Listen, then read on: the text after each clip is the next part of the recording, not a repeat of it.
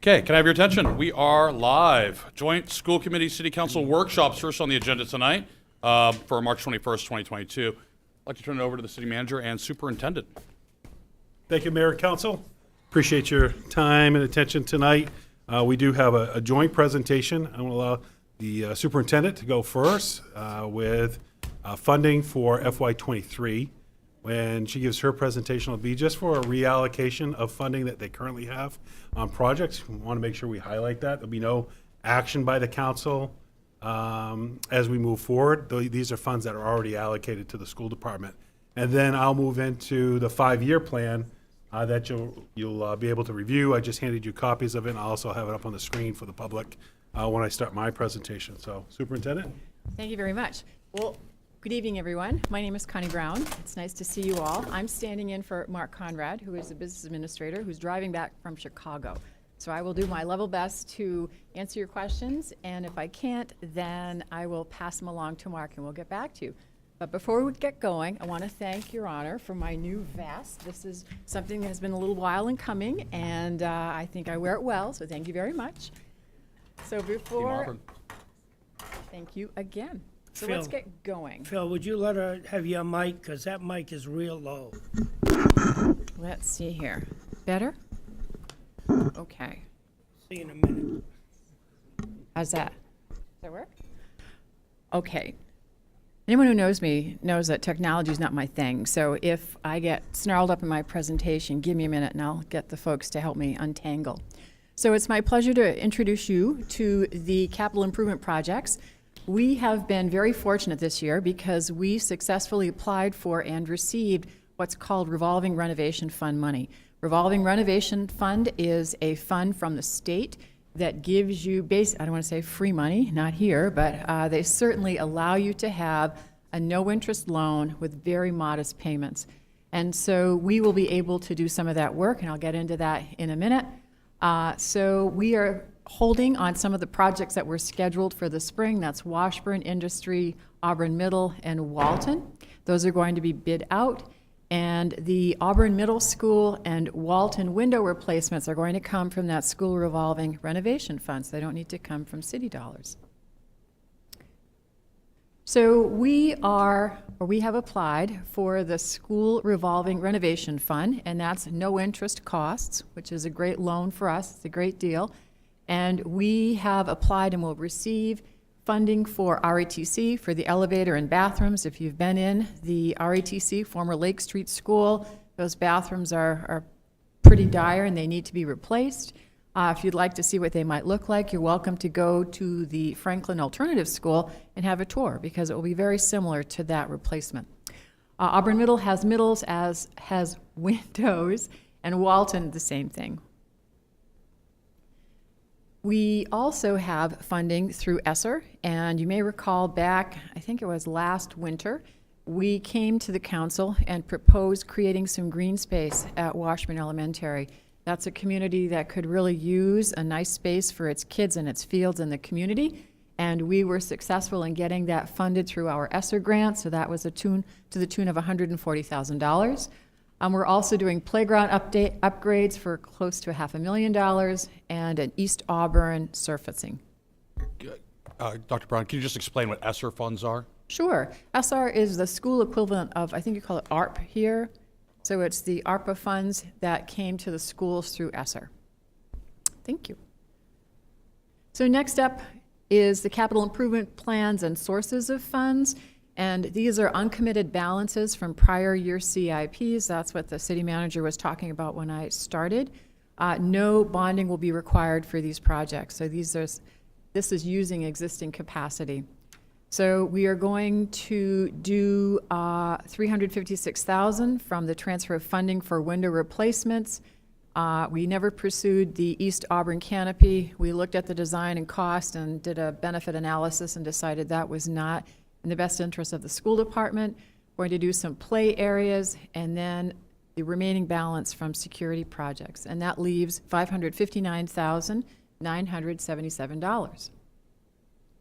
So with that, we have to do some work to some of our schools. The first one is Fairview. If you've tried to park at Fairview, it's madness over there.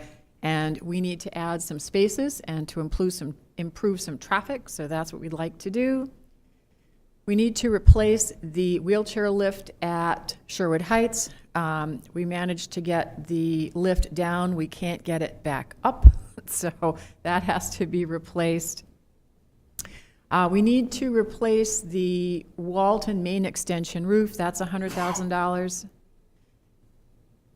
We need to replace the cafeteria tables and chairs at the middle school. Those are original.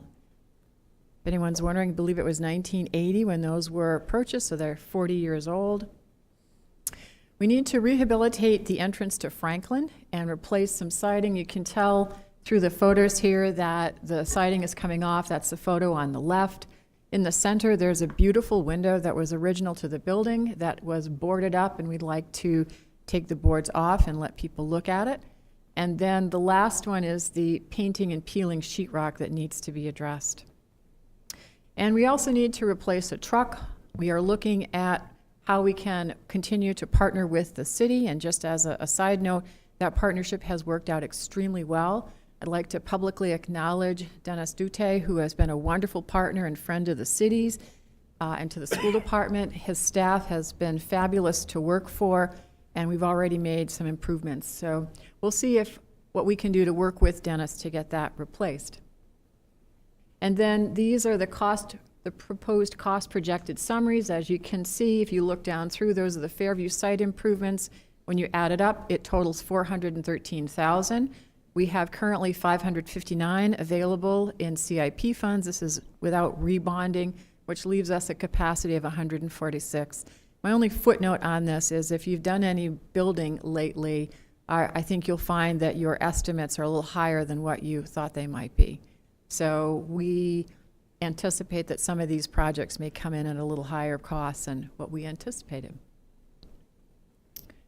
So one of the things that we would like to plant the seeds with the council is that Mark and I have talked a lot about capital reserve funds.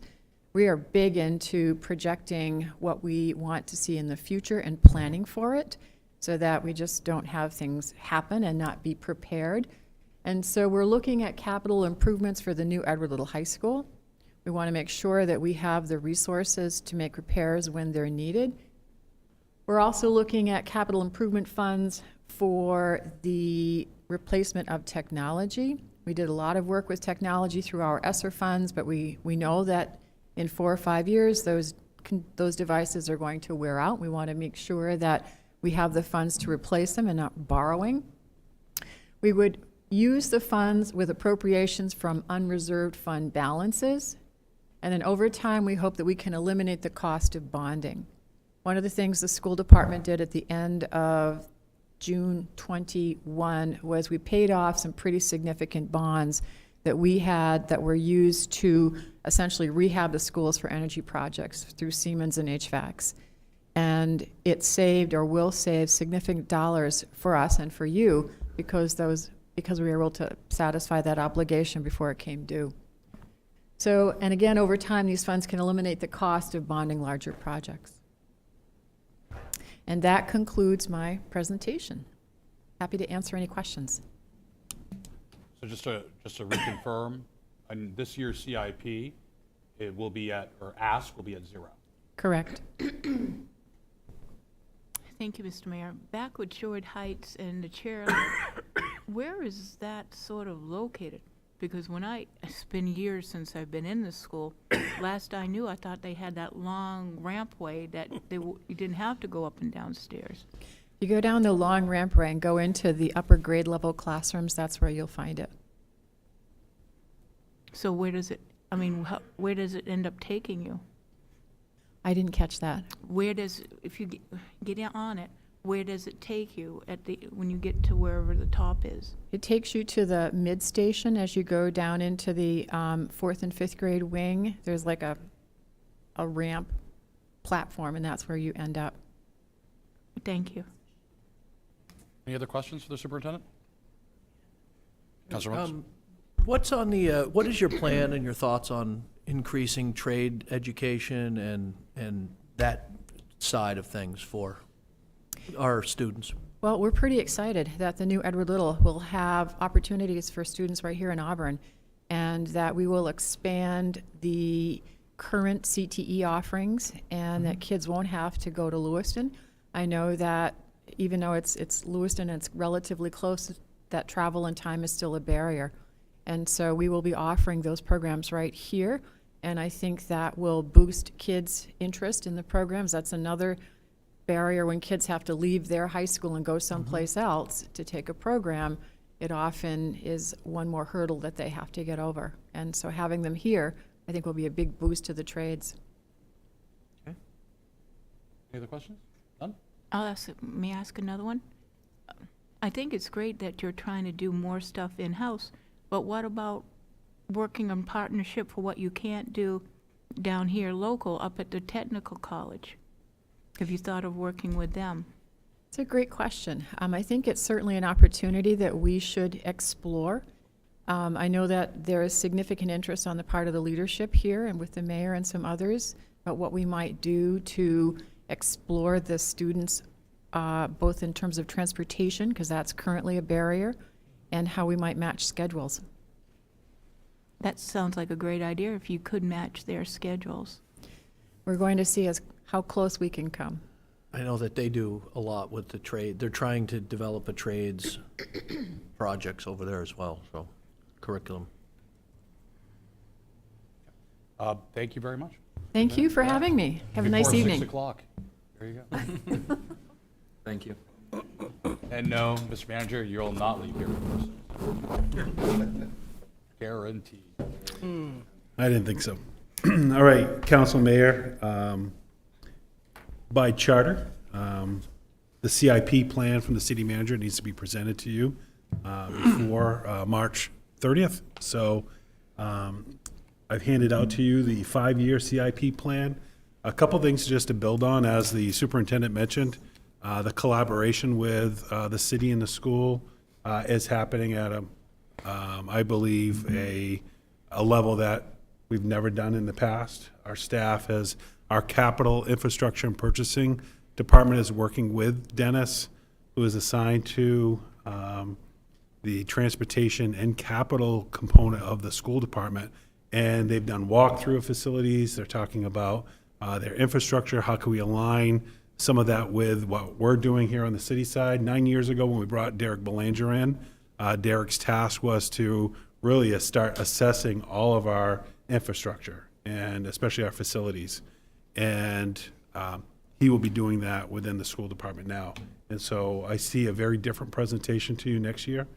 You'll probably see one presentation of all of our infrastructure. You're going to see the changes that we're making in this presentation based off from the decisions that you made regarding that department and the work that's being done there. So in the past, where you saw kind of scattered throughout all the departments was improvements to facilities or vehicles were scattered through departments. That's not in this presentation.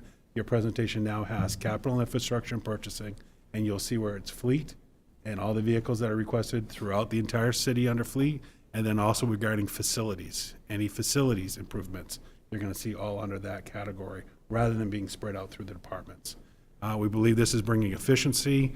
We're making changes within our fleet as well, so that we have a motor pool, rather than each department having a vehicle and needing a vehicle.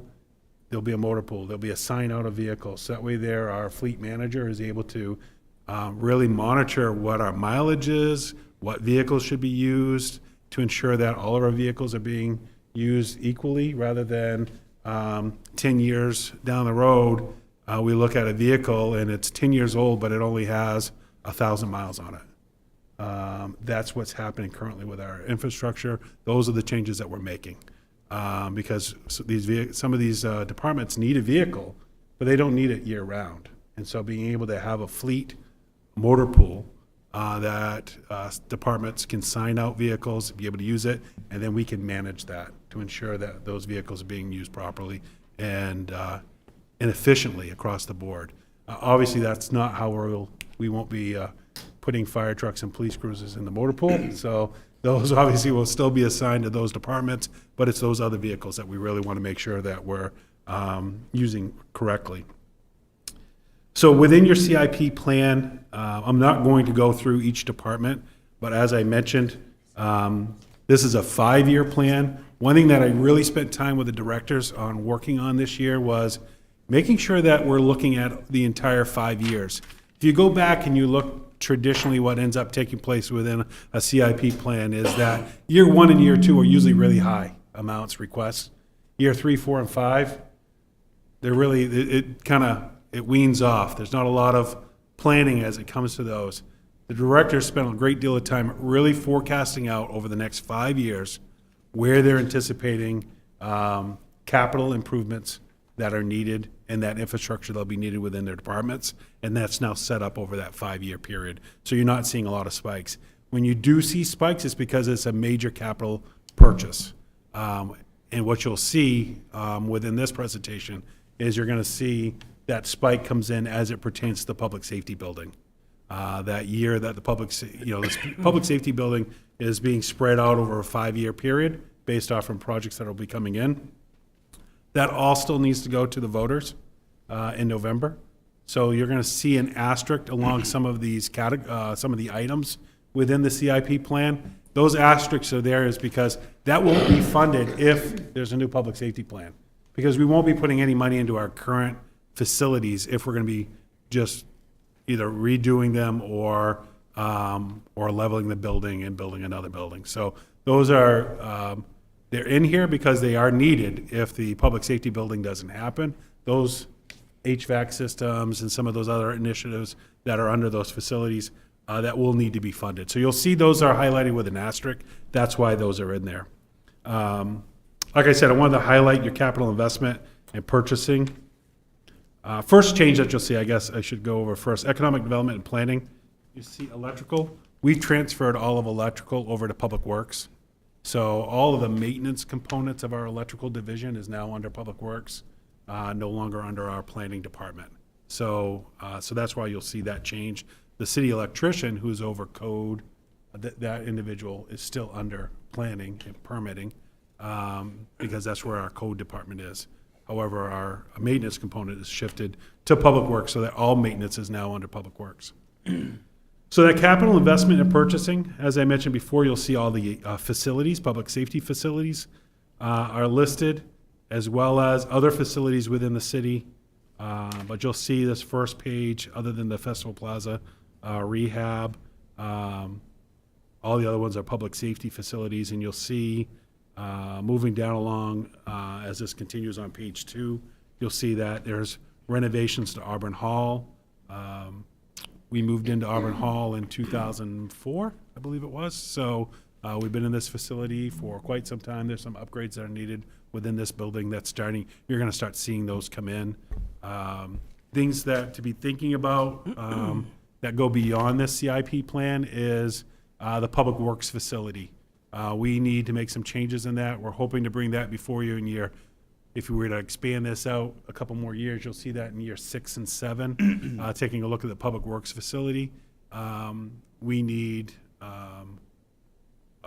locker rooms within there that and bathroom facilities that allow for a change within our workforce for gender. And that was not originally designed and planned when that building was first built in, I think, the 70s, mid-70s, somewhere in there. Well, it was changed over. It was built long before that, but it was some renovations that were done in the 70s. We need to make those renovations and changes, much like what we're doing within the fire department facilities. We'll also need to do in public works. And there's some other changes that are going to need to happen in Public Works. There's been no design yet, no planning on that. You'll see that come soon, and but I just want to make sure it's on your radar as that next big public facility that we're going to need to make some renovations on. Again, just because you see items in that FY23 does not mean that that's going to be part of the city manager's recommendation for bonded items within the CIP. You'll see down with citywide vehicles, so this is that other change where you'll see police vehicles, fire, rec, electrical, Public Works, all under here.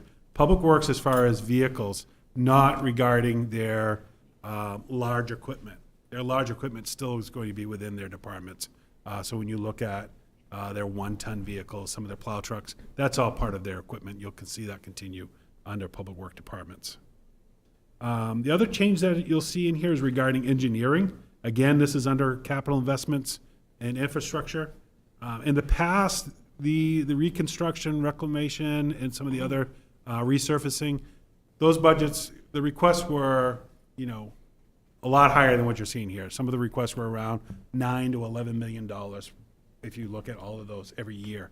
When we went back to take a look, we've never funded them at those amounts. To me, we shouldn't be putting them in here every year at those amounts. We should be putting them in on what we believe is the reasonable ask moving forward. And we have a road reconstruction plan. That doesn't mean that road reconstruction plan automatically comes into a capital improvement plan.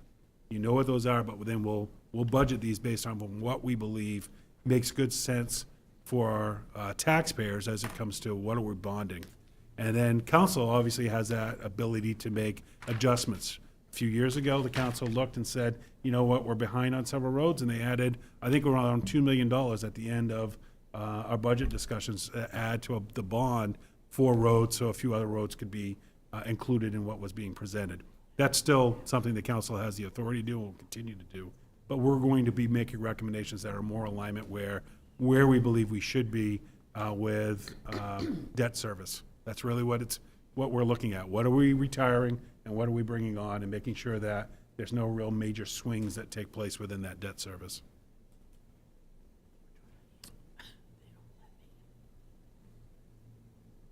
What you'll start seeing as we continue to have conversations, the finance director and I are already having conversations regarding capital reserve funds, just like you heard from the school department. There are certain items that we should be looking at a reserve fund. We're currently doing that as it pertains to EMS. So that's why I wanted to highlight that within this budget. Here is total EMS. The reason why we break that out is there are funds that are kept aside, reserved, that are used for EMS purchases. And so you'll see that, you'll start seeing it in the future years as we continue looking to build that out. What I also want to make sure that you have available for you as we work with Glenn Holmes is our director over community development, but also manages our TIF programs. Future reports that you'll see will be what are we capturing, what's been allocated to capture for even our public safety. So there's fundings that are set aside within our TIFs that recapture funds that are allowable for other purchases. It's important for you to know what that looks like, and so you know what's being built in that kind of reserve account, so you know what we can draw from. So you'll start seeing that soon when Glenn comes back before you, probably it'll be several months after the budget process to start talking about TIFs and where we are on TIFs.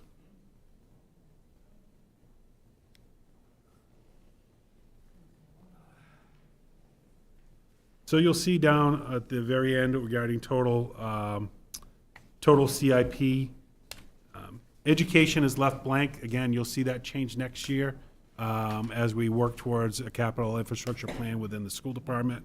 But our total CIP requests are just under $14 million in year one. As I mentioned, those stay pretty consistent all the way across, except for the spikes that you're going to see when it comes to the public safety facility. What I'm hoping, I'll be presenting back to you soon on what the city manager's recommendation is for FY23 capital improvement.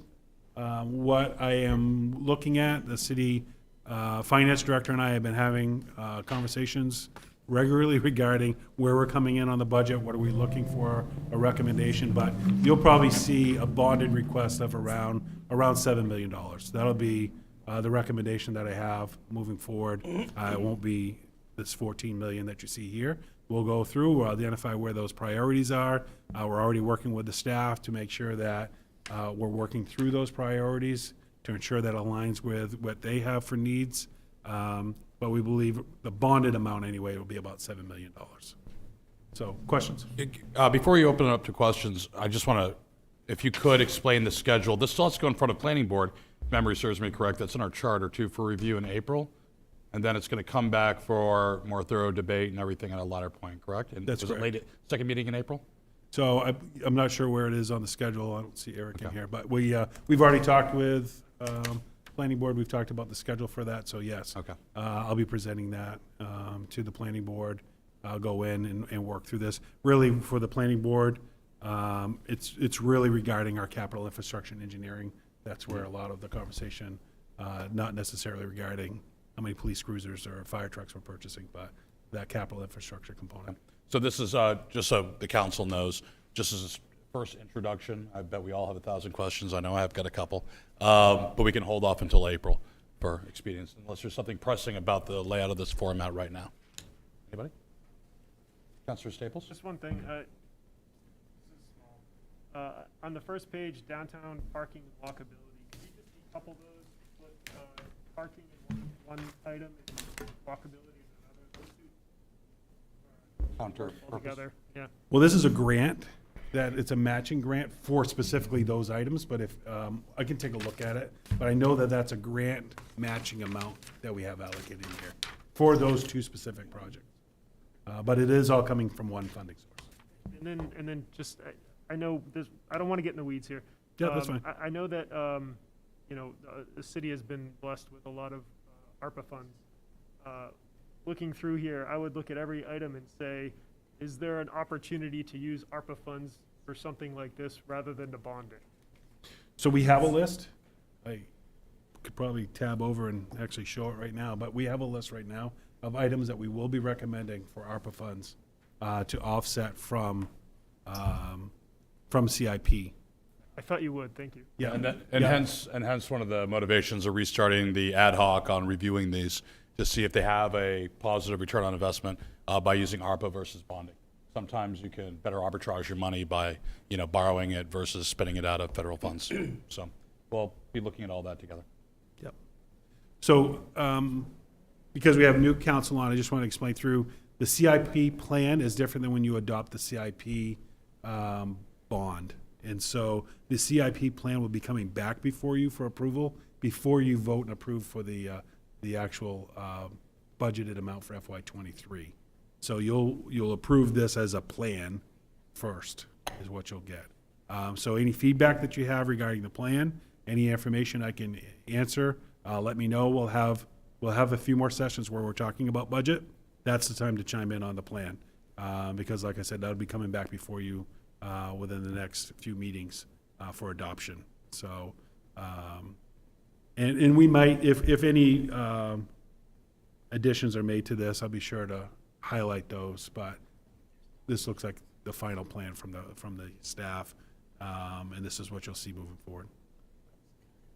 Your next item you'll see the breakdown, because I said we have $7 million in bond, but then you'll have recommendations by the city manager on unallocated bond funds, much like what the school department just referenced, that will ask to be reallocated. The way that it's worded within, when you adopt the bond for school, it doesn't need to come back to you for reallocation. However, they need to work off their list that they're provided. That's what they're doing. They're not adding more to the list than what was already approved by the council in that previous year and for their plan. The other piece is you'll see items that are coming out of operating. Jill and I spent a decent amount of time going through and actually talking about what should be bonded and what should come out of operating. You're going to see that we're slowly increasing what's coming out of operating. That's an area that I think we need to continue to work on. However, if you recall, I think we had a conversation not that long ago where we talked about vehicles. Should those be bonded, especially if the life of those vehicles is not greater than 10 years? One thing that, with working with Jill and talking to our bond specialist, one thing that we do is we amortize those vehicles so that they're done within, we have some items that are for 3 years within that 10-year bond. Some are 3 years, some are 5 years, some come off after 5 years, and then some's 10. So those vehicles, we keep at 3. So that way there, we're not amortizing those vehicle purchases for the full 10 years. So that's all done through our bond agent. So that way there, we're not paying on that vehicle for greater than 3 years, because a lot of our police cruisers, we're either moving them down through the fleet or we're trading them out after 3 years because of their mileage, wear and tear. So, all right. Very good, thank you. We're going to move on to the next topic, actually. Forestry Board street tree requirements. Councilor Staples and Dave Griswold, you got the floor.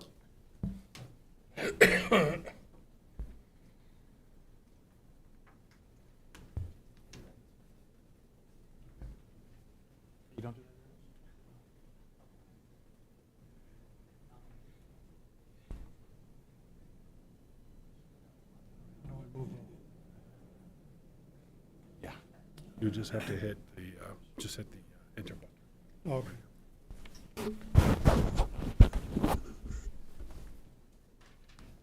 Good afternoon. I'd like to thank Councilman Staples and Councilor Whiting for bringing this proposal forward. It originated in the Community Forest Board, which is a subcommittee of the Conservation Commission. Has been this one, I guess, or you can have that one also.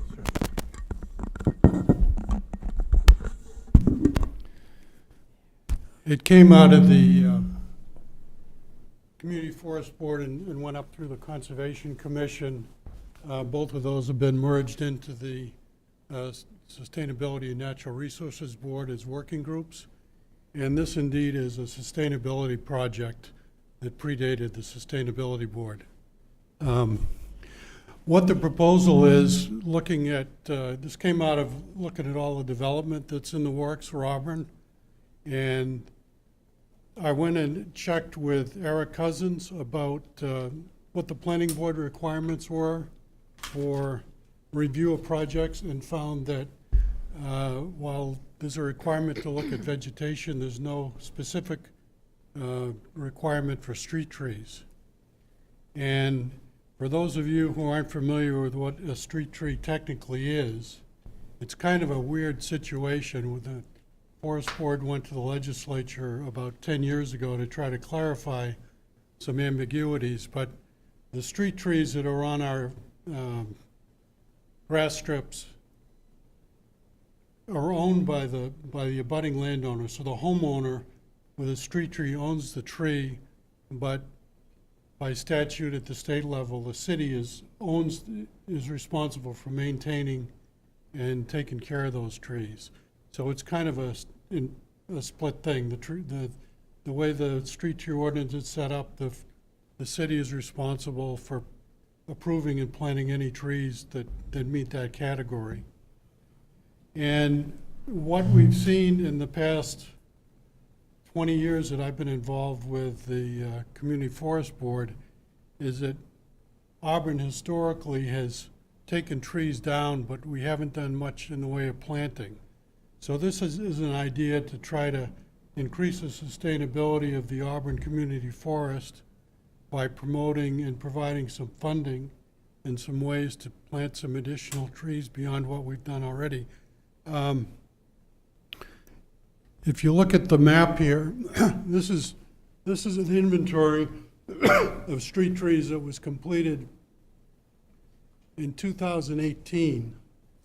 For years, we had no idea what we had as a city. In 2016, we got a Project Canopy grant to do the inner city for about half the 5,700 trees that are out there.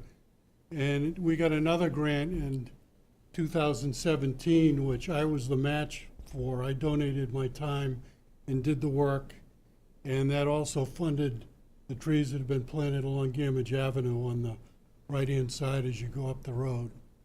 So this gives you an idea what the each of those trees are been evaluated based on condition. And out of the 5,739 trees in the city GIS, there's only 134 that have been planted recently. As far as removals information goes, I don't have any good information on the number of trees that came down, but one way of looking at that is that in 2008, during the last Great Recession, Mayor Jenkins had the foresight to establish what I'm sure Councilor Belinda will know is the Community Cords program. And as I don't know what the balance is, but I suspect that's fairly significant. And that money has all been generated by selling byproducts of trees that have been removed from the city. So that would give you an idea of how much has been taken down, and we've had 134 trees replaced. So that would, I hope, parenthetically, I hope that the city is aware of that Community Cords funds. It seems like now with heating oil prices as high as they are, there might be more need than we've had in any number of years to use that money to help people out. So that's the big picture. We planted a lot less, and the forest is getting older, and we're losing them. I know that since I've been in Auburn, within a block of my house, there've been 4 street trees taken down and not replaced. The other issue that drives this proposal is the emerald ash borer issue. Emerald ash borer nationwide, it's an invasive species. It's killed millions of trees across the country. It arrived in Maine about 5 or 6 years ago. They found it in Aroostook County and York County. The Forest Service has been monitoring the progression. There are quarantines in place to try to limit the spread, but it's just a delaying action. It won't be permanent. They found emerald ash borer as close as New Gloucester. So that bug is coming, and the issue with the emerald ash borer is that within about 5 years of infestation, most trees die. And within 5 years of that, because of the nature of the ash trees, they become very brittle and hazardous very quickly. So not only are we at risk of losing a significant amount of ash trees that compose our community forest, we actually also will be faced with significant costs of removing them that will have to be anticipated. So I call it to your attention. If you want to look at the ash trees a little more specifically, Rosemary put together some maps. The orange trees are ash. The one on the left is around the Hannaford and the YMCA. You can see if we lose ash trees there, we're going to lose a significant part of the canopy in that part of the city. So it would make sense to try to do some replacements. The other map is New Auburn. There aren't so many there, but there are some. Just again to give you a little closer picture of where the potential issues are. And if you look at the street tree issues in general, the next map, the one on the left, is the area around Walmart, Home Depot, Grace Lawn. There's a lot of opportunities to put trees in there. There's an apartment building going in next to Home Depot very quickly, and that would, this proposal would help facilitate some street trees with that project. The map on the right is just to give you an idea where some of the concentrations of ash are in up around Lake Auburn.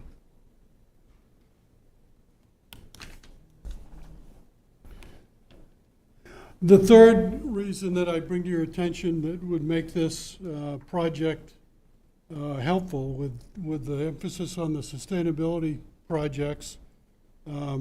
I've been involved with the Sustainable Forestry Initiative for about 20 years. I've been on the executive committee of the Maine State Implementation Committee and held various positions. The SFI is the largest forest certification system in North America, in the U.S. and Canada. And this year, I think partly being driven by concern about climate change, they're in the process of developing a urban and community forest sustainability standard. And to support this proposal, I would quote some of their principles that we could use to build support for this. Number one, urban forests and trees are vital for community well-being, health, resiliency, and sustainability. Urban forests and trees require proper planning, care, management, utilize benefits and minimize risks. And urban forests and trees are nature-based solutions to pressing issues in essential green infrastructure. So again, this all fits into the long-term sustainability and quality of life in the city. I've weighed in on the sustainability standard and provided some comments before the draft is finalized because of my connections with SFI National. And I took a real quick look at the first draft to see how much of that standard Auburn would meet. I'm not suggesting that we want to go there, but we're further ahead based on my knowledge than I anticipated going into it. So what is the proposal that the Conservation Commission is bringing forward? Our suggestion is that in residential and commercial development projects, a requirement be established to provide one street tree for every 50 feet of road frontage. Selection of the tree species shall be from a list provided by the city arborist. Should site conditions preclude the planting of required number of trees, in other words, it's hardscape, you don't have a place to put a tree in, then the project owner will provide funds to the city necessary to plant the balance of the required number of trees. So that if you had a requirement for 4 street trees on a project with 200 feet of frontage, and you only had room for 2 because of the way the pavement and the roads were, you'd have funding to put 2 trees somewhere else in the city. And also perhaps to have funding to maintain the trees that have been planted. Just to jump back real quickly to the 134 trees that have been planted recently, those are all all been done through grants, project canopy grants. I think most people are familiar with the trees down on Washington Avenue that went in last fall. The ginkgos came from that. The trees on Gamage Avenue were tied to the tree inventory grant. There have been trees planted along Hampshire Street and in the Holly Street neighborhood. Again, I think those are all project canopy grants over the years. The other big contributor to trees in the city is TD Bank. For a number of years, they provided us grants, and as far as the street trees, most of the trees on South Main Street down in New Auburn were planted with TD Bank money, as well as some in Pettingill Park. So we bring this proposal forward in the interest of maintaining the community forest, trying to augment any money that you might budget to maintain the community forest normally, but it would, to me, it would provide a pretty significant source of income for the community forest moving forward with all the development plans that we're entertaining. Yes, sir. I'll wait for Councilor Staples. Yeah, I just had a couple things. So thanks. I asked Dave to bring this forward today because street trees, I think for everything that he said, I agree with this completely, but I've done extensive reading on this from a planning and walkability standpoint. I think that street trees also provide a lot of other benefits. One of the big ones is stormwater drainage. Street trees will absorb significant amount of rainfall. Another one is traffic calming. So if you drive down a street that has no trees planted whatsoever and a 25-foot setback of every building, you know that you've got a very wide area. Those street trees kind of make everything a little bit closer. You're going to drive a little bit slower if you've got stuff right on the side of you. And to that point, from a walkability standpoint, you get yourself a line of street trees, and you've got a bit of a refuge from the traffic. I think that there are a number of really good reasons to put street trees in. I've done some reading that says that that street trees are the cheapest thing that you can do to add value to your city. The return on investment is major, and it shouldn't be ignored. But like what Dave said, we just can't go wrong with this. So I think it's something that we should at least consider. Councilor Staples, just to give you some clarity, Dave, you mentioned, and thank you very much for this, the Community Cords Program. I just looked at it, up to date. There's $31,000 in Community Cords Program right now in the account. $1,200 has been earned revenue this fiscal year, $305 expended. So that's already sitting there, just so we know what's in Community Cords. There's a couple $1,000s on the Project Canopy, or I think it might even be in the negative. So I just glanced at that real quick.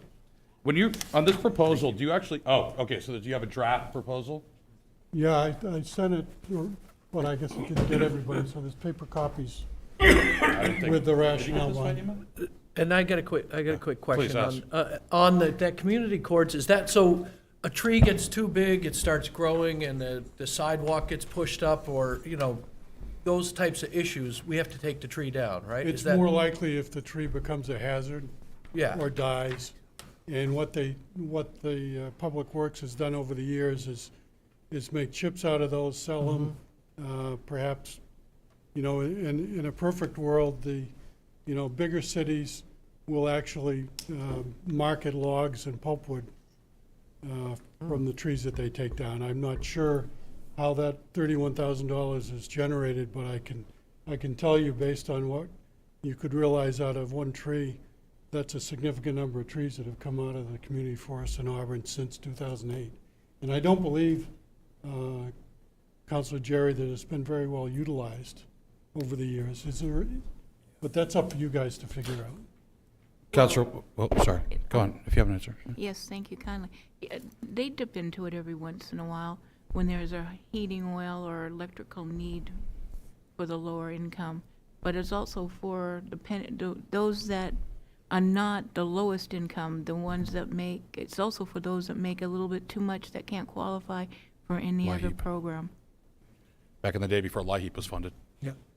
Quick comment and then a question. The comment is, when I was a kid, Goff Street was an impressive elm tree lined road. It was beautiful. And Union Street, what I recall of that, it's now Union Street bypass, so it's totally different. But I recall that being similar.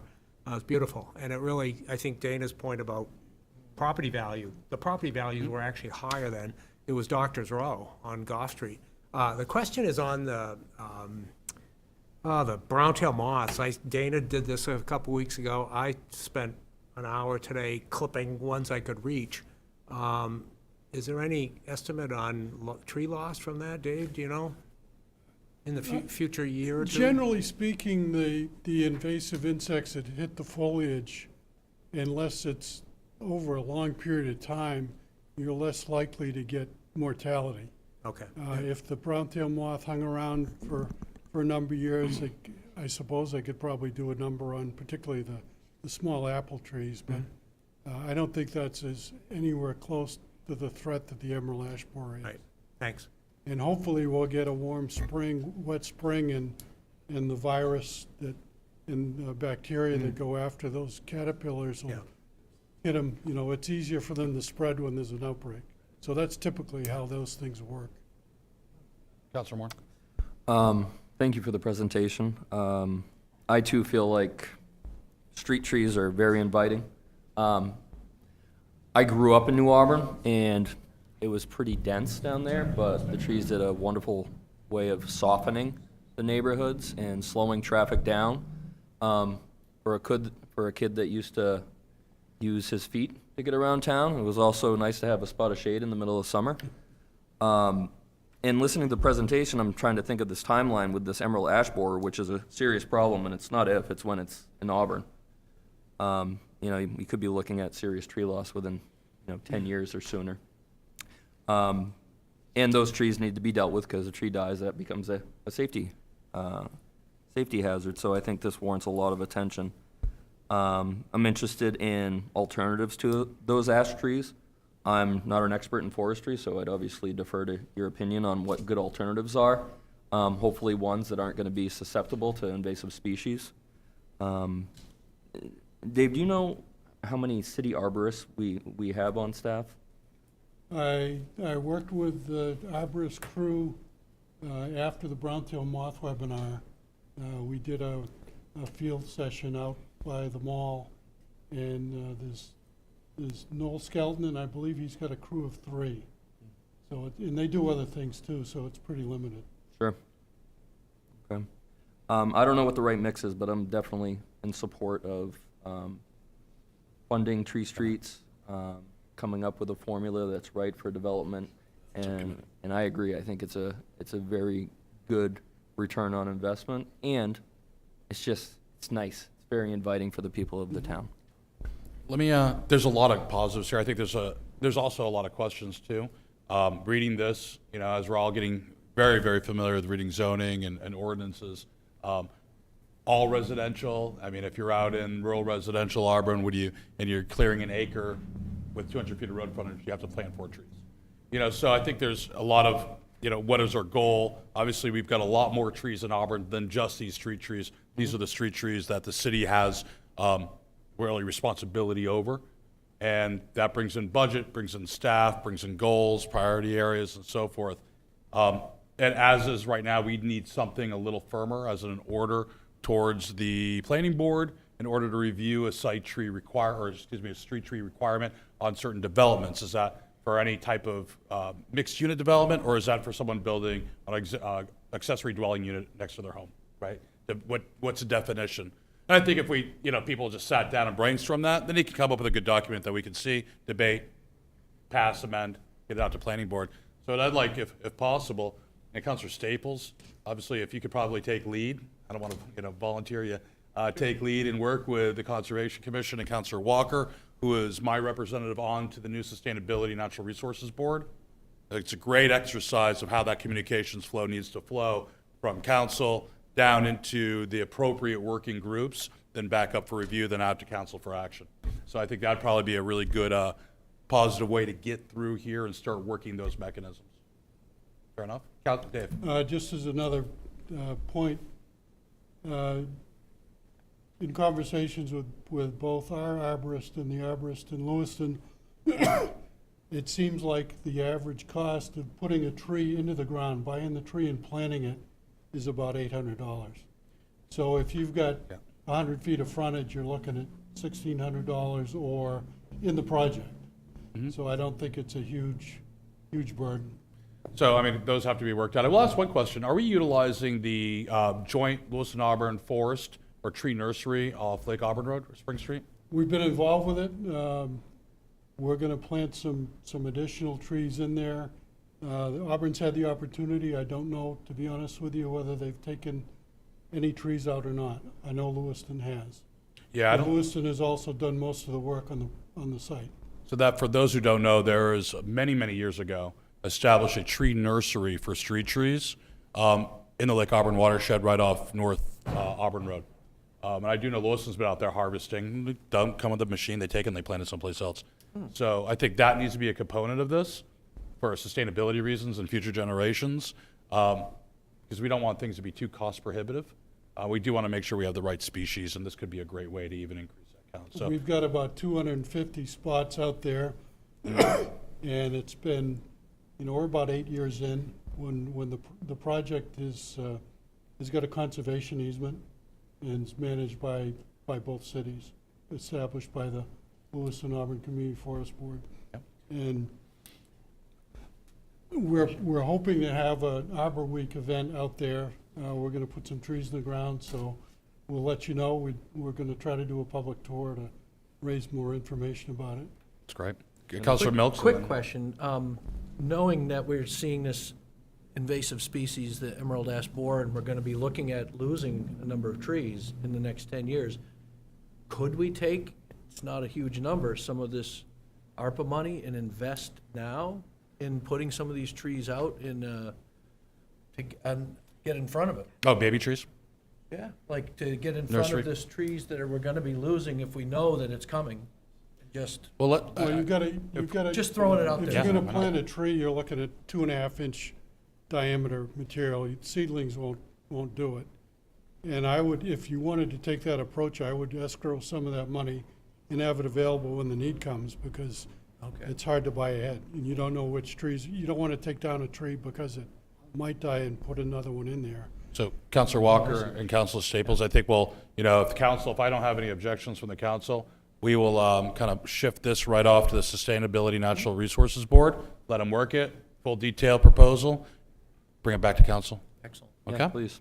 Yeah. I thank think you. everybody's in agreement. In the meantime, I think that proposal and those activities should be the continuation of the success on hunting for grants and other third-party memberships, and whether or not ARPA, that's an allowable ARPA expenditure, I'm not sure. Might be. Okay. Great. Thank you very much, Dave. Appreciate it. And Councilor Thank you. Staples? Oh, by the way, just an aside before I close. This would be a nice thing to get done. This will be 2022 will be our 20th year being certified as Tree City USA. There's a letter in the mail to notify you that we qualified for 19. That's great, great. Okay, next on the agenda, we are going to go to, actually, we have a joint proposal, Tri-County Mental Health, Ms. Jennifer Edwards and Glenn Holmes from the City of Auburn.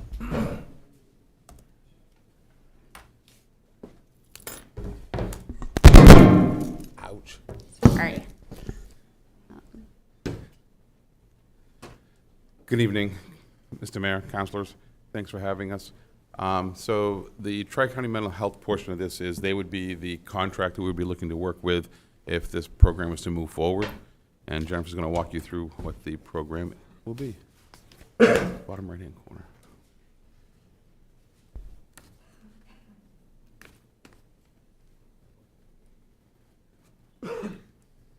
Okay. So thank you, everyone. Jennifer Edwards, the Public Health Manager for the City of Auburn. As Glenn mentioned, the presentation tonight would be in conjunction with Tri-County Mental Health. Catherine Ryder, who is our CEO, wanted to be here tonight but had a pre-existing commitment. So we are looking to request a total of $300,000 in Arpa funds to do a 2-year pilot program of Project Support You for the City of Auburn.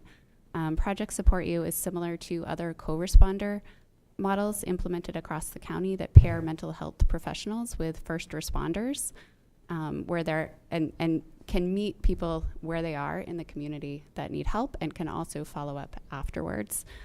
These programs can successfully aid in diverting individuals away from criminal justice and emergency response systems to care that is longer term and ongoing treatment to hopefully reduce frequent system utilizers. So like I said, it's a boots on the ground program. Currently, the Auburn Police Department is already working with Tri-County through the state's options program. Options, for those of you who are not familiar with it, embeds a mental health, a licensed behavioral health professional trained to work alongside first responders with law enforcement. Unfortunately, there is only one options liaison for each county. So we have to share Dave with the entire Androscoggin County. When he is not responding in the moment on overdoses, he has an office and works out of the Lewiston Police Department. He is available to respond with our officers as well. But like I said, we do share him. The other deficit of this program is that it is a program, options is geared towards responding to overdoses. So if there is a need that our fire or police teams come up with that they're working with somebody or they encounter somebody who is homeless or has a mental or behavioral health need, the options program can't respond. It is strictly looking at substance use and overdose risk. So looking specifically at overdoses, these are fatal overdoses in Androscoggin County. So the table on the left, you can see that our numbers have been increasing over the years, which probably comes to no surprise to anybody watching the state numbers in overdoses. The number for 2021 for Androscoggin County is actually only through November. And at the time the data was given to me, this was, the November data was still suspected and confirmed overdoses. The chart in the middle shows Auburn's percent during that 2009 to 2021 time span of population, or not Auburn, sorry, Androscoggin County, versus the percent of our fatal overdoses. So we have more than we should have for our share. And then the table on the right is just a breakdown of where those fatal overdoses are in terms of ages. So the other need, like I mentioned before, is the housing and the homelessness issues. We have homeless families in our community, which isn't something that we hear a lot about, but it's out there. You may have noticed in the data I provided in your packets, we're only covering a handful of the slides tonight to get through in a short period of time, but we have 4.4% of high school students that responded to the state's, when high school students are surveyed every other year in odd number years, 4.4% of high school age students in Androscoggin County reported being in housing that was unstable versus 3.3 of the state average. Auburn specifically, we have 58 students. When I was given the data on February 6th, since then, I've learned from our assistant superintendent, Dr. Doris, that as of last Friday, we've actually have 69 confirmed students that meet McKinney-Vento requirements here in Auburn alone. Of those 69, 19 are unaccompanied minors, which means they are not in the protective custody of a parent or a legal guardian. So these are youth who are not only homeless, but also very vulnerable, not having supports in their life. We've been working with our fire department and our police department to hear about their needs and to hear also about what our first responders are seeing in the community and their need for a program like this. Like I said, this is not something that's new. First responder models have been happening in many other communities as well, including right over the bridge in Lewiston. We're fortunate to have an excellent staff of first responders here in Auburn who are compassionate and went into the work they do because they want to make a difference in our community and to help people. From March 1st of 2020 to March 1st of 2022, where did my mouse go? Sorry. There were 198 homeless patients that our EMS crews responded to. 85 of these occurred between March 1st, 2020 and 2021, and the remaining 113 occurred just this past year, representing a 34% increase in homeless encounters. And that represented this past year, those 113 responses were 2% of calls for the Auburn EMS service providers. And this is data looking at some of our frequent system utilizers for our first response. Auburn Fire Department looked at call information for repeat EMS calls for 2020 and found that there were 73 patients that used the EMS system 6 or more times. These 73 patients resulted in 643 calls for EMS services. Chief Chase also reported that they typically find that high system utilizers often have some mental health or behavioral health needs or other root causes that could benefit from a PSY program. Of the 73 patients, our EMS coordinator, Phil McCollum, reviewed just the top 6 system providers, which is what you see on the screen. So just the top system users accounted for 144 total responses, and this shows you the transports and the mileage as well. With the support of the PSY program, we would be looking at reducing those the frequent system utilizers and getting those people connected to supports in the community that they would need. Jen, can you repeat that real quick? Because I think people heard cases, but just so people understand. Those are individuals. Responses. These are 6 individuals, yes. With 144 responses. Yes. 6 people. 6 people. Person's case. Yep. Yep, thank you. Another quick question. Are these folks getting assistance in other areas, or are we focusing on people that have no other, aren't getting resources from any other area? Without knowing the individuals, there's some HIPAA compliance issues there, Yeah. so I wouldn't be able to answer that question directly, but my guess is if they're utilizing the system that frequently, then they probably have some access issues to getting support other places. That might be, they might And not that's a big know part of the how focus to. here Is that what the target's gonna is to be? get Yeah. these To people target, to right. those services in a better way. Yep. Additional data from the fire department that was included in your packet also looked at runs by provider type, and these were runs that could potentially benefit from that are not including specifically in this data, but then there were 769 calls for service that could benefit from having behavioral health support such as those offered by a PSY provider.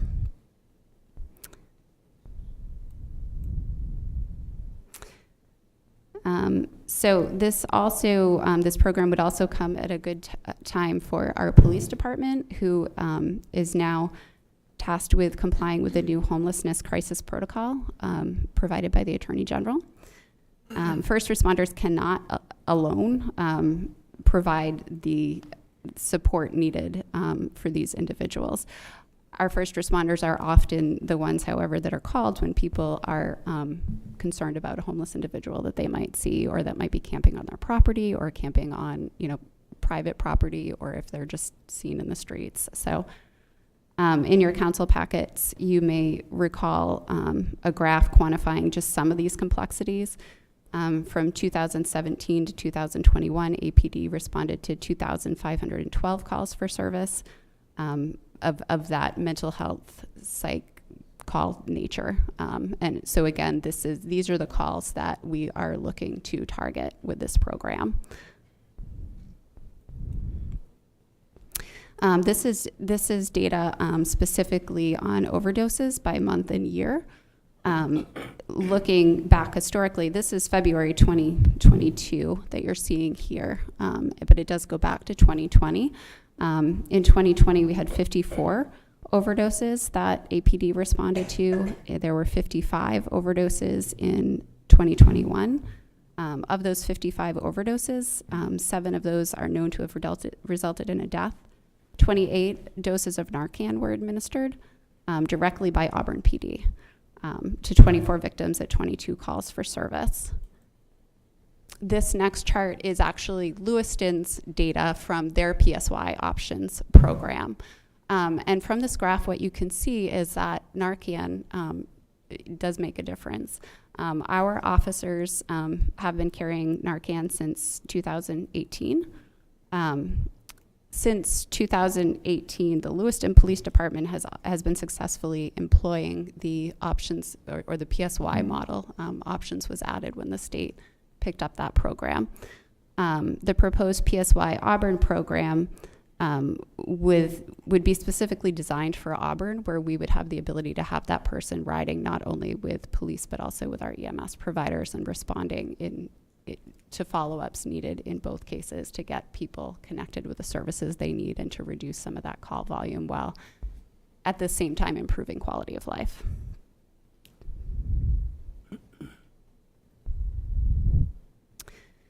So the other benefit that comes with working directly with Tri-County is that Tri-County also has an abundance of resources. They have opioid home health programs. They have case management for adults and for youth. They are able to respond in a variety of ways. And one of the programs that they also offer is a veteran support program as well. I was unable to access data specifically on veterans in Auburn. So the data that you're seeing is actually 2019 national data from SAMHSA. This is showing just the abundance of issues that we want to make sure that we're continuing to address for veterans as well, who also struggle with mental health and with substance use issues and homelessness, unfortunately. The PSY position would act as a bridge to assess veterans in our community as well that are struggling with mental health, substance use, or housing instability, connect to the Veteran Service Program at Tri-County. When our first responder teams identify veterans needing assistance. The outreach services that they provide come at no cost, and Tri-County is also in contract with the VA and TRICARE for other options that are needed.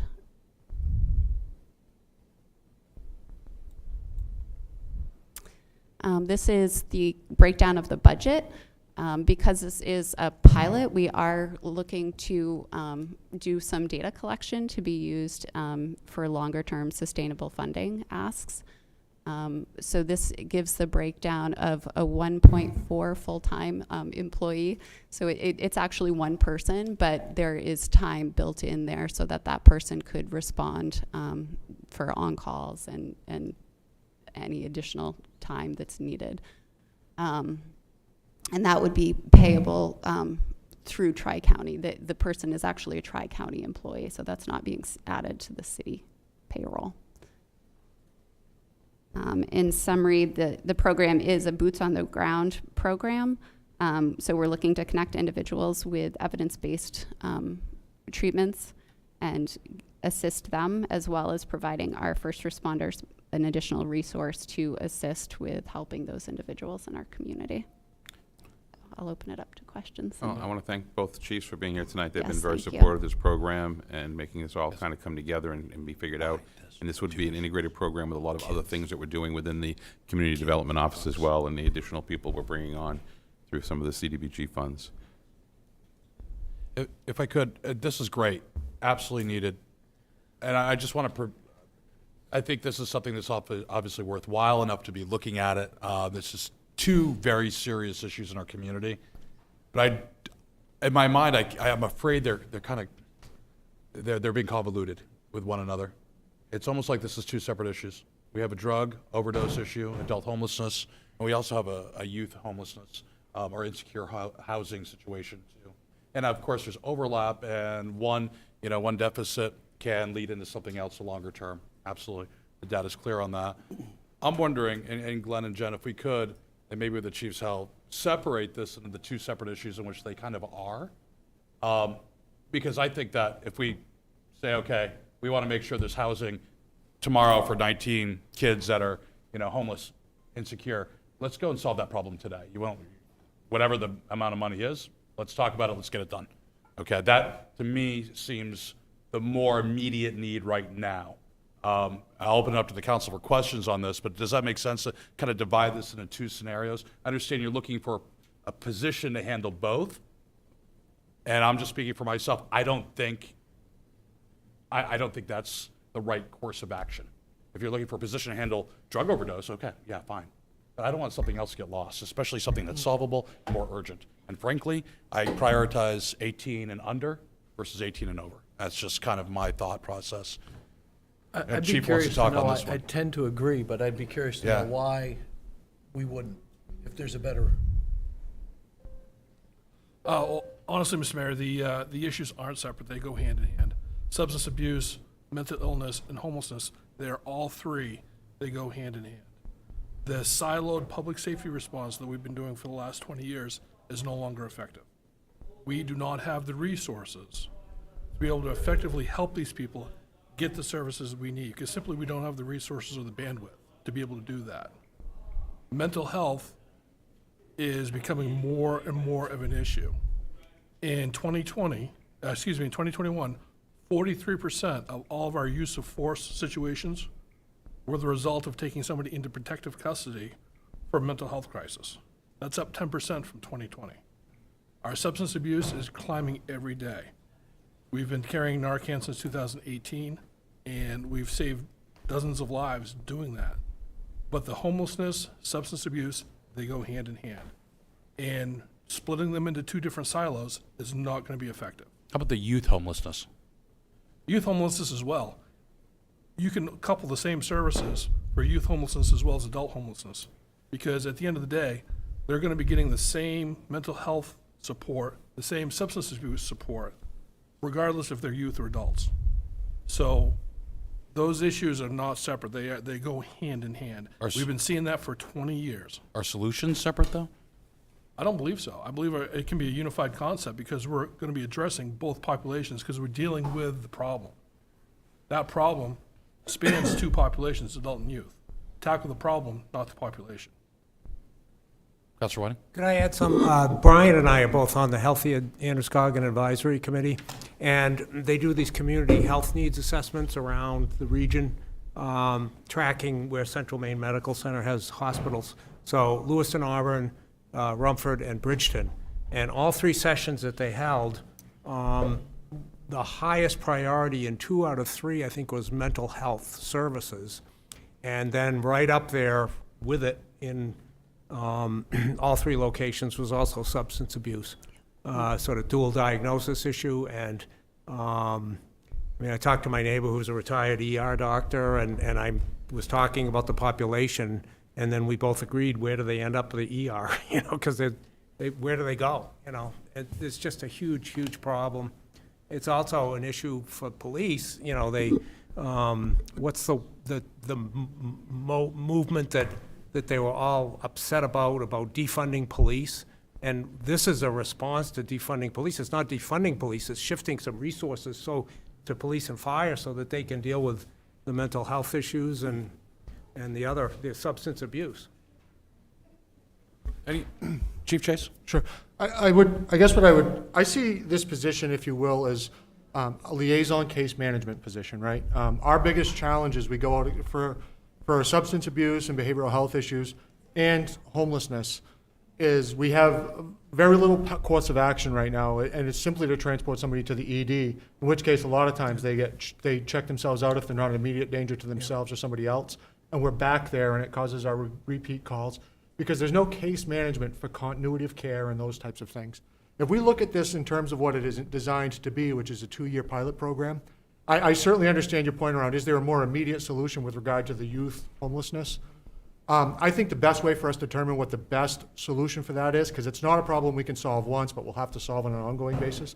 The best way for us to understand what a long-term solution to that is to have somebody dedicated to case management on their behalf, so that over the course of 2 years, you're determining through the learning process of this position, what is going to be an effective solution for that in the long term.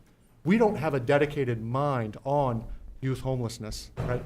We might respond to the medical calls or behavioral health issues or the violence calls, but then there's not that dedicated point of contact following up on a repeated basis to say, this solution would work for this individual, and this solution would work differently for another individual. And I think over the course of time, in a 2-year pilot program, we'll start to form a picture of what there may not be one catch-all, but something that solves that problem on a bigger basis, and then it's informed. It's informed by 2 years of history or experience.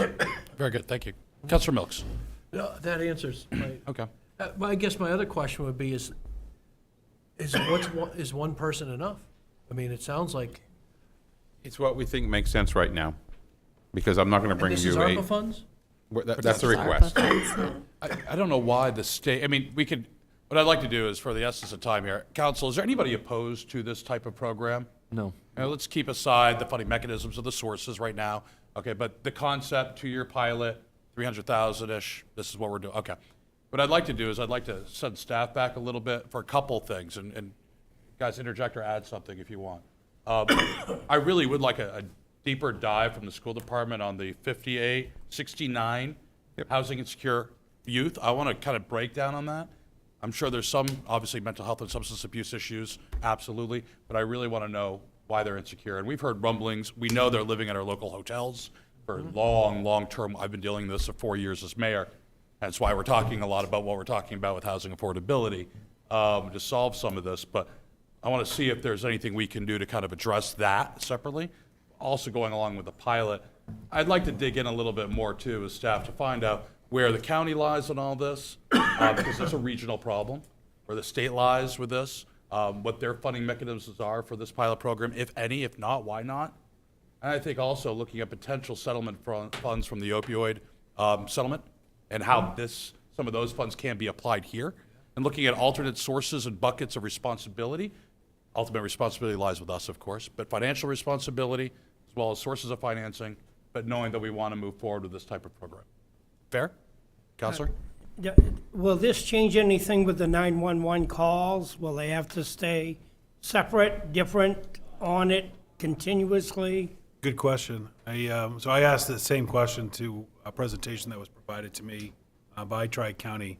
I have seen programs in other states other communities that have, their system is designed so that those calls are diverted away from police response or an EMS response, and they go to a mental health response. Right. We're not there. This pilot program wouldn't do that.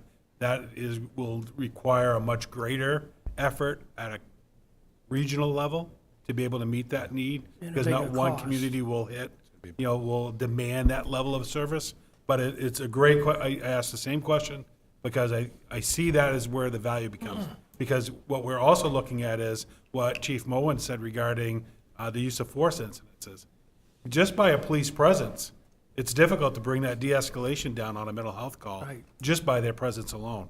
Bringing a mental health response only can de-escalate that situation and be beneficial. So, Mayor, what we'll do is we'll take those three. What we're really fortunate to have is Jen Edwards, who for 6 years was assigned in the schools, embedded in the schools through the police department, working on youth homelessness. So she is our area expert on what's happening with those, that 59 or 60 some odd kids she talked about. I guarantee you 30 plus of them were all on her caseload when she was in the schools, embedded in there. So she'll be able to do that. We'll follow up on a county approach, and I'll do it during the city manager's report, but the county will be looking at making appropriations of some of their Arpa funds by April 20th. So this will be a good component to bring in. And then also under my update was the opioid settlement, just what's taking place with that and where we are. So that'll be something that we'll look at. What I would recommend is that we get this information and bring it back to the ad hoc group, for the ad hoc ARPA group to review and make recommendations back up to the council. And I'll be talking about that during my mayoral report on the forming of that, so I think we can do this relatively quickly. And it will give us time, hopefully, to talk about the sources of funds, but the concept is something that's strong. Okay. Counselor? I was going to add to that, just one piece of analysis is to try and dig down deeper and to see what percent is caused by the pandemic as well, and to see if we come out of that, if those numbers are still going to stay consistent or if they're going to increase or decrease. Because I want to make sure that we're not, if we're allocating ARPA funds, it was caused by this as well. So I want to have that financial backing and that data there. Yeah, I think that's a great point. I think what everybody's monitoring right now is they saw the dip during the pandemic. We had a dip, even you saw it in our numbers here, but then we're going back up to that spike. And so then the question will be, is that trending now? What's that percentage of an increase of that trend is now as a result of the pandemic? Thank you. Good points. Thank you very much. I appreciate it. I appreciate your you. time on this. This is not an easy job. Thank you very much. Thank you, Council. Thanks for all. Mayor, I would recommend you have 2 executive sessions next. One is being canceled, anyway, will be postponed to the following meeting. That's the executive session with the city of Lewiston. I'd recommend that the second executive session, we'll move that to the end of the meeting. Fair enough. Do you want to go, you have a couple minutes for the proposed charter amendments, or do you want to move that under communication as well? I can do that right now. There's like 3 of them. So, real quick, in the timeline was in your information sheet regarding the charter. That's just to update you on that component. This was done in 2020 into 2021, the charter review. What was determined was substantial changes were not brought before you. These were only the minor changes. A lot of that had to do with the school department. I think almost all of them all had to do with the school department. How we reference the school, I think it was Department of Education would change. And then also regarding hiring and firing a superintendent, there's now a state statute that determines how that process is done. That's been brought into the charter. Again, not a substantial change, one that complies with state statute. That way there, if state statute ever changes, you won't need to change the charter moving forward. And then the last one was regarding a change regarding the student representative and the term for that student representative, which wasn't clear, that it would also be a secondary school student that'd be appointed. So those are your changes. Those will go before the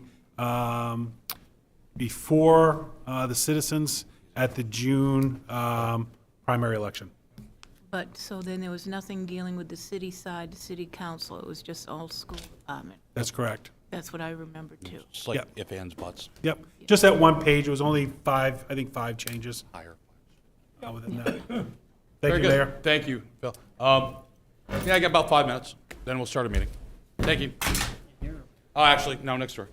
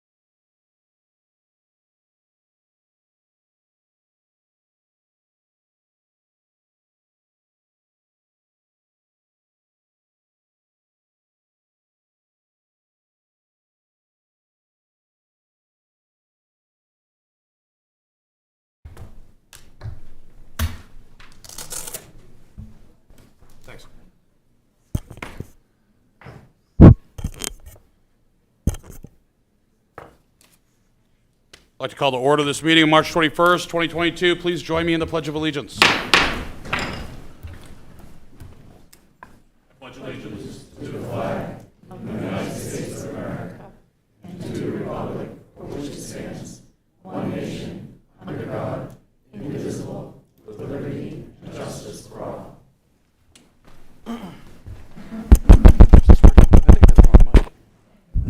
Testing. Yeah, no. Okay.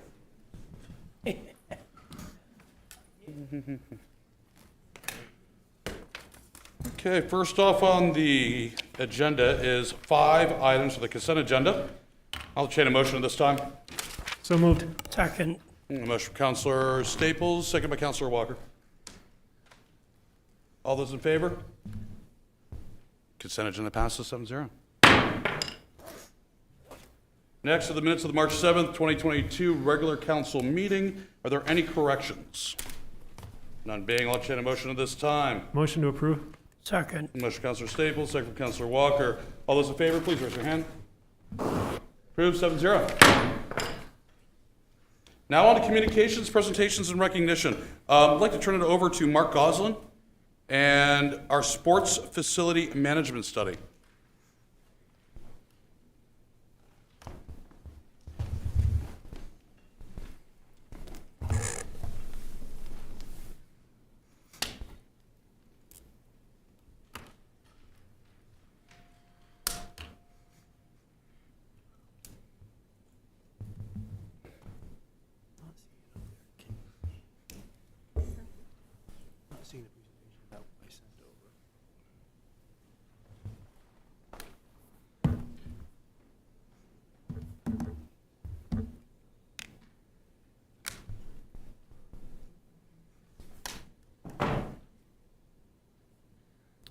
Mark, why don't you go ahead and get started with introductions, and Brian will look to see what that is. If you just leave the mouse alone, usually Brian can just take over that screen.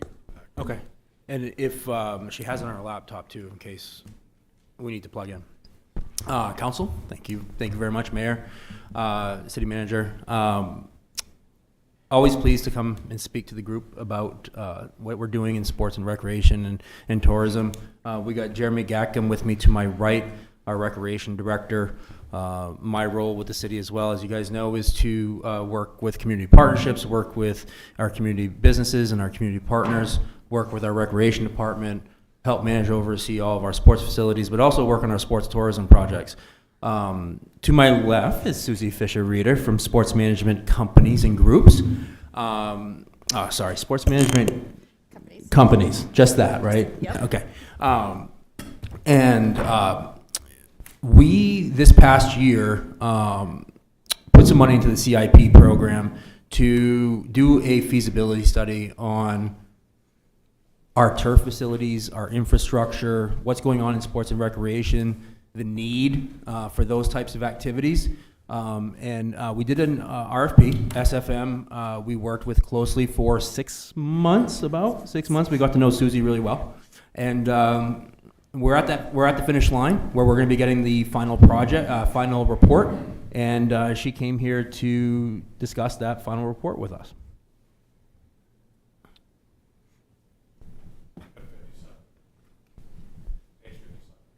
Okay, page 57.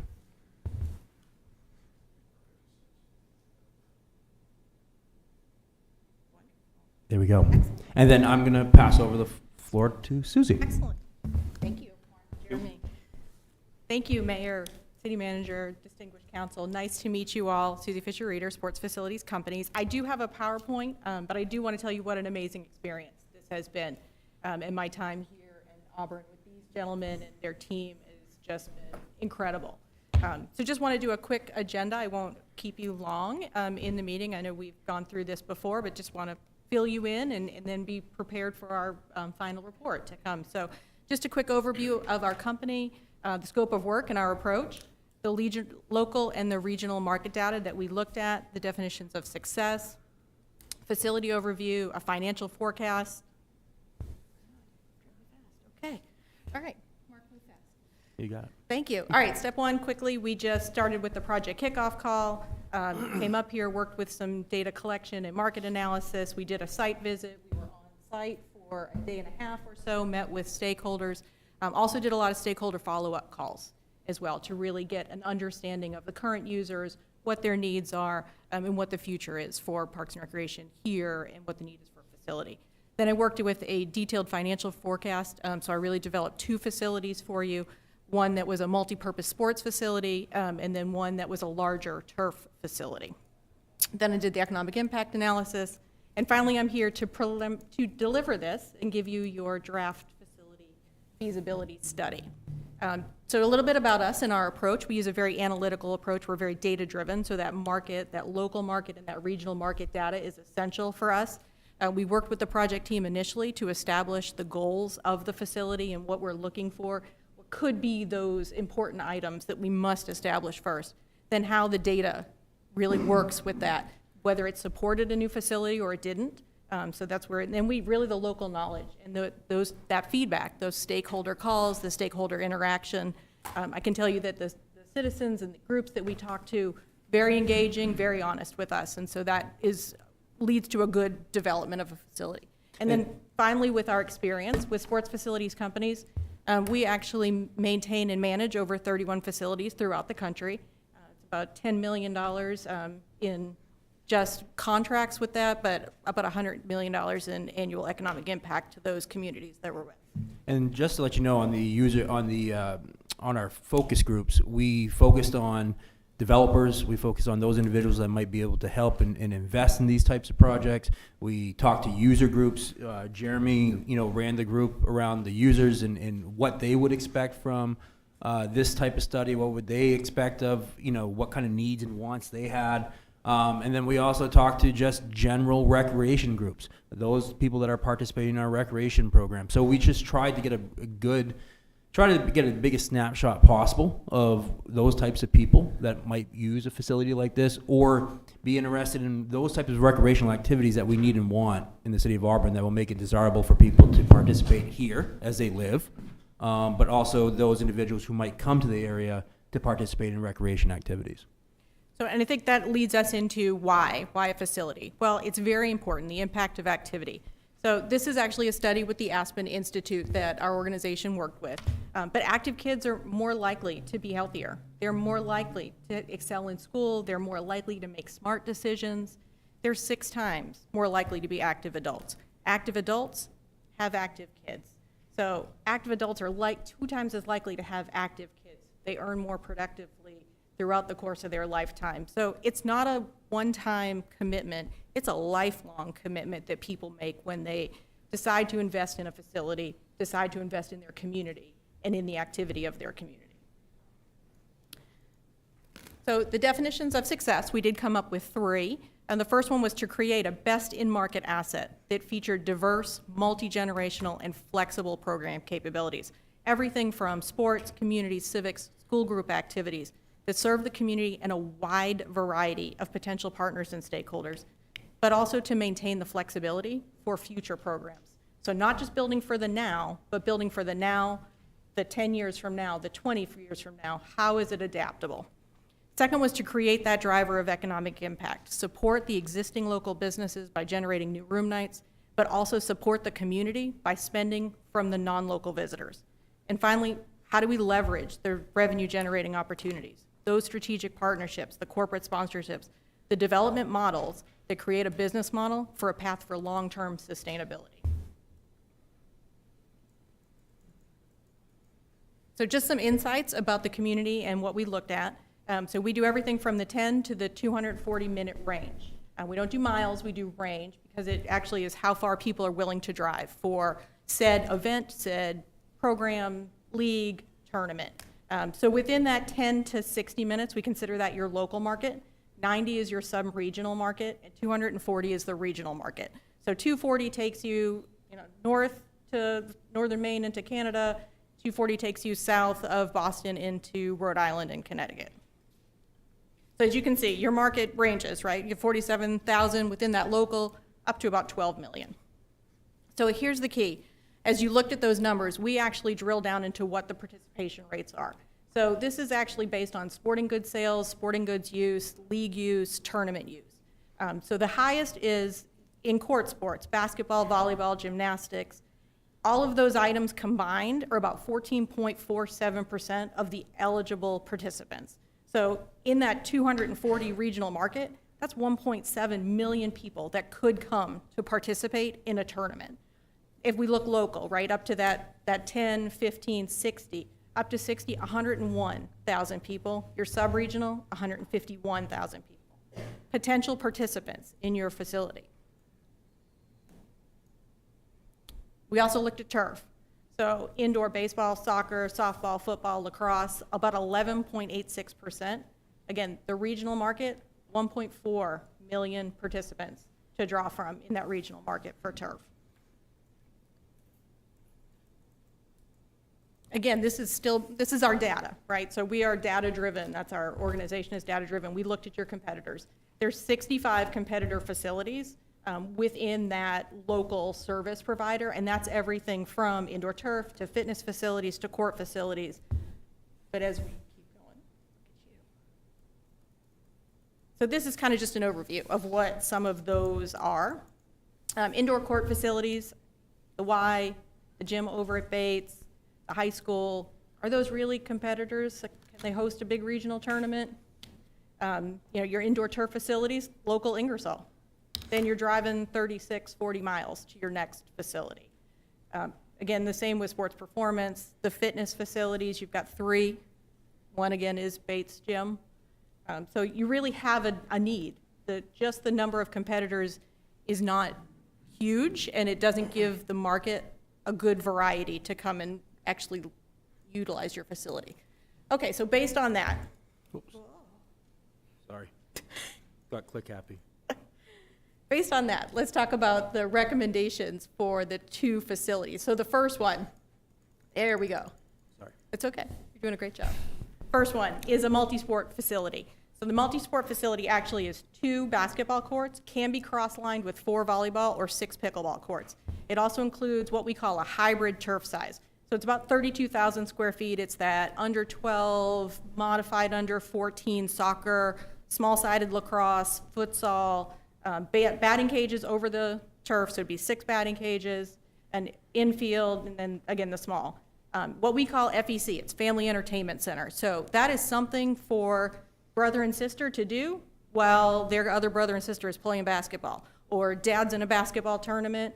There we've got arcade, esports, video games, those types of things. It's kind of just not defined, but a family entertainment center.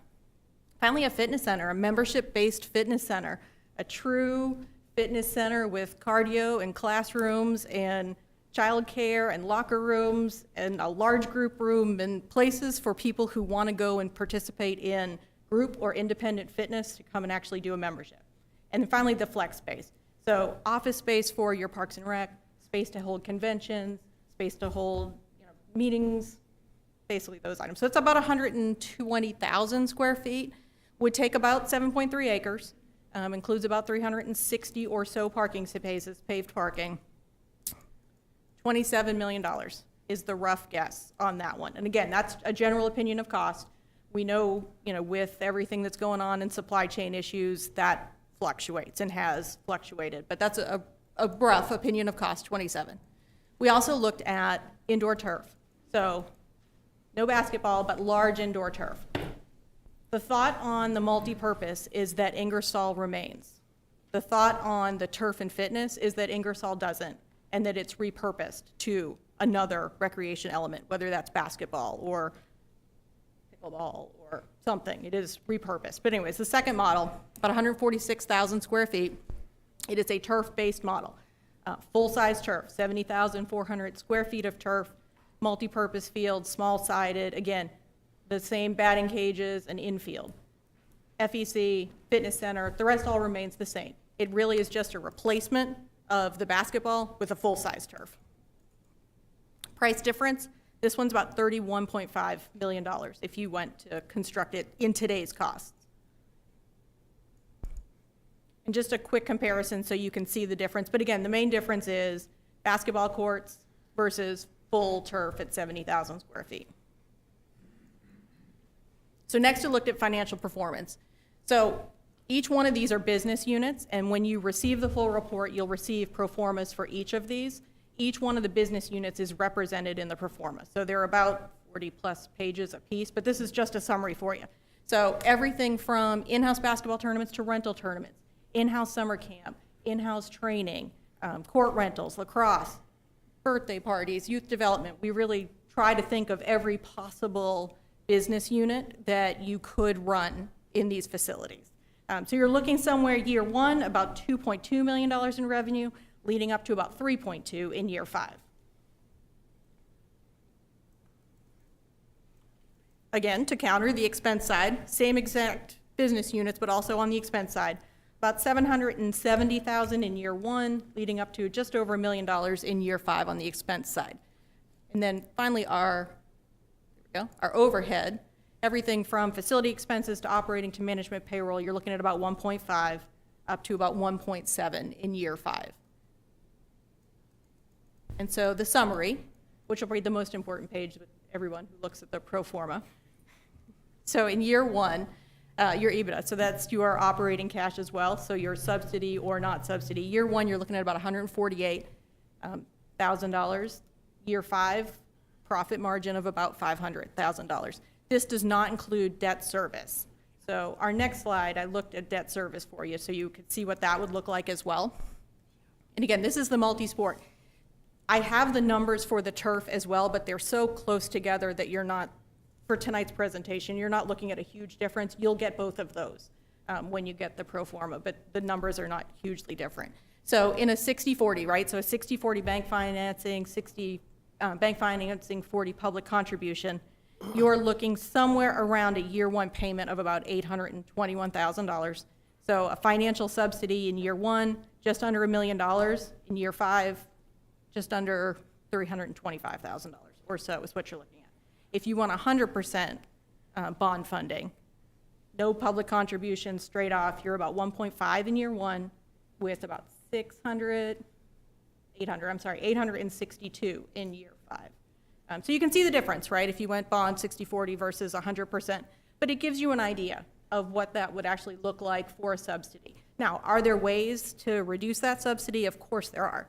There's, there's options for public-private partnership, there's options for additional lease space, but this just gives you an idea, if you want to even consider moving forward, what that looks like for you and what that, if you could, work and manipulate those numbers to make it work for you. And I think Susie will also tell you in her experience in working with a lot of these types of projects too, is a lot of these municipalities have also found private investors and large groups to take on these types of projects solely without bonding. It's just finding the right people, right groups to work with and to find out which ways and how that works for the city, also works for those private investors. But we really wanted to kind of show you from a standpoint of we took this project on ourselves. And this is not, we know there's a lot of moving parts in the city. We know there's a lot of other projects. We know there's a lot of other things that are going on. But this is just something as we are thinking about long-term sports and recreation infrastructure, we wanted to be realistic if we were to take this project on solely ourselves. And I think that's important to truly, truly understand. But are there other models and other ways? Susie and I continue to talk about those types of opportunities and who do we contact and who do, what are the potential investors? Who are the types of people across the country that are using these as business models to invest in municipalities and to help them move forward with their recreation projects, but also increase their portfolio of their own kind of projects they manage and run. Well, and I think I want to make sure everyone understands too, we are very conservative in our estimates on revenue. So I would rather come in at an underestimate and have you overperform than overestimate for you and not meet those goals. So just so you're aware of that, I'm very honest about that.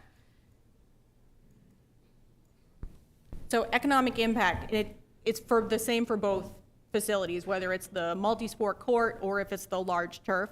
10 tournaments in year 1, leading up to 20. That number could move faster than what we have it at. It just really is, again, a conservative number. 960 hotel rooms in year 1, up to 2,400 hotel rooms in year 5. And so this kind of just gives you a breakdown on how we anticipate spending on an average visitor. So roughly it's $120 average visitor is what we use to calculate that economic impact. I know you probably look at that and said, who on earth is getting a hotel room for $32 a night?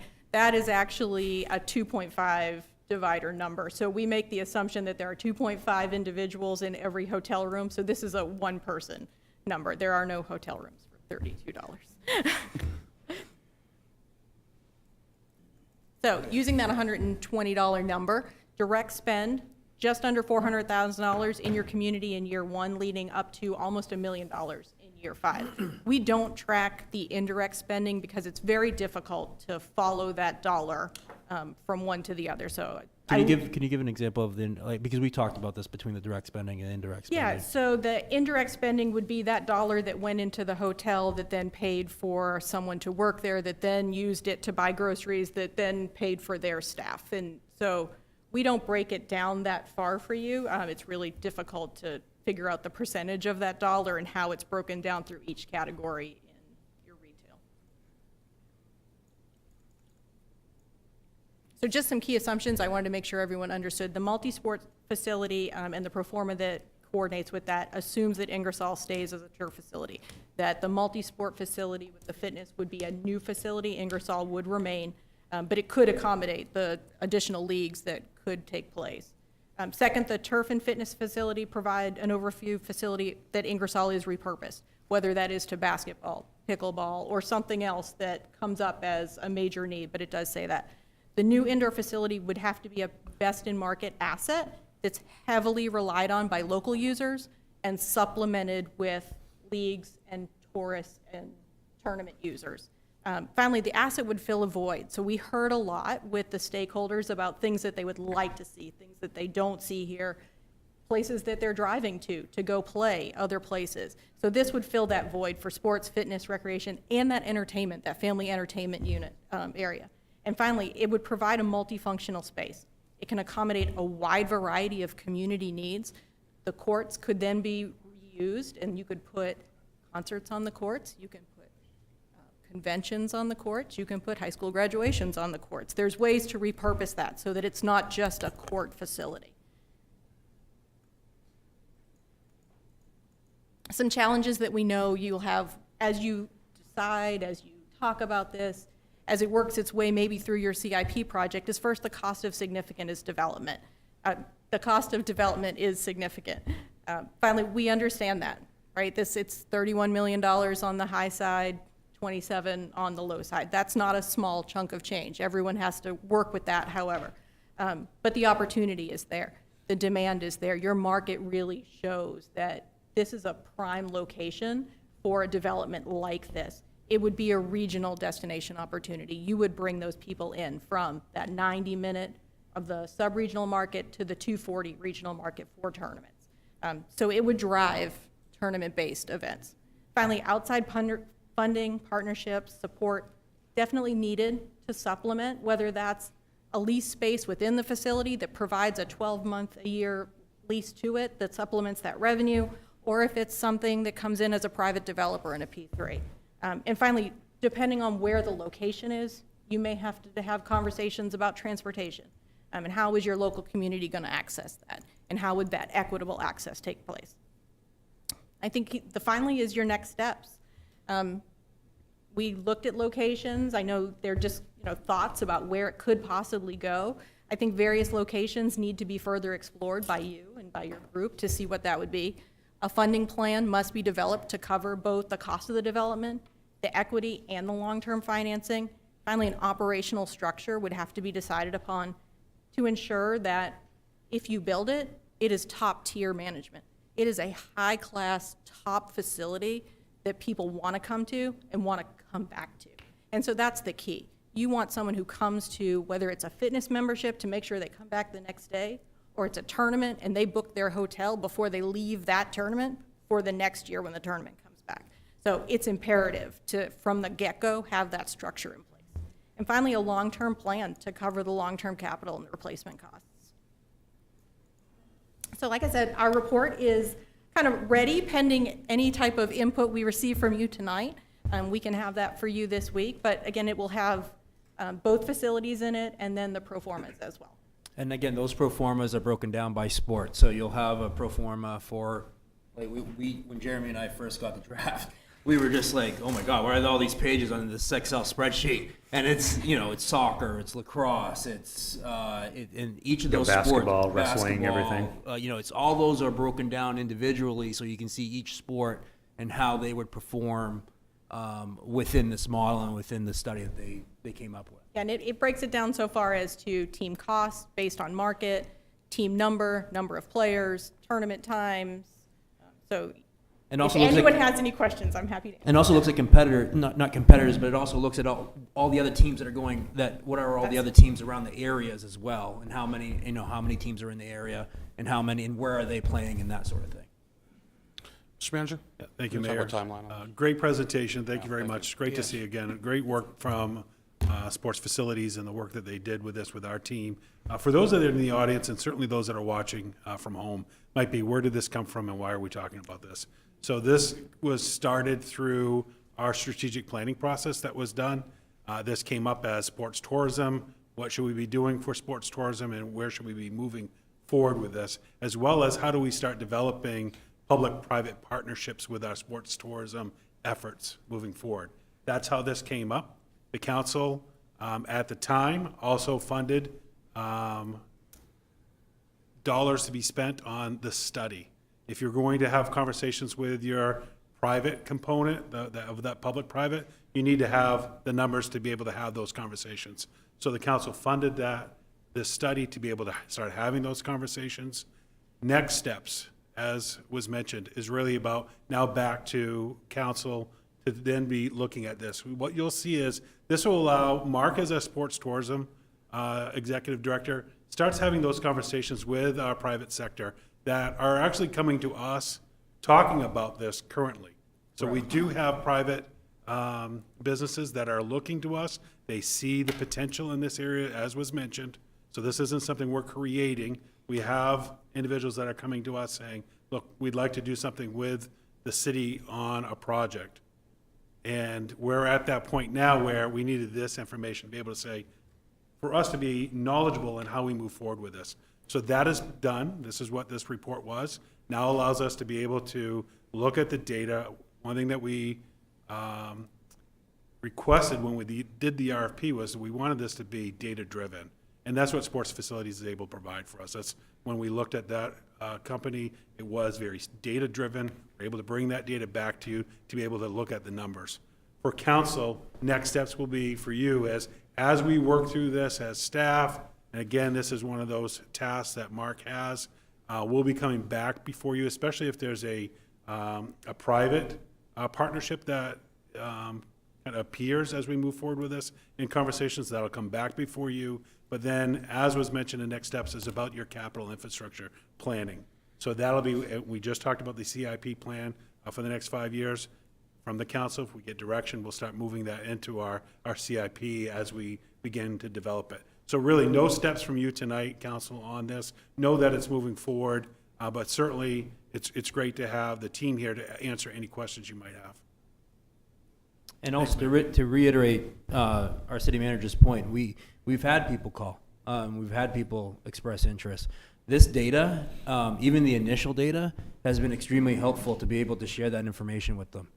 It gives them a good snapshot of Auburn, it gives them a good snapshot of the area, and then also it gives them a snapshot of who might be traveling here and who they might be associated with that they work with on a regular basis, not necessarily from here. And those investors that might get excited because they might have ties to Maine, they might have ties to New England, and those are the types of things that are kind of popping up, and having this data and information is helpful.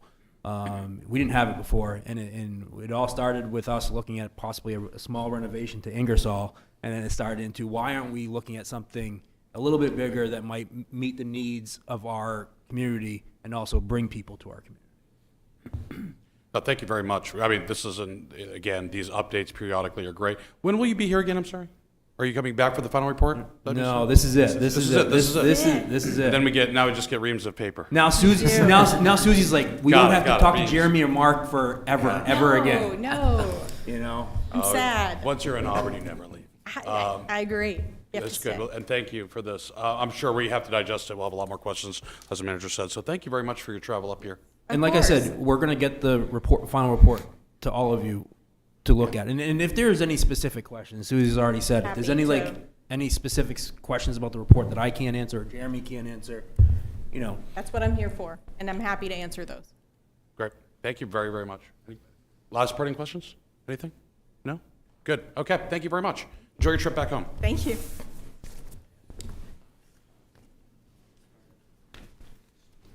Next, council communications. Any community updates? Councilor, start off to the right. Councilor Gary? Well, the only questions that I keep getting is, why do we need to have a special meeting next week, and why are we moving so quickly? I'll answer that during communications and during the motions Thank as they you. come. Nothing tonight. Nothing for me. All set? Couple things. Talk about the special meeting during the order in which I call this special meeting for, so it's more topical then. There will not be a school board meeting this Wednesday. That's been canceled for the 23rd, so just heads up on that. Other than that, it's school budget. Hopefully we'll have something presented for the city council review that's been vetted out and make your jobs a lot easier. So that's it. It's all about school and city council budget season. Mr. Manager? All set, Mr. Mayor. Okay, we're going to move along. Open session. We're going to open this up to the first open session of the night. Members of the public are invited to speak to the council about any issue directly related to city business which is not on tonight's agenda. If it's on tonight's agenda, you'll have plenty of time during that agenda point when the motion is entertained to speak on that point specifically. Please step up to the podium. You can state your name and address and limit your comments to 3 minutes. Is there anybody that would like to speak during the first public session?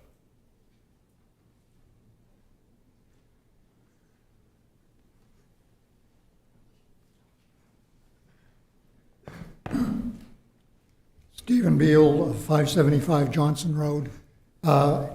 2 weeks ago, when we were here before the council regarding the Watershed District, there was an indication from the Planning and Permitting Department of the redistricted or redefined watershed boundary. I raised a number of questions about that and the water to flow from various areas within the new district. The mayor directed me to present those concerns or questions in an email to the Planning and Permitting Department. I did that within 2 days. I have not had a response to that communication. I think there are some significant questions in that need to be addressed before a second council vote on the matter. And if there is to be a public hearing on the watershed tonight, a second hearing, then I will resume this discussion.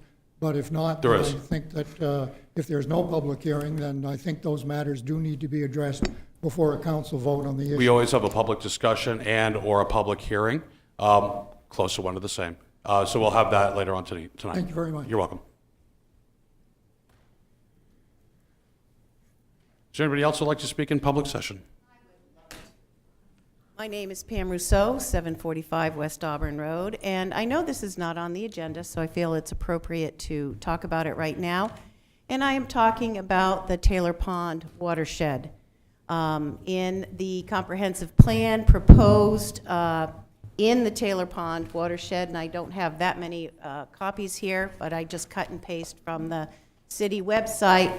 It is 16 units per acre in the Taylor Pond watershed, and I am very concerned, and I think that all of our people that live in the city need to be aware of that, so that when they can call all of you, and it's an important issue. That is a endangered pond, and everybody needs to be aware of the changing of the zoning for the watershed of Taylor Pond.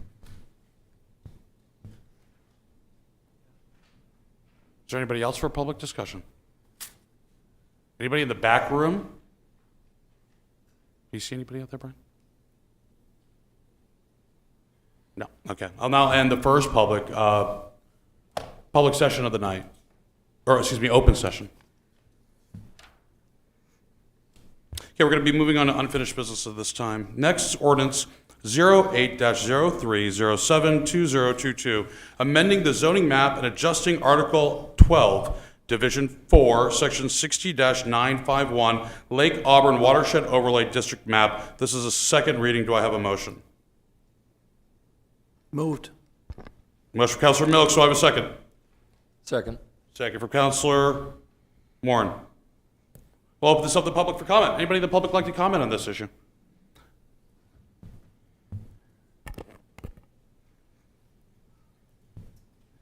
Mayor, honorable council members, my name's Neria Douglas. I was on this council long ago. At the time, we had leakage from the toxic dump that is now proposed with this ordinance change. Ultimately, the city is responsible for any harm that comes to anyone who is in a residential area if this becomes apartments, and it's not a good idea for the taxpayers of Auburn. I would like you to think about whether someone really wants to live or work in the pit, which is the gravel pit. And I propose that you send this out for referendum.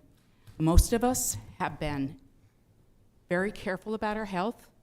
We've only recently, some of us, been able to take off the masks. And all this proposal came to citizens during a time when we really were not able to think about or prepared to come to meetings and discuss it. These will have long-term ramifications for the health of the water, for the citizens of Auburn, the taxpayers of Auburn, and the citizens of our sister city across the river, Lewiston. Now, many of us have a well, as I do, and I know several of you do on the council. But I care about our citizens. I want the pure water that we now have. Let's keep it. Send this out for a referendum.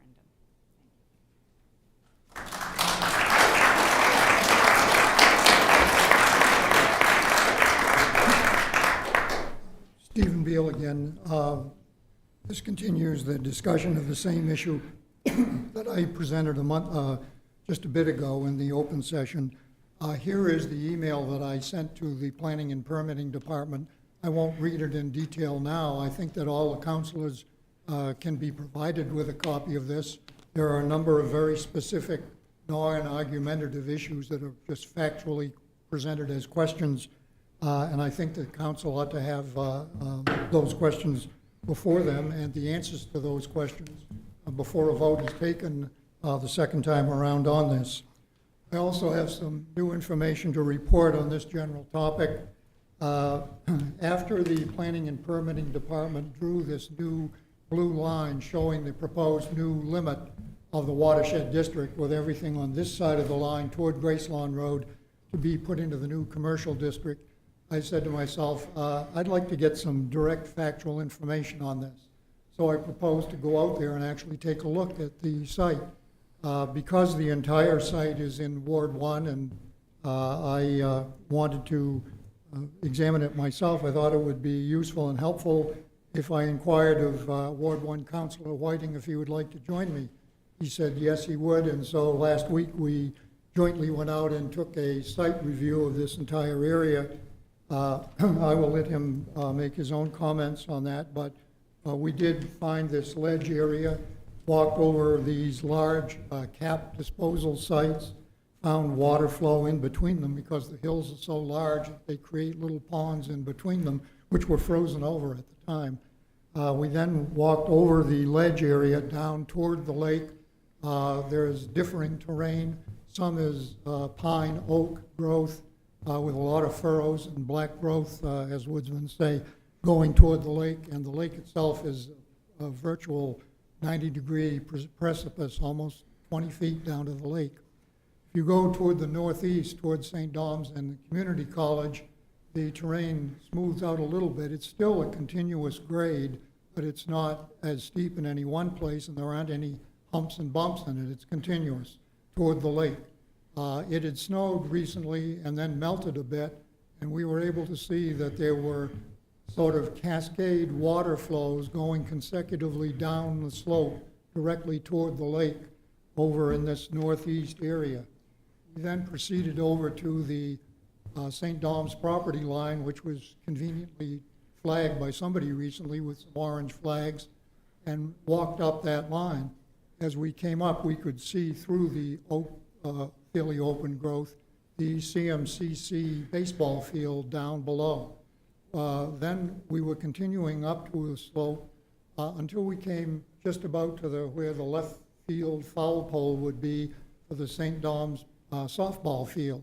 At that point, and from there to Gracelawn Road, the land flattened out, but there is a pretty continuous pitch toward the lake beyond the softball field, which is within this projected area to be changed into the commercial development district. I don't think that should occur. I think there should be a reexamination of that area. Thank you, Mr. Bill. You're over. Thank you. Yeah, no, thank you.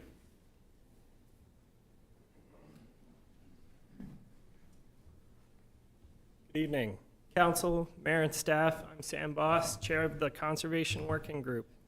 At our monthly meeting on Tuesday, March 15th, we discussed the proposed rezoning of the Gracelawn Avenue site and the potential environmental impacts of the rezoning after receiving input from the public on this issue.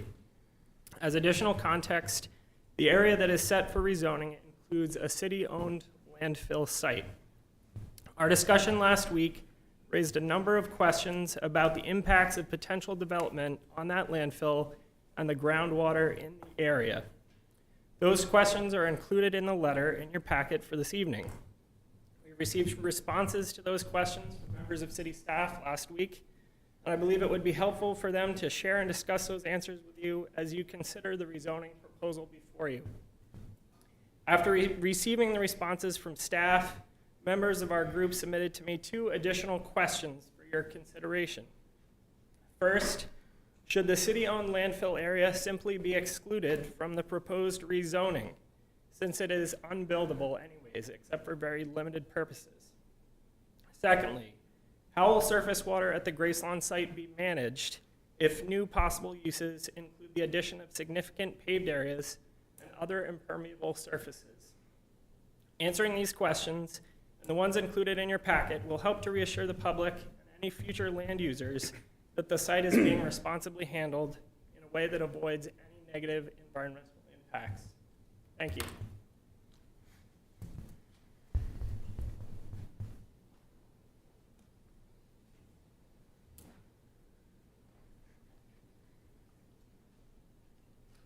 My name is Peggy Volak. I live at 395 North Auburn Road. As I was reading the Auburn strategic plan, one thing that really stuck in my mind was one of the tenets are protect Lake Auburn and all other bodies of water. And that's why I'm speaking here tonight, because that really concerns me. The zoning changes that are proposed are based on old studies that were done. And even back in 1993, the last time a geohydrologic study was done, part of the conclusions were correlations between the bedrock fracture analysis and the geophysical survey illustrate that there is potential for contamination of Lake Auburn via the bedrock aquifer. This is a direct quote from that study. Okay, in the last city council meeting, it was stated that we do not need a new hydrogeological study because water flow is being determined by topography. Any change in topography will change the water flow, and any development is going to change the topography. Even the maps that I downloaded from this for tonight showed the contour lines, and they're actually, it showed that Lake Auburn shore is 260 feet above sea level, and there is an area within the parcel that is being removed that is 300 feet above sea level. And even if you look at that red circle, the water from that part drains to the west towards that little bay on the west side of this property. That is Lake Auburn.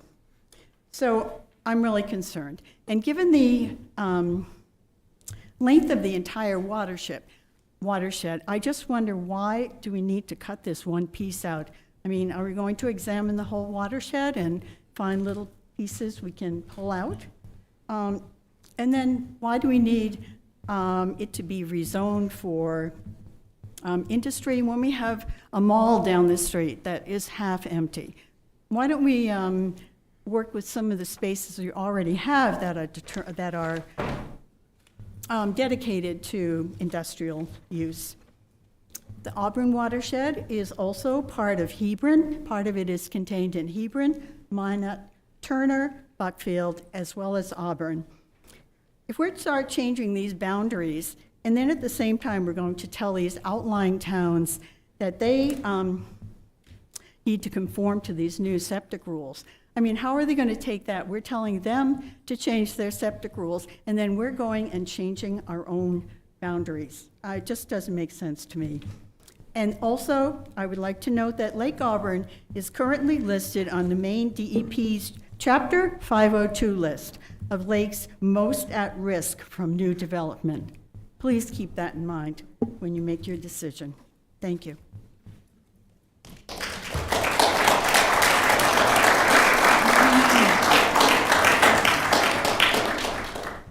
Is there anybody else that'd like to speak on this topic? No? I'll now close. Do you want to speak again on this topic? Okay, you spoke on a different one. Fair enough. Yep, that's why I'm coming up. My name is Pam Rousseau at 745 West Auburn Road. I majored in geology, and I don't know how many of you hike, but have you ever noticed the great big erratics out there that have great big huge fracture zones in them? Well, that's what granite does. And guess what goes through those fracture zones? You can look at any site on the website, any website you want, and that's water goes through those fracture zones. And so I do hope that all of you walk anyway and hike, but know that if you choose to change this zoning, you are going to be responsible for your children's and your grandchildren's and your nieces and nephews blaming you for the destruction of Lake Auburn.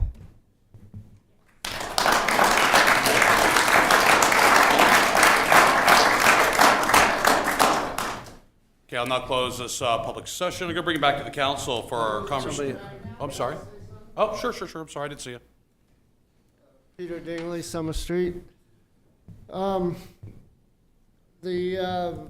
survey that you guys have done on that gravel pit is pretty old, and in the summertime, every day I fly over that gravel pit on my way to land, and there's a lot of excavation that's been done in there, a lot.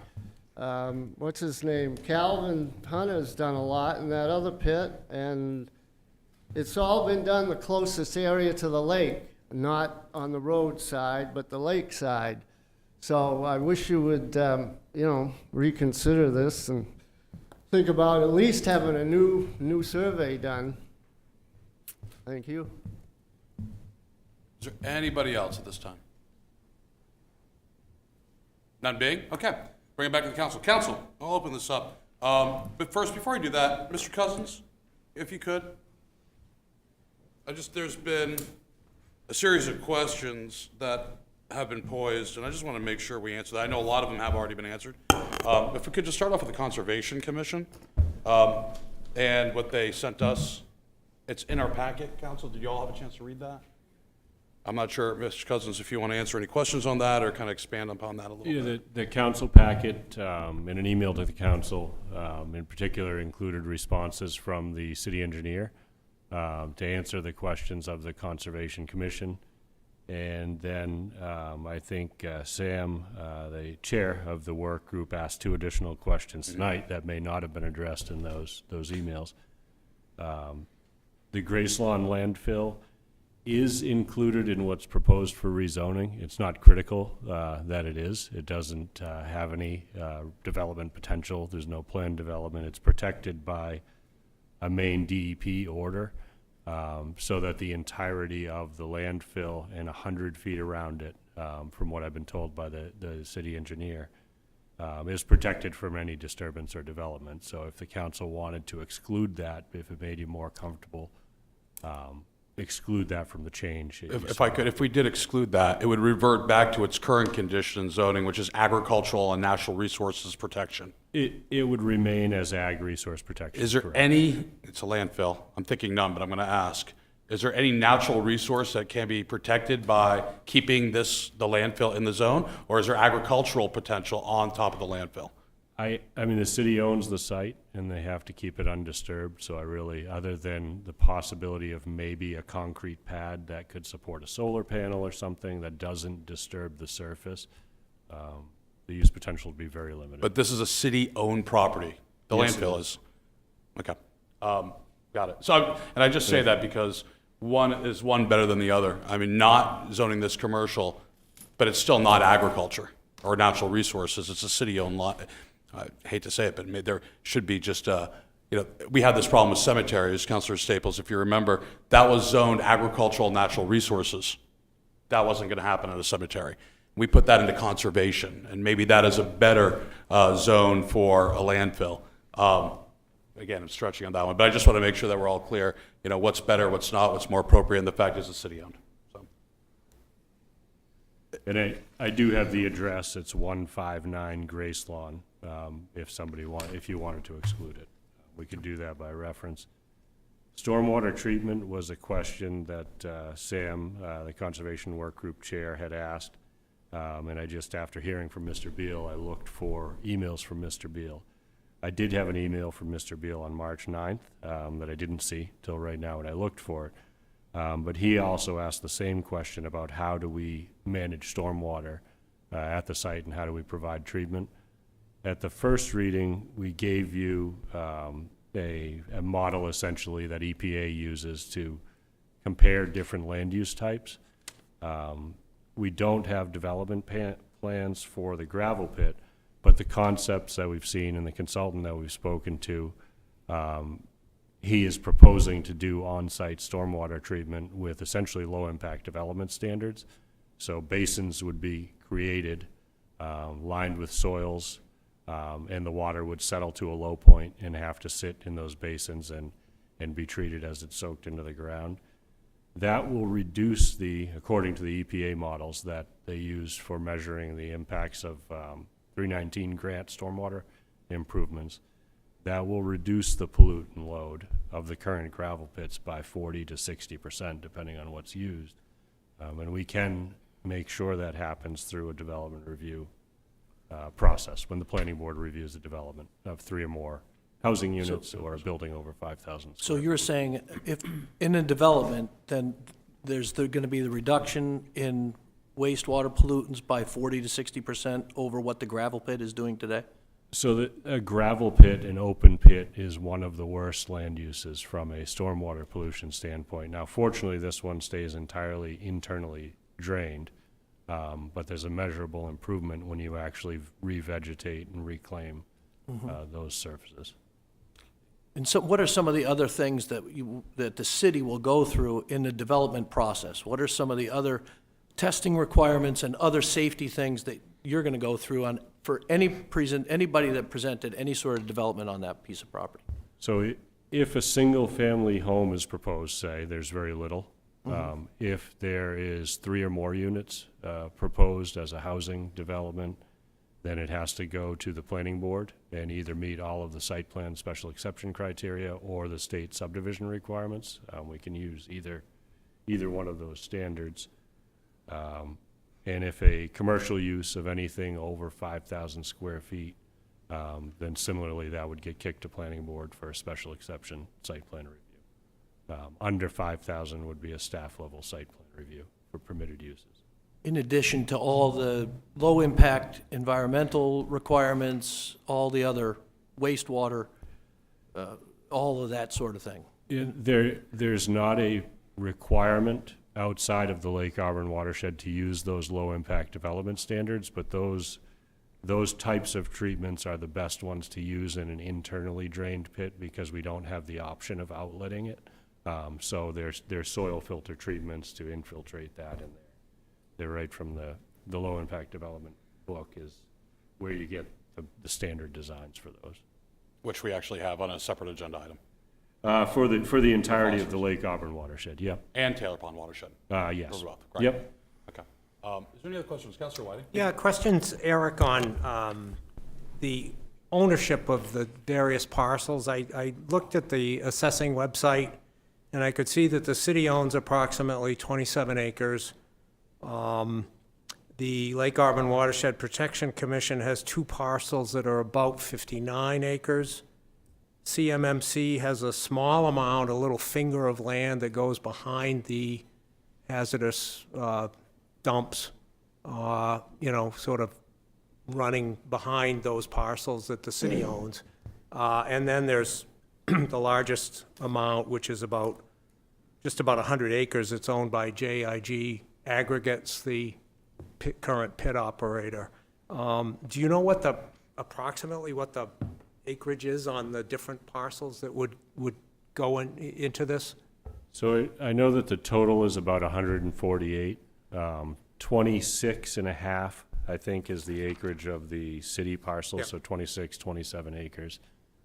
So that leaves another 20, 25-ish, 24-ish that are, I think they're split between Central Maine Community College and Lake Auburn Watershed Protection Commission, and maybe a little piece of, I think that's it for ownership in that area. Another question on the Lake Auburn Watershed Protection Commission parcels that are on the lake. Is there any sensible reason to zone them commercial when they're supposed to be conservation in perpetuity? I don't understand why those would be included, or any portion of the Watershed Protection Commission parcels should be in that. I don't think there's any significant portion. We were trying to follow the watershed boundary that FB Environmental drafted, the blue line on the map. We were trying to follow that actual watershed boundary, so, but those could certainly be. Trying to follow the science versus Well, parcel IDs. In following up on following the science, have you looked at some of the DEP documentation? I mean, this packet for the city council was 314 pages. And then in addition, thanks to concerned members of the public, I received another 100 pages of documentation from DEP, which appears to conflict with some of the studies that the lake study refers to make this recommendation.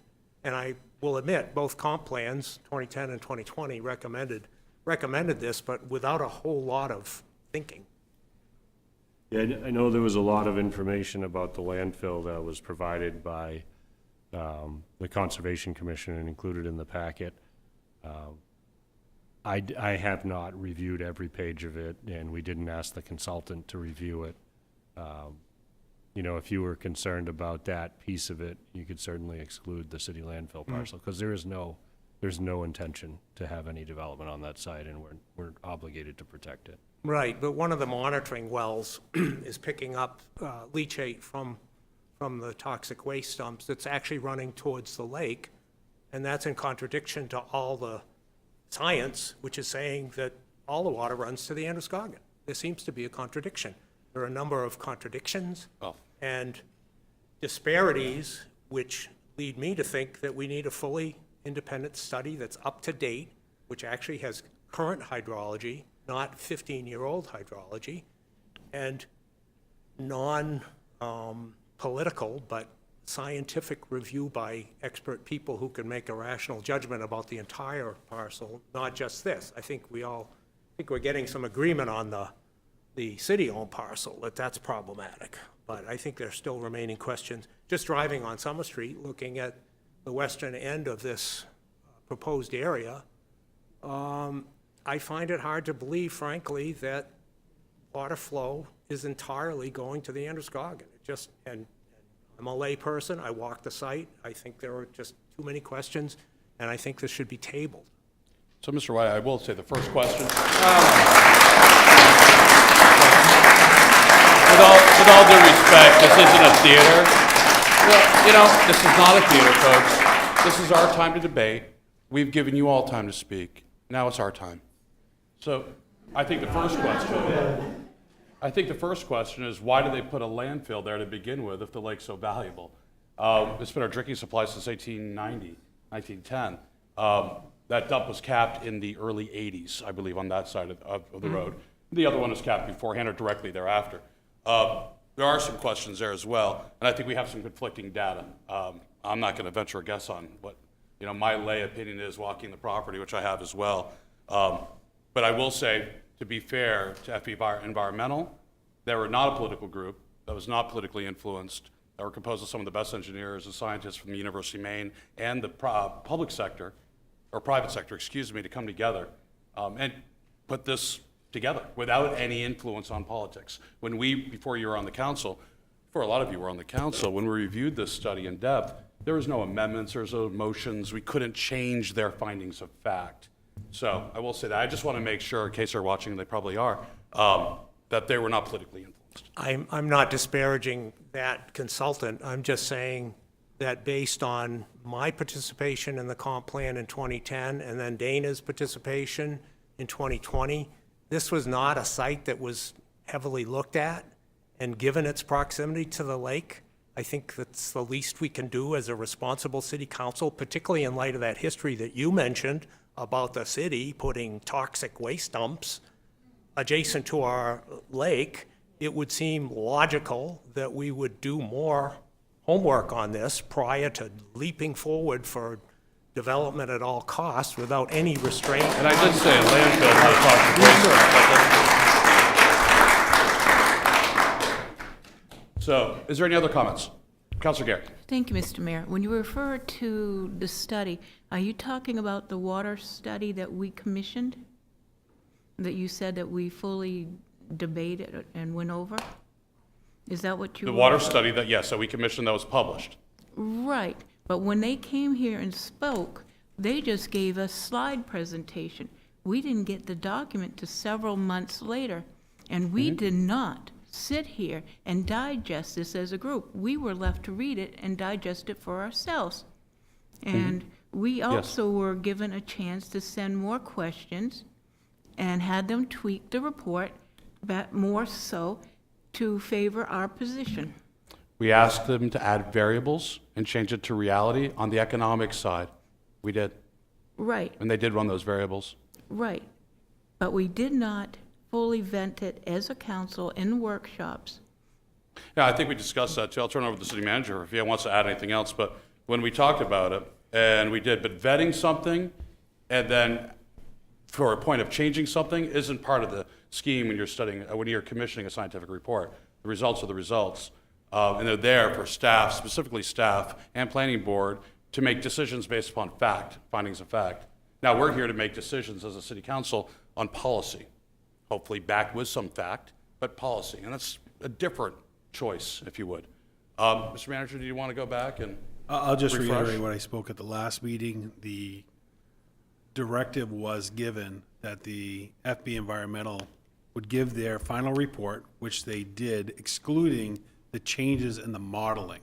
So if you recall, when FB Environmental presented, they said they could change the modeling based on the economic impacts that the mayor was just mentioning. So those were the changes that were done in the report. Nothing else changed in the report. I just want to be careful with the language that you used, Councilor, regarding how the report was changed to benefit the request from the council. That wasn't done. What the request was, the modeling system that was used, you can change the variables within that modeling based on types of development that could take place within the area of the report. That's what was adjusted based on the request of the council to see what those impacts to the lake would be based on those variable changes.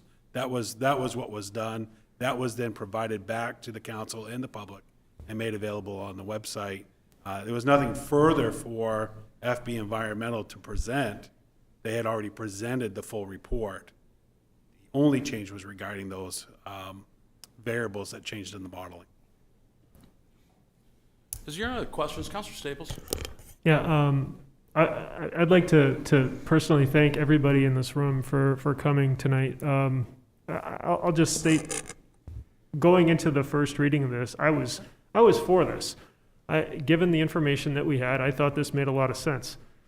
The information that you guys have brought to the table on this has changed my mind. And I want to thank you for coming because I'm listening.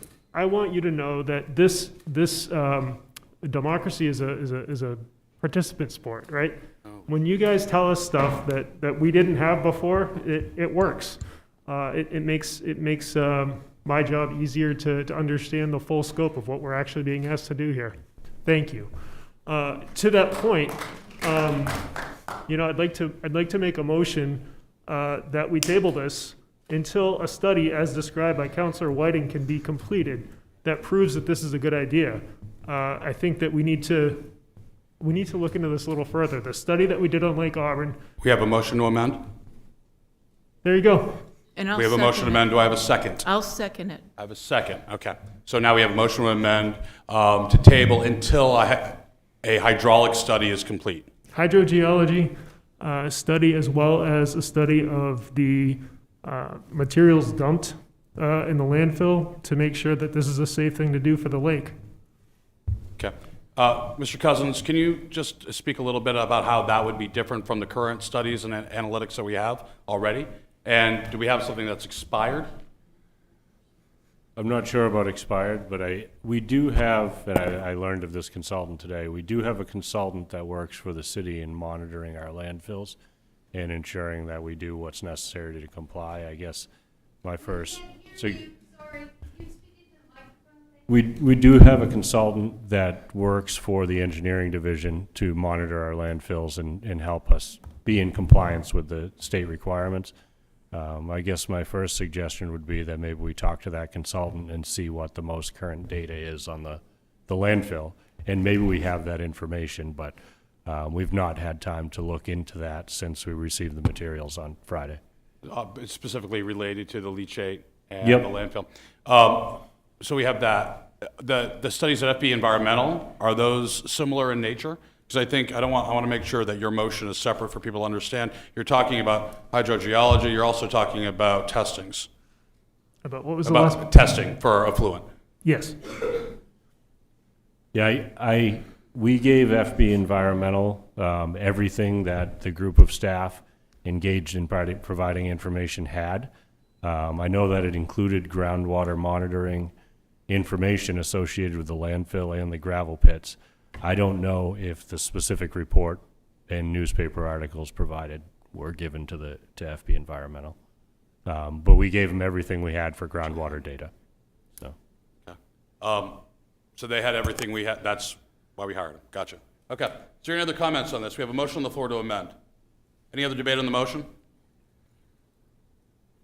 Now, there is let me just explain this. You have a motion to table to a date uncertain or relative to the conduction or the sending of a report or execution of a report that Councilor Staples put out.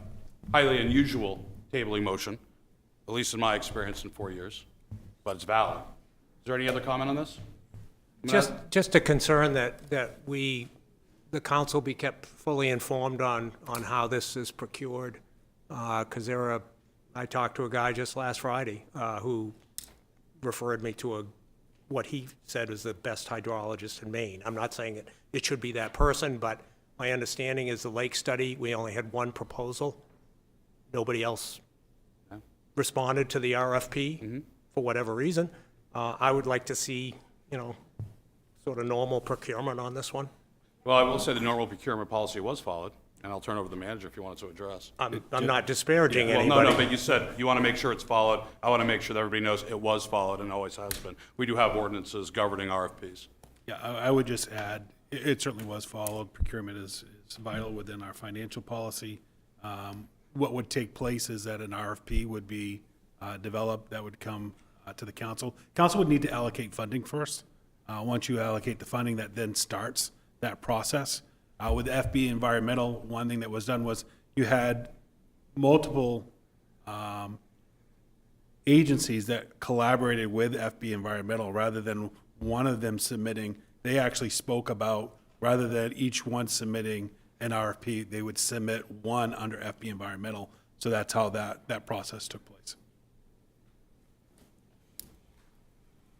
And yeah, and again, this is in the packet, but this is where the university system came in, private engineering firms and so forth. It was $100,000 for the study, and it was 9 months in the works, at least 9 months in the works.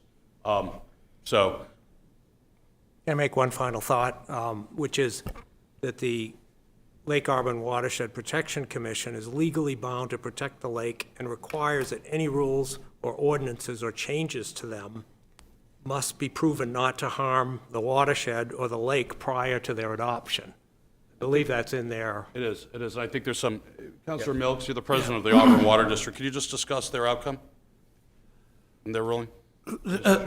Our understanding, and seeing the results of that, also talking with Sid Hazelton, the superintendent, is he believes that, in fact, the boundary as was found by FB Environmental is the boundary of the watershed.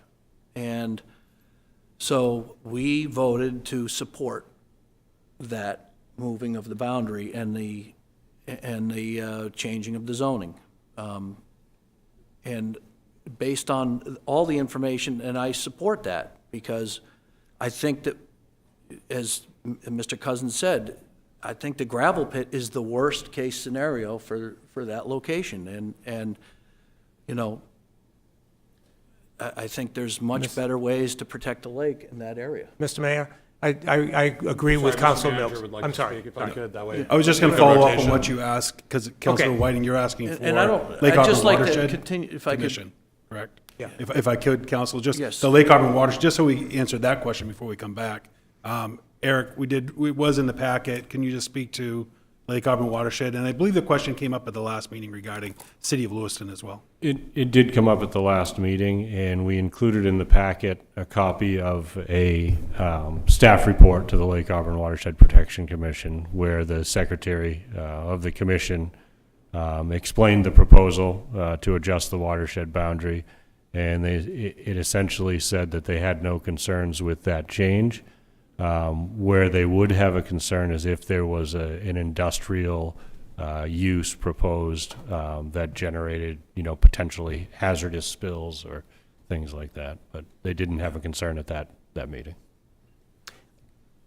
I guess I just wanted to concur with Councilor Milks on the need to do something about these gravel pits. We call it a pit, but there's a number of pits. If you look on the DEP website, which seems to be more up to date than the cities, it's just tons and tons of different locations where gravel and sand has been extracted, and it isn't a good environmental thing.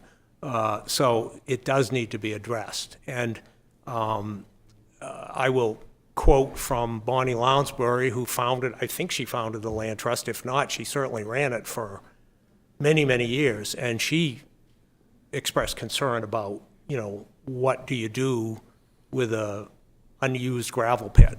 You can't just leave it as is. So it's certainly not something that is going to go away, and we do need to, deal with that. And I would but- just, the reason that I support this change in the zoning is because I think that is the best way to get ideas and proposals for improving that situation. I don't think that if we put off for another extended amount of time to decide and then study and everything else, that it's going to improve that situation. So One that's last one. Yeah. Just one last No, comment. hold on 1 second, Counselor, please. We have to remember as a body, zoning only opens up the potential and possibility to hear different opportunities and to hear what someone else's ideas are.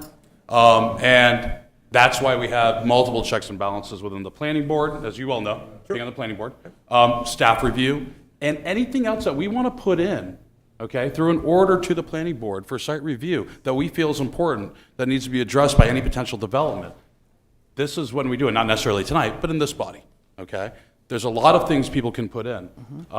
There's a lot of protections that we can even use I wouldn't say a lot, there are some more, that we can use within this process at the staff and planning board level.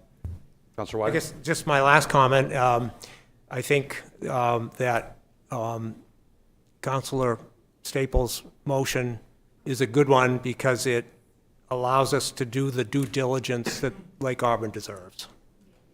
So, you can start going to people's place of work and clap.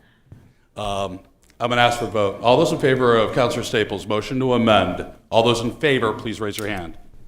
All those opposed? No abstain. It fails by a vote of 4-3. Okay. So, we're back to the original motion. And Councilor Staples.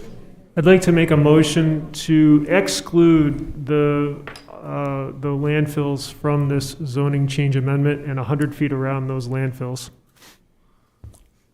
Motion to amend for 159 Grace Lawn to be removed plus a 100-foot boundary?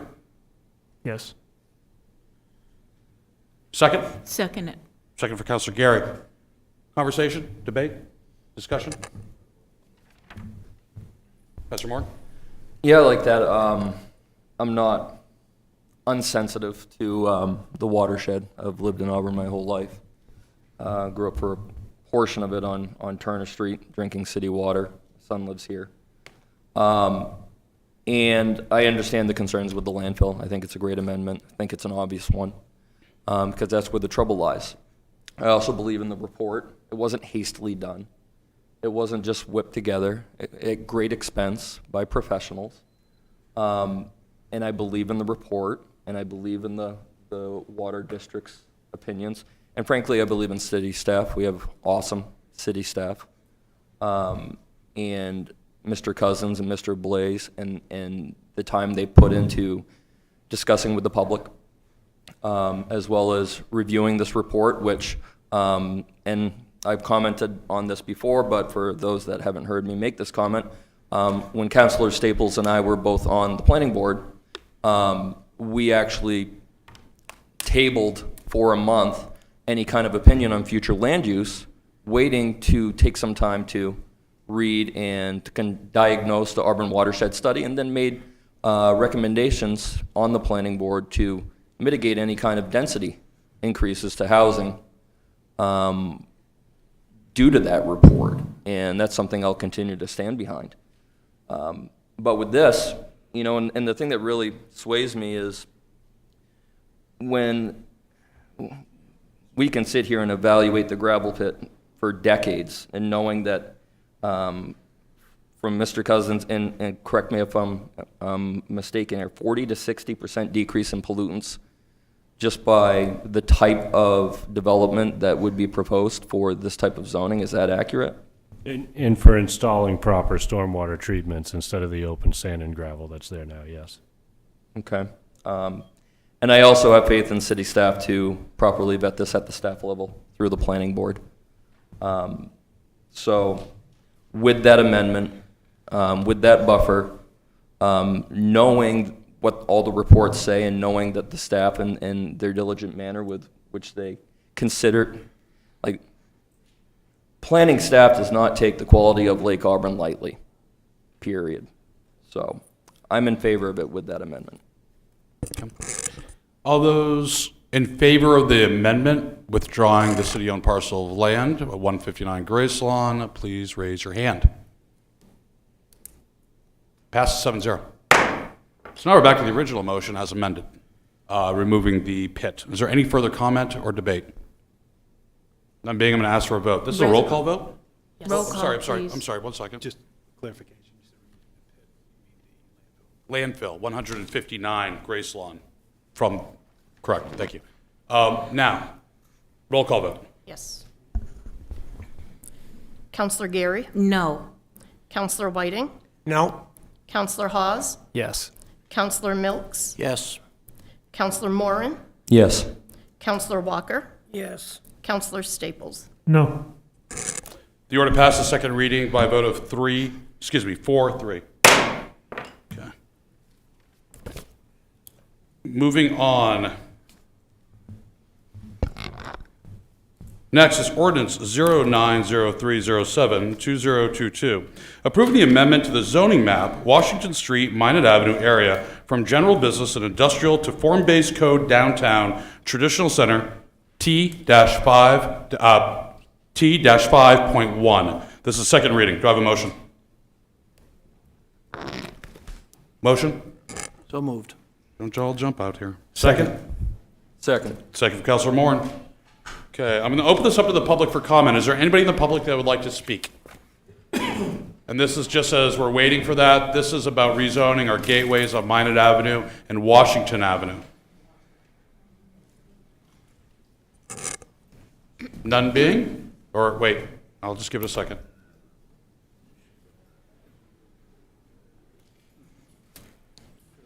Nobody for public comment on this topic?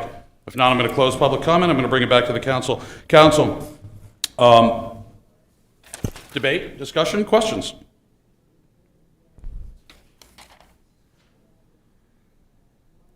Anything? No? Okay, I'm going to ask for a roll call vote at this time. Counselor Gary, No. Counselor Whiting, No. Counselor Hawes, Yes. Counselor Milks, Yes. Counselor Moran, Yes. Counselor Walker, Yes. Counselor Staples. Yes. Order passes second reading, 5-2. Next is ordinance 10-0307-2022, amending Chapter 60, Article 12, bless you, Division 2, Section 60-1070. This is a second reading. Do I have a motion? Motion. Second. Now you all jump and do it at the same time. Councilor Hawes, Councilor Walker on the second. Open this up to the public for comment. Any members of the public that would like to speak? If so, please step up to the podium. This is about implementing low-impact design standards, phosphorus control in both the Taylor Pond and the Lake Auburn watersheds, making development much more stringent and safe. This is Pam Rousseau, 745 West Auburn Road. And I do agree that the septic systems should be more stringent. I do hope that that doesn't mean that Ma'am, this you are- is not about septic systems. the phosphorus, you just said the, Phosphorus controls, so well, runoff. yeah, but it has, so I do Separate. hope that means that we can keep, that automatically means that we are not going to increase density in those areas, because that's where you get your phosphorus, by taking your trees away. Is there anybody else in the public that would like to comment on this? None being, I'll bring it back to the council. Council, I'm sorry, ma'am, yes? And I live at 539 Lake Street in Auburn. And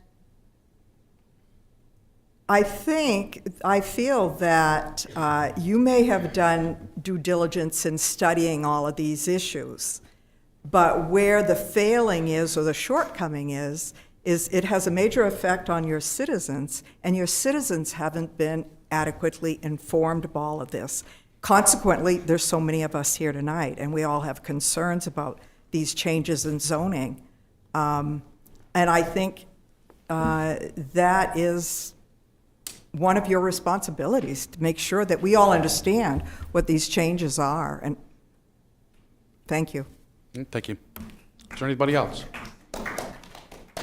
Okay, so I'm going to bring it back to the council. Council, again, just to reiterate, this is about implementing low-impact design phosphorus controls, primarily on any new construction in either the watershed. That's in excess of 567 feet square? 575 a building or Got that number 1,500 wrong. of driveway. 575. Question on this, does this also, I know we have a lot of, does this also retroactive to any existing homes that are in the watershed that have a disturbance of more than 575 square feet? No, it can provide a guidebook if somebody wants to improve the stormwater, but it really is only triggered as a regulatory mechanism if there's an expansion. Mr. Mayor, could we adopt an amendment that would have this apply to anybody that did additions? Because if they're not included, that kind of, I mean, there'd be new construction, or maybe, I suppose if it was under 575, it wouldn't be included. Is that the? That's the trigger, is 575 square feet of increased building footprint or 1,500 square feet of driveway. We can always encourage people to incorporate them into smaller projects, but that's the way the ordinance is drafted. So an increase in 565 new construction would cover an addition of Anything in excess of that would 575, require, so like an ADU, if they expanded the footprint and it was big enough, then it would be then would trigger. subject to this, which, yeah, that's, because, I mean, it's a good idea to do this standard. I mean, And you certainly could change that threshold, but that's the threshold that we've had in Auburn for the previous standards. Yeah, and I do think that there's some more conversation we should have with the Taylor Pond Water or Lake Association. I know they've done great work in the health of Taylor Pond over the years, but implementing universal design standards and phosphorus control mechanisms, even on a voluntary or incentivized basis, I think is going to be important. I know I have a home on the outlet of Taylor Pond, and it's very, we're always watching it and taking care of it and making sure that we're not applying fertilizers. And I'm out there quite a bit, but I see a lot of other homes with beautiful lush lawns all the way down to the water's edge that have been there for quite a long time. And voluntary compliance, I think, is going to be important, whether it be the Lake Smart program or something similar to this. Actually, I've got an idea on an amendment. If you adopted it for any new construction in the watershed overlay districts of both the lake and Taylor Pond, that would add a little layer of, so if somebody wanted to put a shed, then you could say, okay, well, you've got to do these other standards. So that would improve a site that's existing, shed or a porch or whatever. I'm sorry, one more time, if you could, amendments. I guess I would propose that we amend this to add any new construction of any amount in either the watershed of Lake Auburn or Taylor Pond. Zero. That way, new construction. Any new construction. So that means additions, porches, decks, blah, blah, blah. That way you apply the standard, so it's really having some teeth. Any new construction that requires the submission or application of a permit. Of a permit, right. That's right. I have a motion on the floor to change the square footage allotment on this from 575 to the addition of any impervious membrane that requires the approval of a permit. Correct, Councilor Whiting? Thank you. Do I have a second? Second. Second for Councilor Staples. We're going to bring this back to Mr. Cousins right now. Mr. Cousins, this is obviously much more stringent than 575 feet. Is there a problem that we cannot foresee right now with doing it this restrictively? So I think the threshold under our building code for accessory structures like sheds, under 200 square feet doesn't require a permit, so it'd be hard for us to track those, but over 200. Okay. So it'd be basically over 200 square then, by default? And that was my intent, because I built a woodshed that was just under the permit limit, as did most of my neighbors' For that open woodsheds. corner? Yeah. Yes. Okay, so Second that, yeah. so basically, that requires a permit being pulled in excess of 200 square feet. And are there any other issues? Any other unforeseen consequences? I think it just applies to more projects, so a smaller project would have to incorporate those standards, which I think is in line with what you're trying to accomplish, is to provide more treatment in the watershed. So Is there I don't see an environmental downside. It's economic? a small cost increase for those smaller projects between 200 and 575 that this would not now apply to. And this would apply to the whole property, not just the improvement. So they'd be required to treat any new stormwater with BMPs.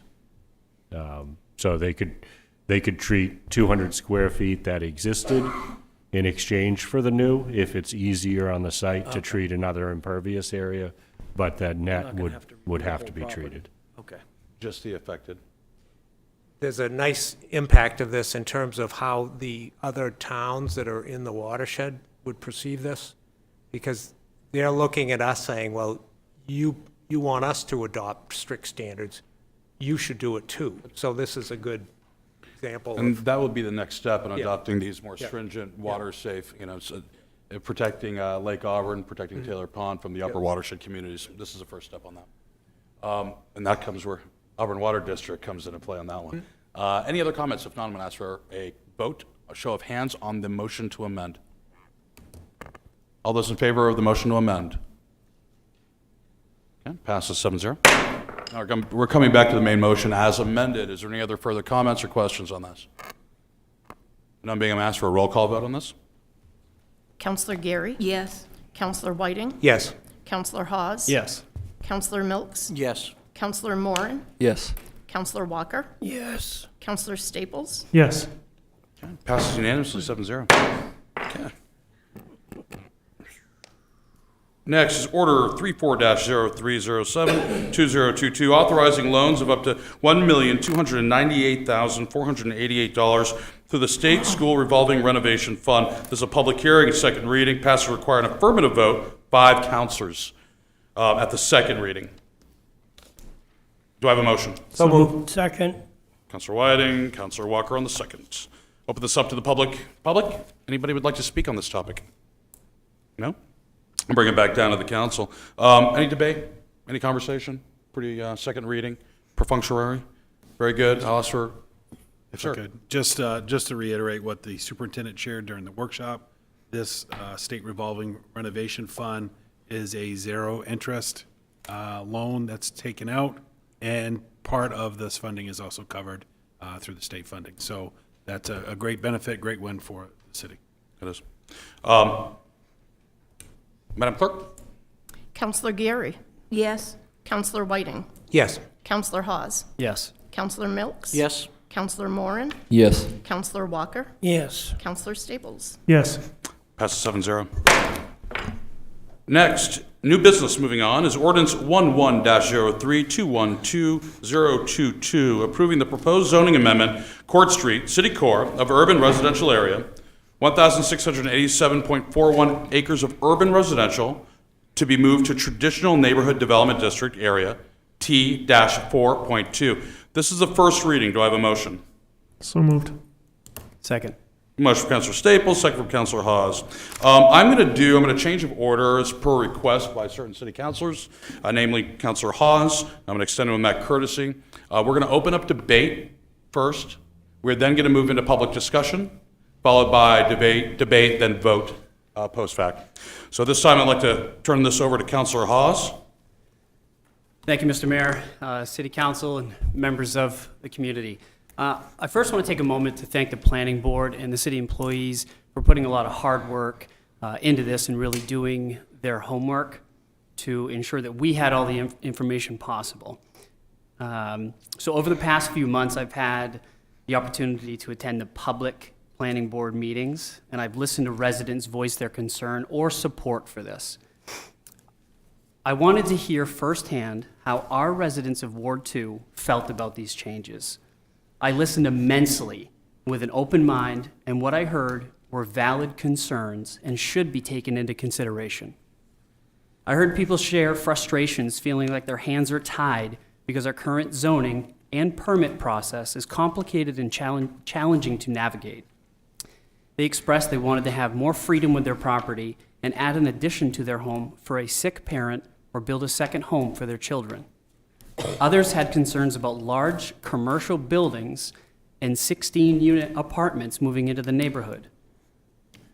Most people mentioned a large amount of area on the outside of town, and they asked, why couldn't we put those apartments there?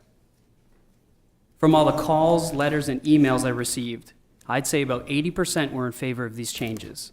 Another 15% were against it, but willing to compromise. The last 5% were very against any change and completely unwilling to compromise.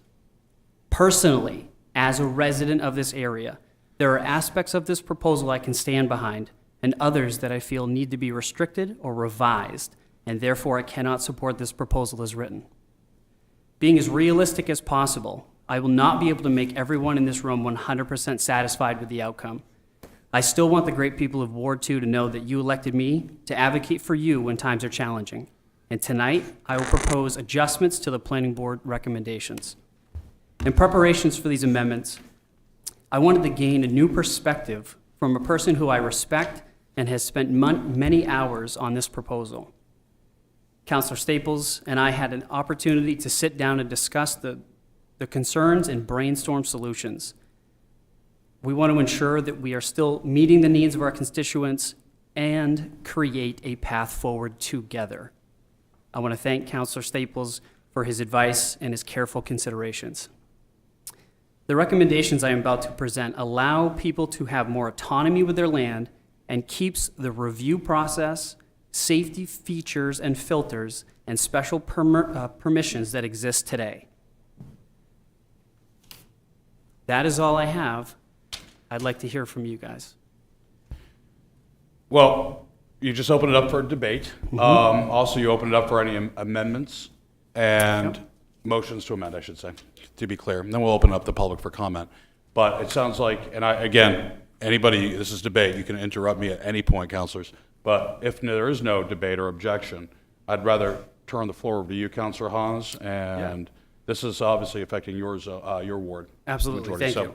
have the floor. So based off the concerns that I hear, I'd like to make a motion to amend this proposal. And I would first like to amend the all bed and breakfast establishments allowed in this zone under special permission, which has to go through the planning board first. I'm going to follow along with you as best I can, okay? Yes. So right now, we're on Special permitted exception. uses, Special exception. bed and breakfasts, less than 4, special permission. All. All bed and breakfasts, regardless of room size, versus right now it's permitted under 4, it would be special permission for all bed and breakfasts. Correct. I have a motion. Do I have a second? Second. I have a second. Any debate on this motion? Just a clarification, it's the term that the planning board uses is special exception as opposed to permission. Just to correct, is special exception. Special yes. exception. That's a good one. Thank you, Councilor Whiting. Special exception.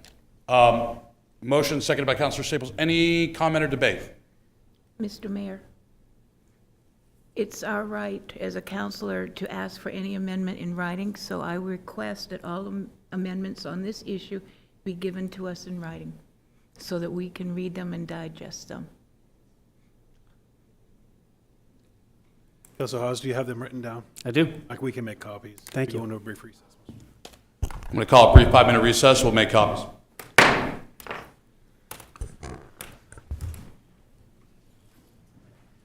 I'd ask the council just to kind of hang out right about here and not commingle. Give any view of impropriety. Except for Councilor.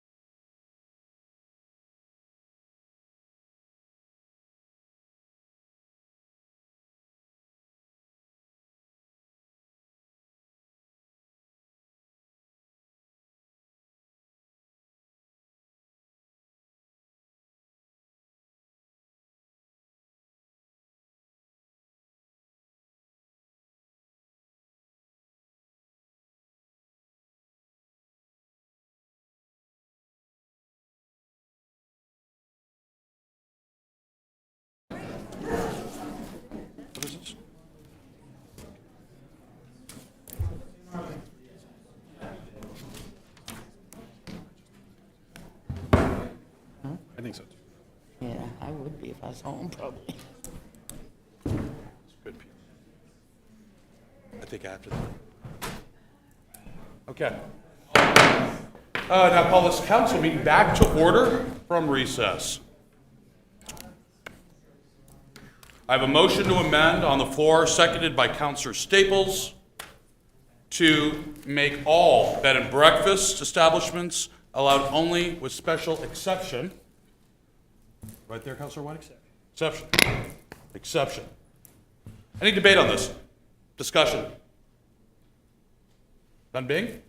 Very good. We do have some bed and breakfasts in the city of Auburn in our downtown areas, so it makes sense. Just a clarification for the public that may not know the language. Special exception basically means it has to go to planning board for review and approval. Site plan, et cetera, Yeah, impact yeah. statements, Right, traffic, right. all the normal site plan review operations. Councilor Walker, then Councilor Moore. Yeah, I just have one question. If the bed and breakfast place had a large enough place for you to have more than 30 seats to allow breakfast, is that going to bother us any on number 6? Would they conflict, or are you happy with that? You asking me directly? I think, I got, I was gonna say. out here too. I thought about that one there. So I think a restaurant would be looked under that restaurant standard. So I think the way that it's drafted, if you go through this list, then you would not be able to have more than 30 seats, whether it's associated with a bed and breakfast or not. That was the way I would read it. Very good. Councilor Moore. Little clarification on special exception. So under normal circumstances, without special exception, this is something that you'd typically handle at the staff level, as long as everything was conforming with the property? We'd apply the site plan criteria, but yes, when it gets to special exception, it's planning board, it's a butters notice to everybody within 500 feet, and it's a higher standard of review. And what's that threshold for a special exception when it goes to the planning board? What types of criteria are they evaluating compared to what you would if you handled it at the staff level? So there's really 4 basic criteria to site plan review. And it's basically you have to find that it's violating one of those. Whereas when you get to the special exception criteria, there are more standards related to stormwater, traffic, all of the standard setbacks, requirements, impervious areas, but the level of review is on the applicant to prove that they meet the standard rather than proving that they don't meet the The standard. proof of burden shifts. Yeah. Burden of proof, rather. Very good. Any other comments on this? If not, I'm going to ask for a vote. Show of hands. All those in favor of the motion to amend, please raise your hand. Opposed? None being, passes 7-0. Mr. Mayor, I would like to propose an amendment, and I would like to amend residential facilities only be allowed with special exception as well. Second. Got a motion from Councilor Hawes, special exception for all residential facilities, with a second from Councilor Milks.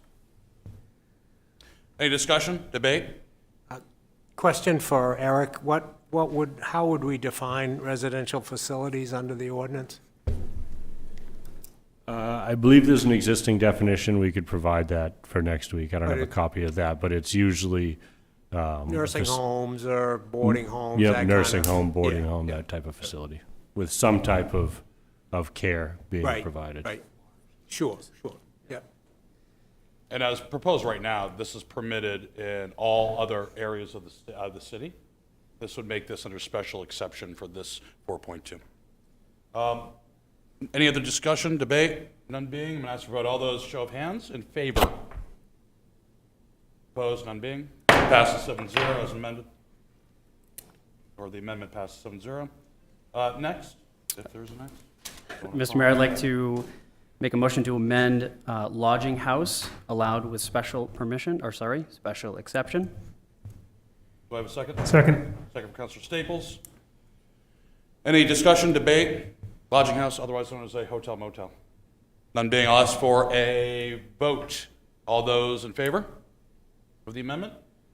All those opposed to the amendment? I'm going to go in favor. I'm sorry, I'm going to ask for a recall. Sorry, vote. sorry. All those in favor of going special exemption for lodging homes?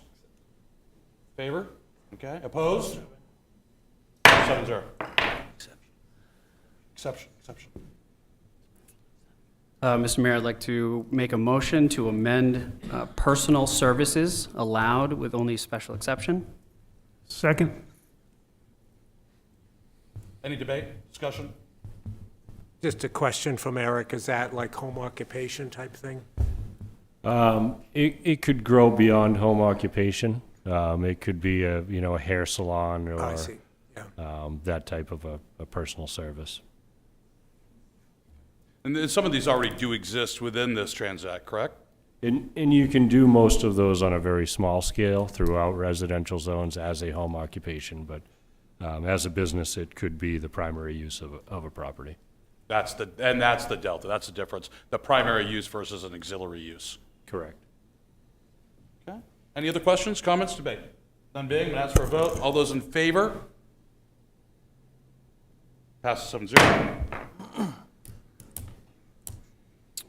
Mr. Mayor, I'd like to make a motion to amend age-restricted retail to not be allowed. Second. Motion and seconded by Councilor Staples. Age-restricted retail not allowed.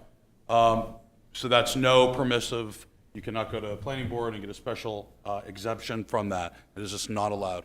Age-restricted, I have to read the city definition as it currently stands, is more than 50% of your business being derived by the sale of any good, or floor space, excuse me, when more than 50% of floor space is devoted to age-restricted goods.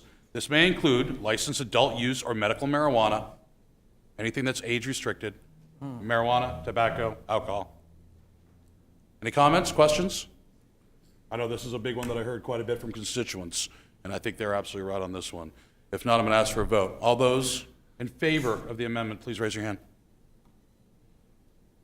None being opposed. 7-0 passes. Mr. Mayor, I'd like to make a motion to amend restaurants over 30 seats to not be allowed. Second. A motion, Councilor Hall, second from Councilor Staples.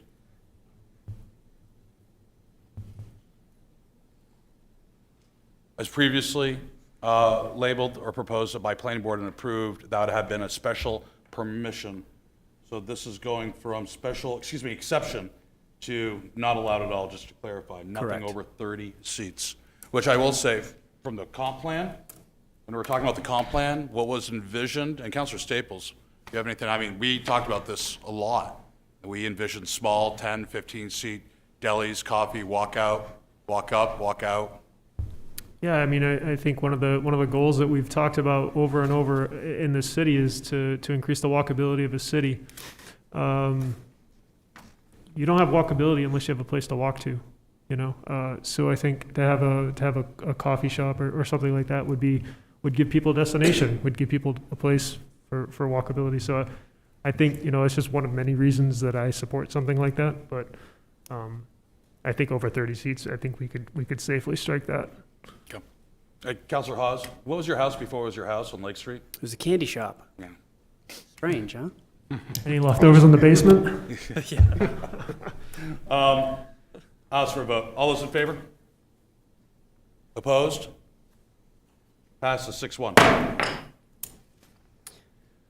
Mr. Mayor, I'd like to make a motion to amend government offices with special exception. Second. Motion made, seconded by Councilor Staples. Any debate, conversation?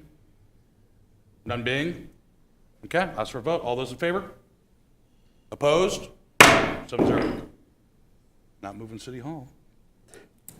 Mr. Mayor, I'd like to amend the motion for parking requirements to read one space per dwelling unit unless there is a municipal or private off-street parking within 500 feet of the property.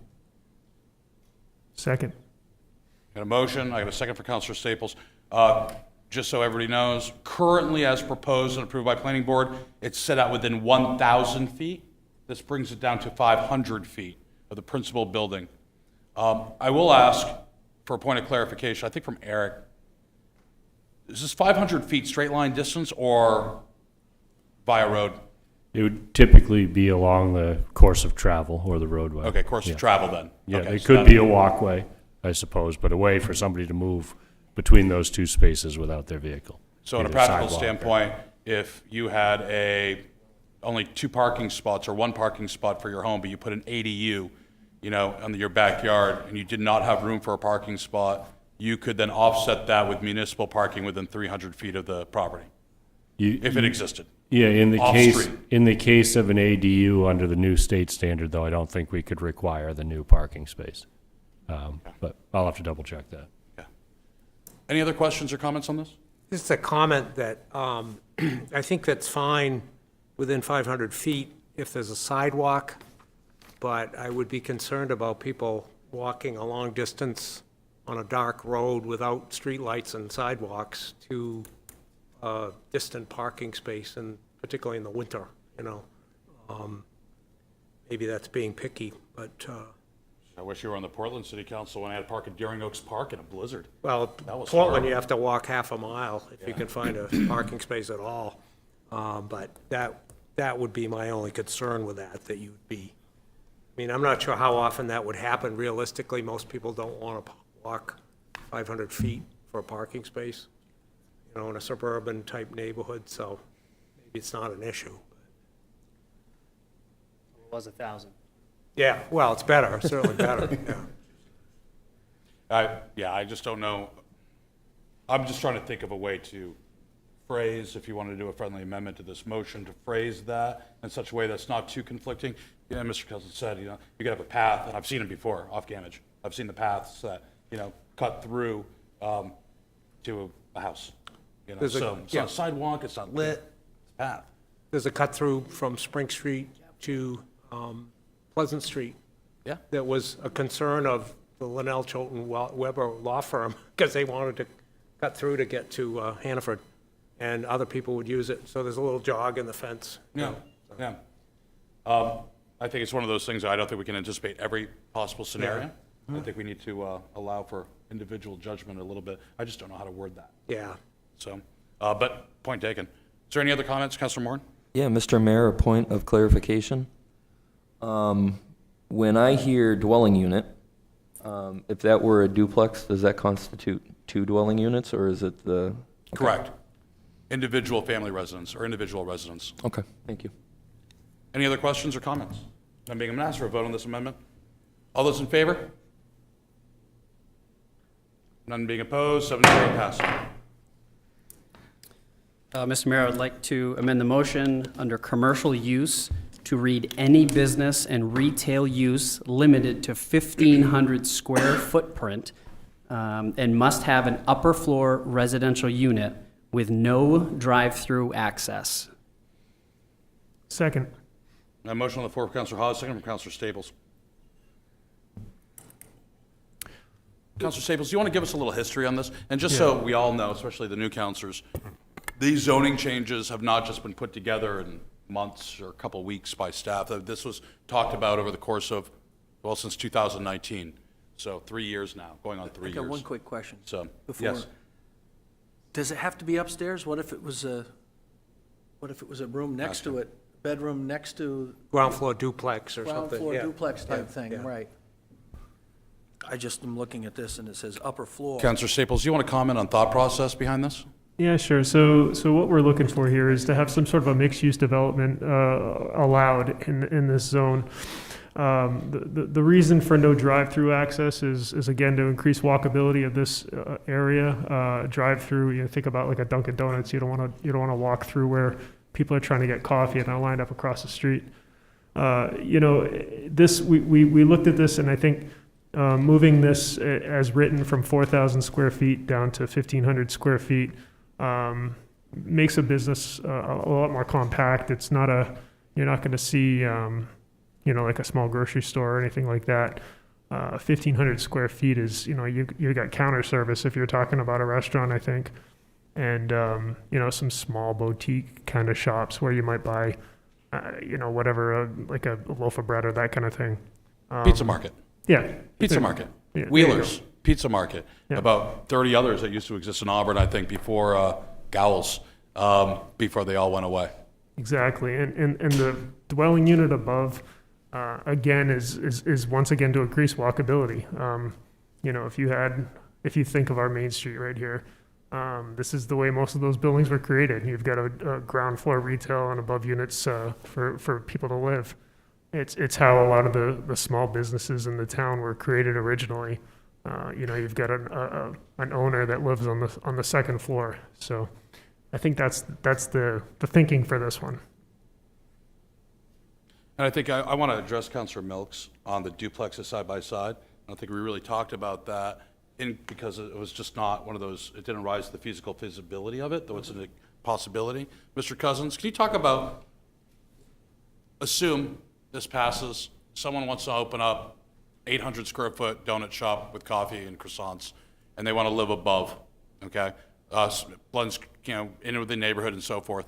But they don't want to live above, they want to live on the side and form a duplex. How would that happen even if the language in the zone did not allow that side by side? Is there an exemption policy or a path forward that they could get a special permission for? If your goal is to also have a residential unit in the building, I think you might be better off just not requiring it to be on the second floor, that it has to be a mixed-use building in order to have a business, that it has at least one residential unit. Unless there's some difference in how, I don't think there's any difference in how the property really functions, whether it's a side-by-side versus one on top of the other, so. Unless there's some reason to require it to be on the second floor, I would just recommend you require it to be in the same building. So from a standardized operation procedure, if you would, that would happen by the person who made the initial motion to amend that motion, okay?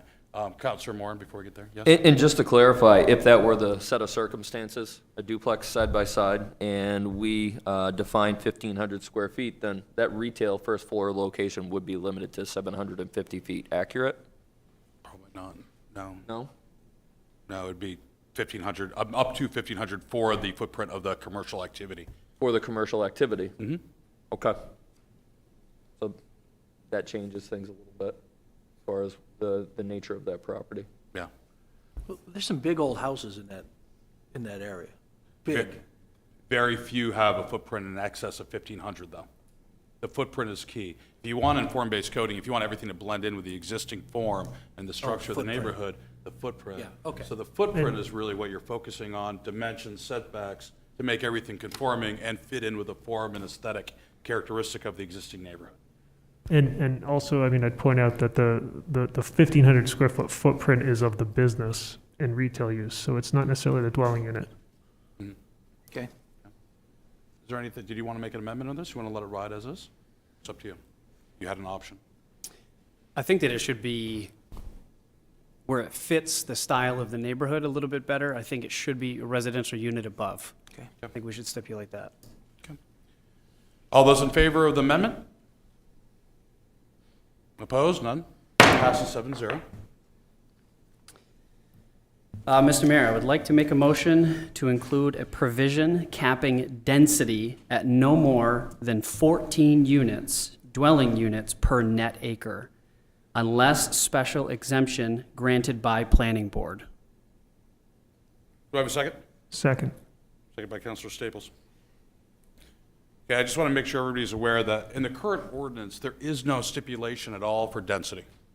Okay, density was put in the comprehensive plan that was adopted by both the planning board and the city council back in December, I believe, of last year. So the previous city council adopted public hearings, everything was all out. It talked about density, talked about all that. So you're adding this, your amendment would add in a stipulation on capping density that is in conflict with the comprehensive plan. Yeah. Correct. Is there any other debate? I just want to make sure everybody's clear on that. Any other debate Just a comment. or comments? Yeah. The reason, this was a hot topic, I heard a lot about this. The reason we decided 14 is because if we go to 12, we have areas in this ward that already have 12 to 14 units per acre currently. If we go anything below that, they are considered non-conforming. Second, this should pass. So the reason we're putting it at that 14 is because it puts in that extra filter and that, those extra permits and processes, and to make sure that we're including both sides of this. So that was the reason we decided to go with 14. Okay. Is there any other comments, questions? Question. Councilor Gary. Well, if we're changing ordinances now, wouldn't, if they had more units than your prescribed 14, couldn't they be grandfathered in and exempt from us changing the rules all of a sudden? We don't have any that are over 14 right now. So- That I'm aware of. I could be wrong on that, but I mean, if somebody wanted Yeah, it to could be. amend this down to, say, 12, those that are 14, because they're already existing, couldn't they be exempt moving forward, grandfathered in? in this version, it would be non-conforming. In this proposal, it would become non-conforming. Which is the whole intent of form-based coding, is to take the vast majority of these homes, which are currently non-conforming, to make, and neighborhoods, to make them conforming. And there is a difference. If you could, Mr. Cousins, I think explain. It's always good to hear what the difference between conforming and non-conforming, I know maybe not a difference, but what your homeowner ability is on both scenarios, depending upon where your home falls. I know what we've run into in the neighborhoods we're talking about in a lot of cases is if somebody lets their, say, front porch deteriorate to the point where it can't be saved, if that porch is within the front 25-foot setback and they need to repair more than 50% of the structural members, they can't build that back in the same footprint. I think that was one of the big ones that we were trying to address.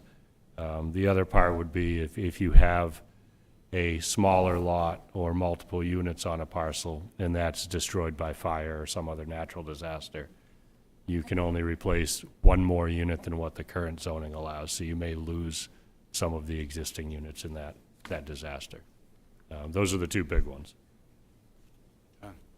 And I think just to put it into kind of a context, when we're looking at the reality, Councilor Gehring, is a typical quarter-acre lot within Auburn, or any other city for that matter, can have two duplexes, one up, one down, with four, in this case, 4 off-street parking spots. And that is kind of the design intent. And we all know what these look like, these two-unit buildings, or one 2-unit ADU in a single-family home. And there could be a mixture, but that's the type of mixture that we want to promote versus a large block, because it's not actually feasible to do with setbacks, height, dimensional, parking requirements, and the fact that anything over, how many units again, Eric? 4? Has to go to a planning board for special approval anyways. 3 or more in a 3 or more, 5-year thank you. period. Yeah. 3 more has to. So there's always that additional layer. So in that scenario, 4 1/4 equals 16. So you're bringing it down from 16 to 14. Okay. Any other comments or questions about this amendment? I guess just a question about the location of these. I mean, when you're on the inner part, in the urban core, the density is higher. When you get to the outer core, it's much lower. I can't conceive of anything on like Outer Lake Street or even maybe Upper Gamage Avenue that would be at a level of 14 units per acre. Maybe I'm mistaken. I don't think it's possible. From a practicality standpoint. And that's it, the practicality of it. You know, it's about property rights, practicality. Just like no one's going to go and buy a neighborhood of 10 homes at $300,000 each in order to build a 14-unit apartment. It puts a cost at over $165,000 per unit just on land acquisition. You remember from your housing standpoint, I mean, that's just a no-go right before you put any foundation of the ground. I mean, those things about the fears, I think, it's just not practical from a cost-effective standpoint. And I've done the numbers 100 times. It just doesn't make sense. Nobody would do it. If they could, they would. Well, the other question is, it seems like these are substantive amendments that would need to go back to planning board. I don't think this council has the purview to make these kinds of decisions without having planning board input. I could be wrong, but when I was on the planning board, stuff like this would get kicked back to the planning board and not decided solely by amendment of the city council. I disagree. Mr. Manager? So what I would do, Mayor and Council, is we would send this to legal for review prior to your second reading. And I would say that the planning board did approve this. It was a split vote, 4-3, but it did get approved. And there was no findings of fact, either on the affirmative or the negative or cautionary tones. That was put, memorialized in writing and sent back up to the council. So it's something for all of us to take in mind. According to them, their vote was to approve as is, whereas. So, any other debate or questions on this before I call a vote on this amendment? I'd just like to disagree with Councilor Whiting, because, I mean, we're not here to insult anyone's intelligence of what we do and do not know. What I will say is that staff made a recommendation. Councilor Staples and I had the time, and we went line by line on this to make it so it would be a compromise between people who needed change and were against change. This, we felt, was a fair assessment of what would help us move forward based on what the planning board recommended to us, which we were against. So this is what we found was the best way forward, whether it has to be reviewed by legal or what have you. I think that our recommendations are sound, and legal will be the end result of that.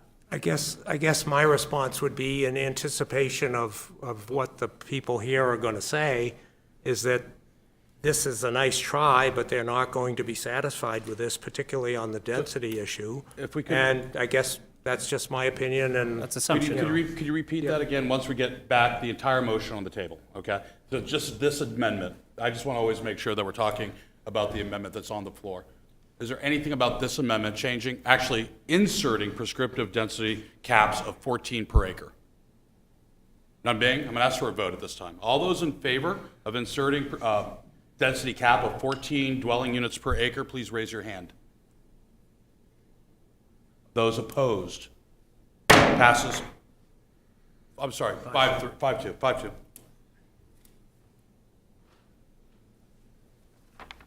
I have nothing further. Nothing, okay. So, I'm going to open this up. Is there any other comments that anybody would like to make before I open this up to public comment? Wait till after, please. Okay, Mr. Mayor? Yeah, so I'm sure everybody here has received considerable comment from the public, as have I. One thing that I've heard from several people is who's benefiting from this. And I guess I'm trying to figure out what's the best way to address something like that, because really I think this needs to be brought forth as who is benefiting. And I don't think anybody on this council necessarily is. I don't think anybody here has anything to hide. So I think what I would like to do is to make a motion that for the second reading, we include an addendum that lists any parcel ID that is owned in whole or in part by an individual or an LLC or a holding company, by any elected official from the city of Auburn, as well as any planning board member. second. got a motion on the floor, and I got a second. We don't have a lawyer present. We can add this if the council so desires, but it has to stand up for legal review, okay? You're talking about a breach in corporate veils. There's a lot of issues. Now, mind you, it is all public knowledge right now public knowledge. If you go into the Auburn GIS and you look at every single, you don't even have to do that, you can search Jason Levesque and every single property that I own will pop up, okay? Even if it's arm's length disincorporation. So a lot of this is public, but I do think legal needs to be involved in this. This is precedent changing. We do have an ethics policy for the city of Auburn. If anyone wants to bring a thought of ethics violation, I mean, this ethics committee is pretty darn good, staffed with attorneys and some really strong people. Bring it that front. But I do want to warn the council, when you start tying policy decisions with your individual ability to earn money, we're crossing a road. If you have a specific worry about an individual, bring it to ethics, okay? Absolutely. And the proper legal courses to recuse themselves. But if you start bringing planning board in there too, every decision that we make has an effect. I will say every decision that we don't make has an effect. Decisions we haven't made as a council has decreased supply and increased home values over 43% in the last 3 years. That's benefiting every single one of us here that's a property owner in the city of Auburn. So it's from a legal standpoint, it's pretty huge, okay? But I understand where you're coming from. But I just want the council to understand this. Mr. Manager, do you have anything to add from a legal standpoint or precedence? So I would just, my role is to speak to process.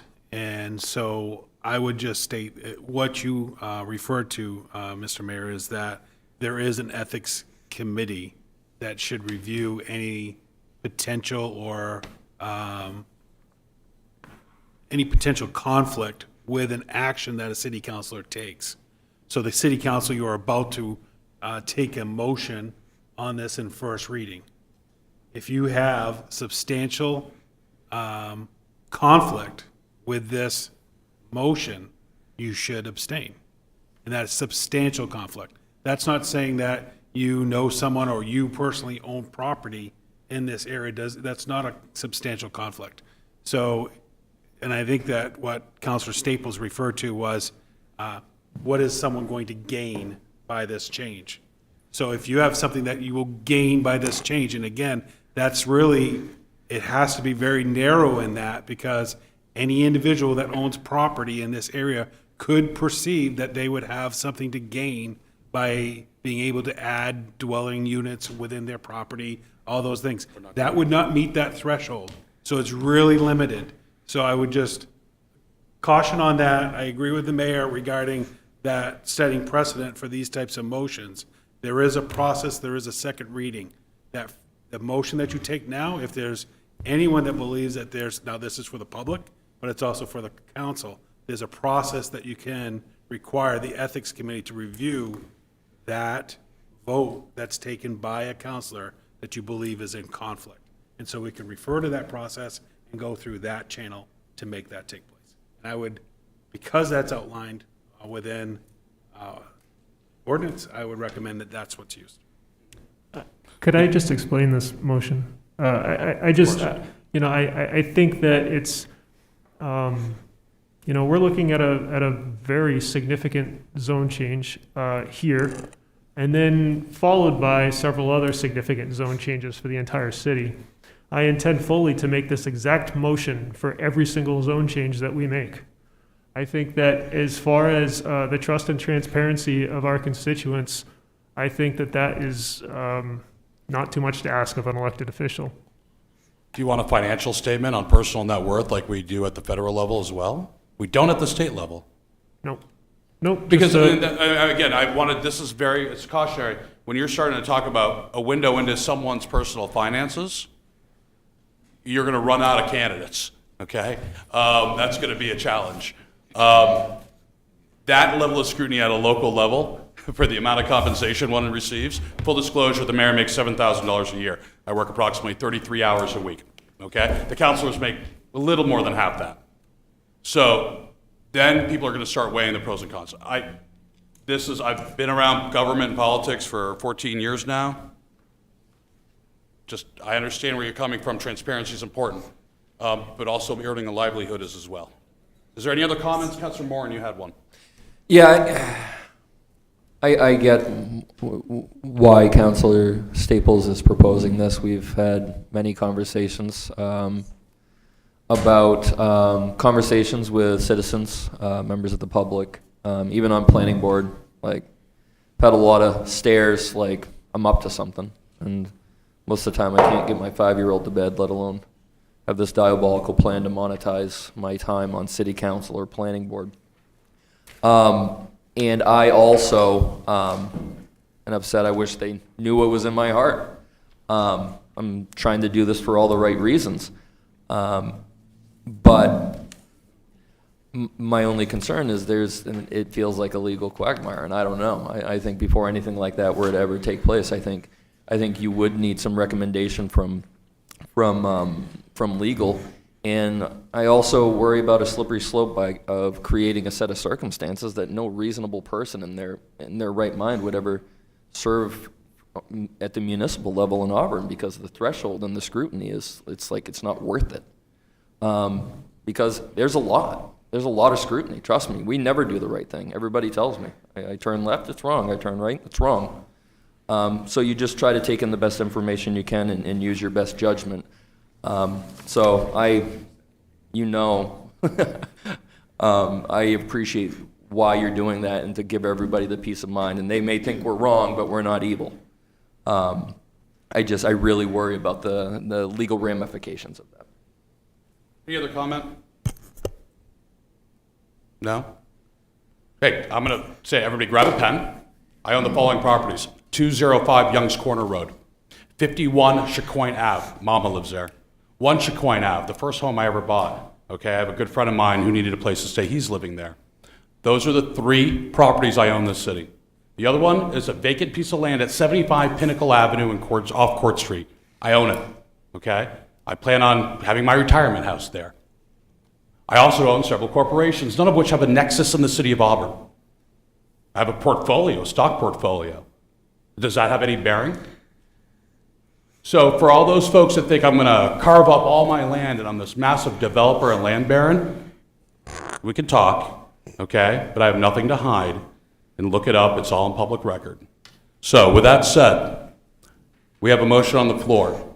All those in favor of the motion to amend as proposed by Councilor Staples, please raise your hand. All those opposed? Motion fails by a vote of 4-3. Is there any other conversations or comments before I open this up to public discussion?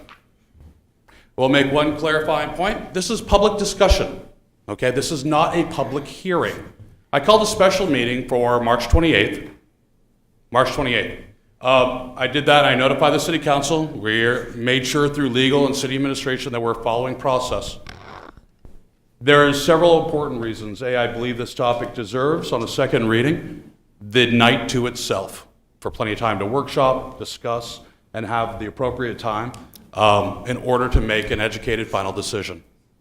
Second reason is, if you know the commodities market, and you know the construction market, and I've talked to many contractors, local people who build homes, local folks in Brunswick who build backyard ADUs, a lot of property owners that are waiting to do something on their property, like expand a bedroom for a loved one, build an ADU.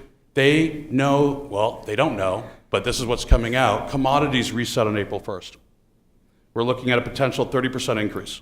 We're also looking at calendars being booked up for this building season. If we want affordable housing, housing affordability, that means everything, every increase in cost is passed down to the individual home buyer or renter. And if there is a way that's legally binding, that's legally applicable or permissible, which there is, and we've done, to have that special meeting in order to make the changes needed for so many people to save money, then I think it's my obligation to those individuals to make that happen. So unnecessarily delaying this would put a financial burden on not only developers, but also individual property owners currently and in the future. So that's the reason I called it. We are in complete compliance. We had to make sure that they just don't let the mayor make any willy-nilly decisions. Phil stops me. So with that said, I'll open this up to public discussion. Again, name, address, and limit your comments to 3 minutes. Absolutely. I got my watch going. You got yours? Okay. My name's Ryan Smith. I live at 11 Harris Street. I'm directly affected by this. I also own another parcel in this zoning district and another parcel on Dunham Street. I am a VP at a development company, Vice President of Sales to be specific. And like I said, I live in this neighborhood, and I think this is a little reckless on the multifamily development aspect. So I'm mostly in favor of this, lower setbacks, ADUs, and it seems like that's mostly what we talk about here, planning board meetings. We never talk about the 12-unit buildings. All we talk about is how it's not financially feasible. I don't think that's anyone at the city to tell a developer what's financially feasible or not, okay? So John Blaze sat right here at the last planning board meeting. I looked at him, told him how many units could be developed on some of these lots.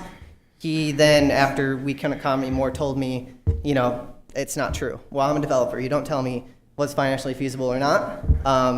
But also know that 2 weeks after he said it's not financially feasible to develop apartment buildings by knocking down old houses, I see a plan for 60 units to go on 555 Court Street which was an old farmhouse bought for $300,000. So don't sit here and tell us that you can't buy an old building and put apartment complexes on it. Subsequently enough, you're accelerating the second reading, and the next planning board meeting, this is going to be voted on. So I see a little bit of a correlation there of a 60-unit apartment complex being voted on at the very next planning board meeting, and also trying to rush this through. I'm just seeing a correlation there, and it's a little alarming as a citizen to see that. And again, coming from a developer, a VP at a development corporation. So I was in favor of the Grace Lawn development. I thought that was great. It fit the neighborhood. By BJ's, I hear there's an apartment complex going in. Great. I will never say anything against that. And then also another one off the Turnpike exit, I hear, which is great. That fits. But when you talk about from the Taylor Brook to Harris Street, where I live, it is 90% single family. How in the world can you justify putting 12-unit apartment buildings, 5 of them, right there on Court Street beside the Park Avenue intersection? I mean, first of all, the traffic, I know that's a separate issue of itself, but I mean, that does not conform to the neighborhood at all, and it should not even be allowed. So I would just say that, you know, it's just unethical, it's uncalled for in the neighborhood. And the people in favor of this seem to be either developers who are going to make big bucks off of this or half of the city employees. But we should also know the planning board originally voted 4-3 against this, okay? And then they changed their vote right in front of all of us to 4-3 in favor of this. How can you sit here and try to rush this through after the planning board can't even make up their own minds? I mean, this is insanity. So all of us here, we're against the multifamily development here, but all you guys keep talking about is ADUs, these poor families. Like, I'm not fooled by it. So I hope those at the city council who have already made up their minds choose to actually listen to us, and we're not just anti-development people, okay? I'm executive at Development Corporation here telling you this is not right, okay? And I think we just need to limit the multifamily development. Thank you. Just make that amendment. I'm sorry, limit multifamily zoning? Limit multifamily homes? We should limit it to 1 and 2 family residences within the zoning to conform to the neighborhood that already exists. I feel like that's a sensible amendment to make. Thank you. Next. Anybody? Anybody? Dennis Bergeron, 23 Dexter Avenue in Auburn. Thank you to the staff for your work on this. Thank you to the council for your service. I don't feel like I can comment on the merits of this proposal yet because it's just hit me. I do question calling this a first reading when there's nothing in writing. I think looking at the process is a good idea. I was on the planning board for many years. We did a number of rezonings. Whenever there was this much complexity involved in a rezoning, it came back to the planning board. And that's my recommendation to you. Thanks. Thank you. Just a point of clarification. It's public discussion. There's only one reading necessary. That will be next March 28th. I thought you said today was a first reading. Oh, it doesn't? Well, it's first reading of the ordinance, excuse me, but the public hearing, I'm sorry, is on March 28th. Mr. Mayor? Good evening. Honorable Former? I was hoping to avoid this room for the rest of my life. Nobody dragged you here, John. And I suspect you would have enjoyed that. My name is John Cleveland. I live at 183 Davis Avenue in Auburn, Maine, in Ryan's district. I want to first start by acknowledging that Ryan and others have put a lot of work and thought into coming up with these amendments. And they've done so in a way to try to listen to and hear some of the concerns that have been expressed. In fact, I submitted to you a copy of my testimony to the planning board so that you had that to look at as well. So I thank you for putting the time in, and I acknowledge your intent and effort in doing this. It's really difficult to comment on what this amendment is. First of all, what was proposed to you from the planning board was to adopt T4.2. That's the recommendation that you have before you from the planning board. I don't know if you're amending T4.2. Nobody said. Are you creating a brand new district? This is amending the existing T4.2. Okay. I normally won't say anything But I want to make sure you understand that from a legal standpoint. Good, and you're adding time to my comments. I'll give you the 9 seconds. How about that, Thank John? you. So, it's very difficult for the public to do this. The public hearing in front of the planning board was solely on 4.2. The map was about 4.2. The public thought that was what was coming to you. No one knew anything about these amendments outside of those who negotiated it privately. The public really deserves to know, when you're making a massive zoning change, what it's going to be. They have not had a chance to do that. That is unfair to do that. And it's contradictory to an open government policy and state statute. So I handed out the zoning requirements of state statute about adoption of zoning. If you look on page 3 on number 9, it's very clear that the state law says that before adopting a new zoning ordinance or map or amending an existing ordinance, which is what you're doing, you have to include under the laws that, excuse me for a second. It says very clearly that the municipal reviewing authority, that's the planning board by definition, must post and publish notice of the public hearing required under Section 1. The reason is the planning board does the planning. You're talking about a lot of moving pieces in a zoning ordinance, and to do that on the wing with these amendments is not a planning process. It's an honest attempt to address concerns, and I appreciate that, but it's not a planning process. That's what the planning board does. And there's where the public has an opportunity to look at the whole thing and to comment on it, and that's where it should go.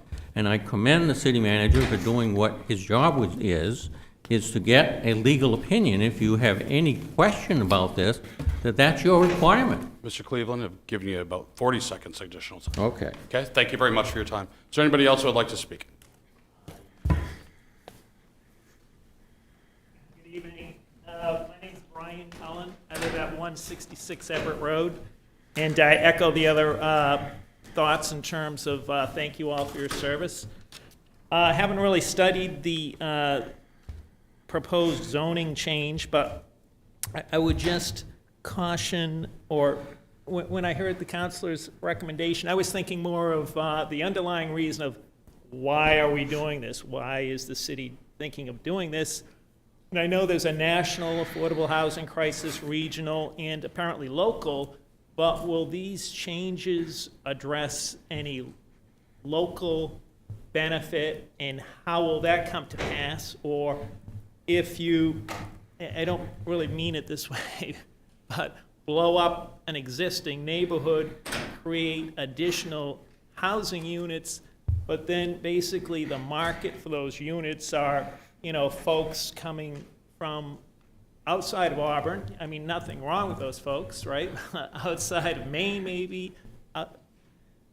You know, if you build it, they will come. So there's not necessarily going to be a net benefit, or there may not be a net benefit to the residents of Auburn. The other thing, as the mayor pointed out, I mean, rising materials cost, interest rates are going up, so the most likely beneficiaries of the ability to build additional units on a lot, are going to be, you know, the businesses and corporations that can afford that outlay. So again, these are just observations, nothing specific, but hopefully you'll continue to take a hard look at these issues and make the right decision. Thank you. Thank you. Anybody else like to speak on this?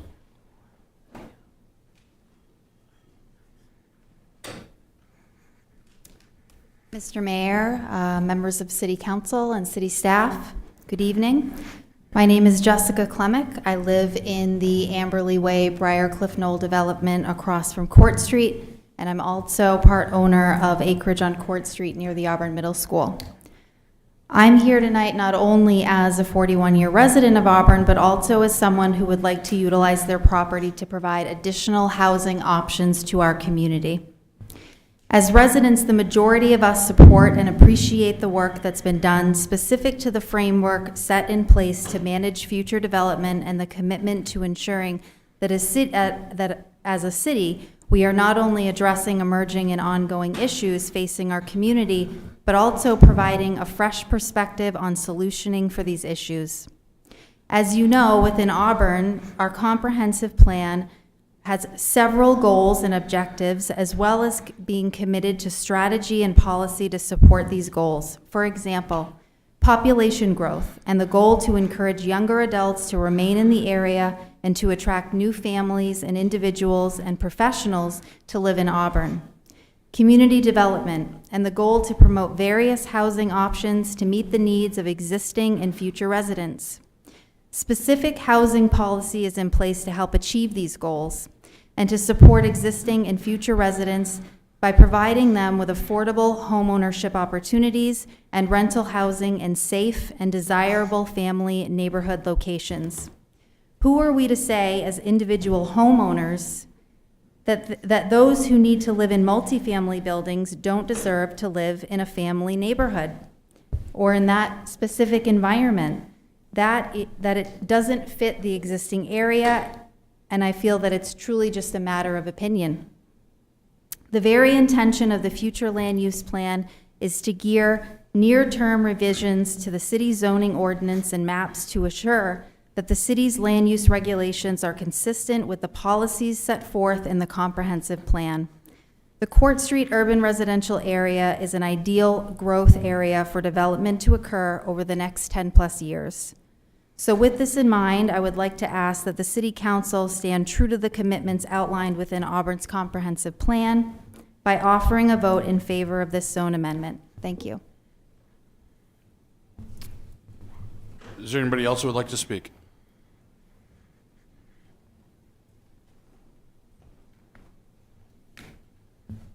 Good evening, Council. My name is Steve Hart. I live at 106 Lake Street.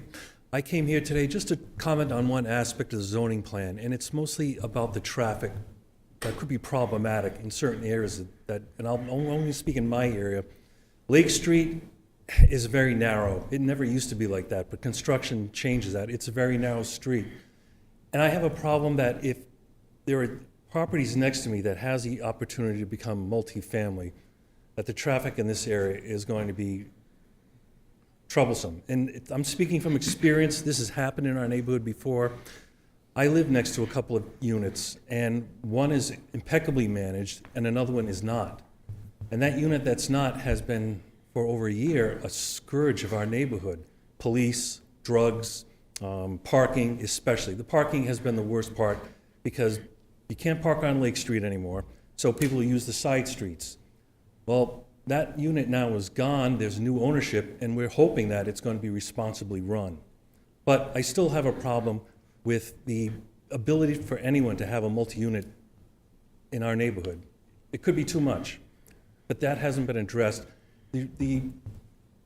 Hawes, the amendments you put forward, I think, need time to be digested, and I don't think they should be voted on. I think we should send this back to the planning board and have more time to look at this so people can actually make a decision for themselves. I don't know if this is possible, but with the people here, why can't this be a referendum where the whole town can vote on this? I don't know the logistics of that, but is that something that's even possible? I don't know. Anyway, that's my biggest concern is the traffic, and I don't think that's getting addressed enough in this. So thank you. And to answer just one question, we're a city and not a town. So that's why I like town meetings and so forth. So there are some differences, but I will say this, much important. We passed just last month, dangerous condition ordinance. Yeah, I just heard about that. This is, look it up, utilize, just read it, understand it. If there's any dangerous conditions that exist in neighborhoods throughout the city, please utilize the language of that, in that ordinance to rectify, or to help us to start to rectify the problem. I think it's a good start, but it's still, people who do have that issue, it takes a long time for that to be resolved. They do, And they do. And if you're a homeowner, and you might know, I have neighbors that have been there for a long time, just for that one irresponsible landlord, there were people that lived there that said, we're moving, which is too bad. It shouldn't happen like that.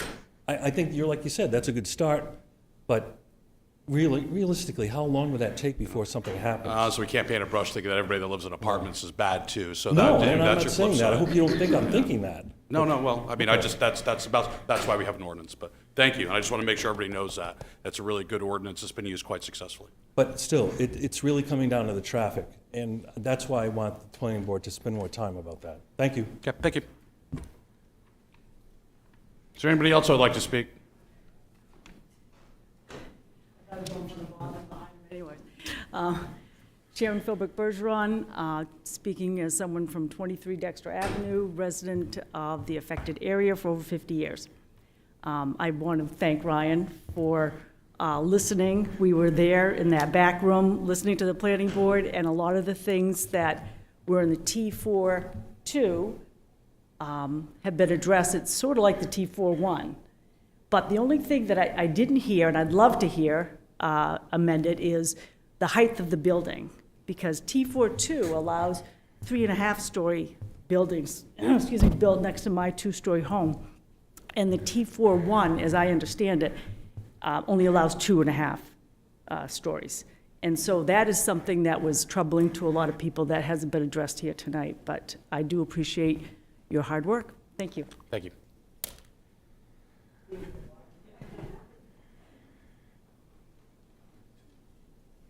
Good evening.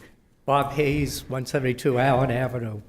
I thank you for your patience as we approach a later hour. I guess I too thank you for recognizing that there was a misfit for Code 4.2 to be impressed upon this whole area. And I appreciate the amendments, and I too was kind of looking for one that would address height. But actually, I think now we have a situation where somewhere between 4.2 as written and 4.1. So we already have areas that are in the city under the code of 4.2. So are we changing 4.2? And if we are, that's an ordinance, a code that needs to go back to public hearing? Or are we creating a new code? And if we are creating a new code, that too needs to be subject to true public. Because it's not just the uses, that's a matrix that goes along with the code by name and so forth. But also we need to look at the dimensional regulations that go with it. So it's a package. And so far we've looked just at, starting with 4.2, and now we have a list of, 10 amendments. So I think there needs to be time to put the full package together. It is interesting, and it's already been noted, that there have been preliminary plans for, and it is called Stable Ridge Apartments, which was submitted last week, which essentially uses 13 acres at 555 Court Street, five structures, 3 levels, 12 units per structure, so that's the 60 apartments. Actually, that plan was submitted already assuming 4.2 code. And it's interesting that, and again, I go back to the dimensional regulations. The new regulation for setback, before it was, you need, say, 25 feet. It's now, for 4.2, it's 15 feet maximum. You're not supposed to go beyond 15 feet. In this case, already, this plan does need some sort of a variance or exception because they recognize that's inappropriate to have that and it's a 3-story building high over Court Street, no more than 15 feet back. So in their planning, 60 feet back. As I understand, I think it's 60 feet back. I think it is time to, and again, I have to go back to some of my earlier points. We have to wrap up at this point.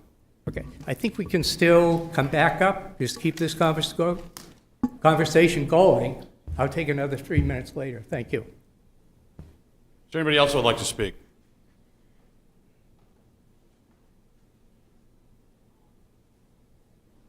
Hello, my name is Elizabeth Dunn. I live at 530 Court Street.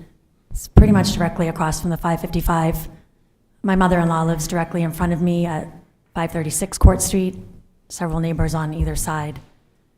I am concerned mostly about the density of the 4.2. I'm also concerned about a very large apartment complex right across the street. Please don't get me wrong, I am not against apartment-style living or anyone who lives in them. I did that for a number of years when I was just married in this area. I am concerned about the traffic on Court Street. If you live there, you know it's horrendous. If you don't live there, just try coming by anytime between 6 in the morning and 9 in the morning, or try again between 2:30 and 5:30, or almost any time in between. Weekends can be very tricky. It all depends. I can spend 3 minutes trying to cross the road to see my neighbor. We want walkability, but we can't cross the street. There are no crosswalks across Court Street except for down by the middle school and then Park Avenue and then Heathcote. So I'm concerned about the large number of traffic concerns, the number of cars that will be coming in and out. I'm even concerned about the headlights coming into my mother-in-law's home as she's directly across from the proposed driveway to this area. I just think there are a lot of concerns. I do think there are a number of places where we have fairly new apartment buildings. North River Road is a great one. We've got the ones on Grace Lawn. There are plenty of other places. I'm just not so sure that when we were talking at the planning board meeting, we talked about trying to preserve the character of our neighborhoods. We have all single and double family homes, most of them old homes, and the newer homes, well, they're not so sure that they're all affordable because some of the developments off of Court Street are pretty high end, including the one on Pinnacle, very high end, $300,000 to $500,000 homes in there. So definitely some more affordable housing would work.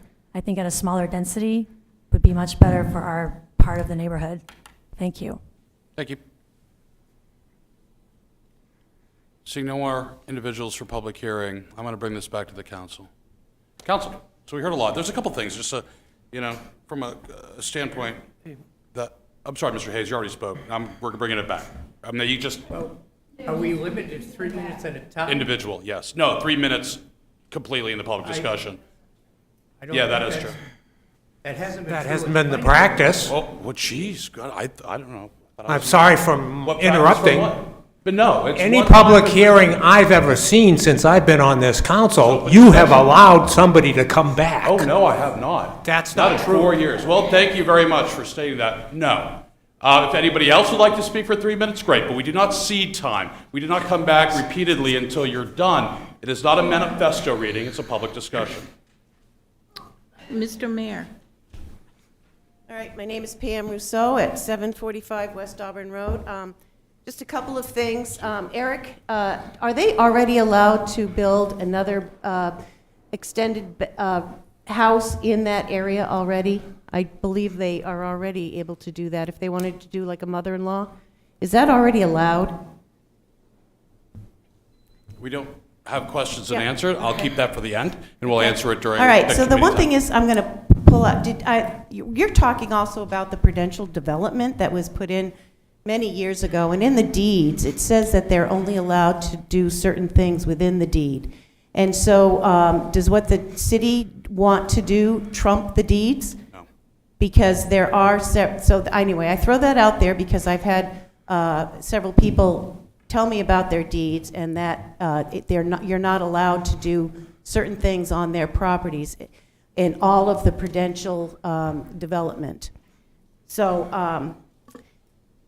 I'm sort of disappointed because I've certainly come up more than once to speak my 3 minutes and then my 3 minutes. I've done that in the past. So I don't know why you let me Please just don't confuse do it. planning board and their rules with city council and our rules. No, I've done it here in the city Okay? council. Then that must have been an oversight. So, And I've please, known you still have other some people time do it. left. No? Okay. Is there anybody else in the public that would like to speak? Please. Thank you very much. Thank you for all the time and dedication all of you have made over such a long period. My name is Judy Tyler. I live at 200 Davis Avenue.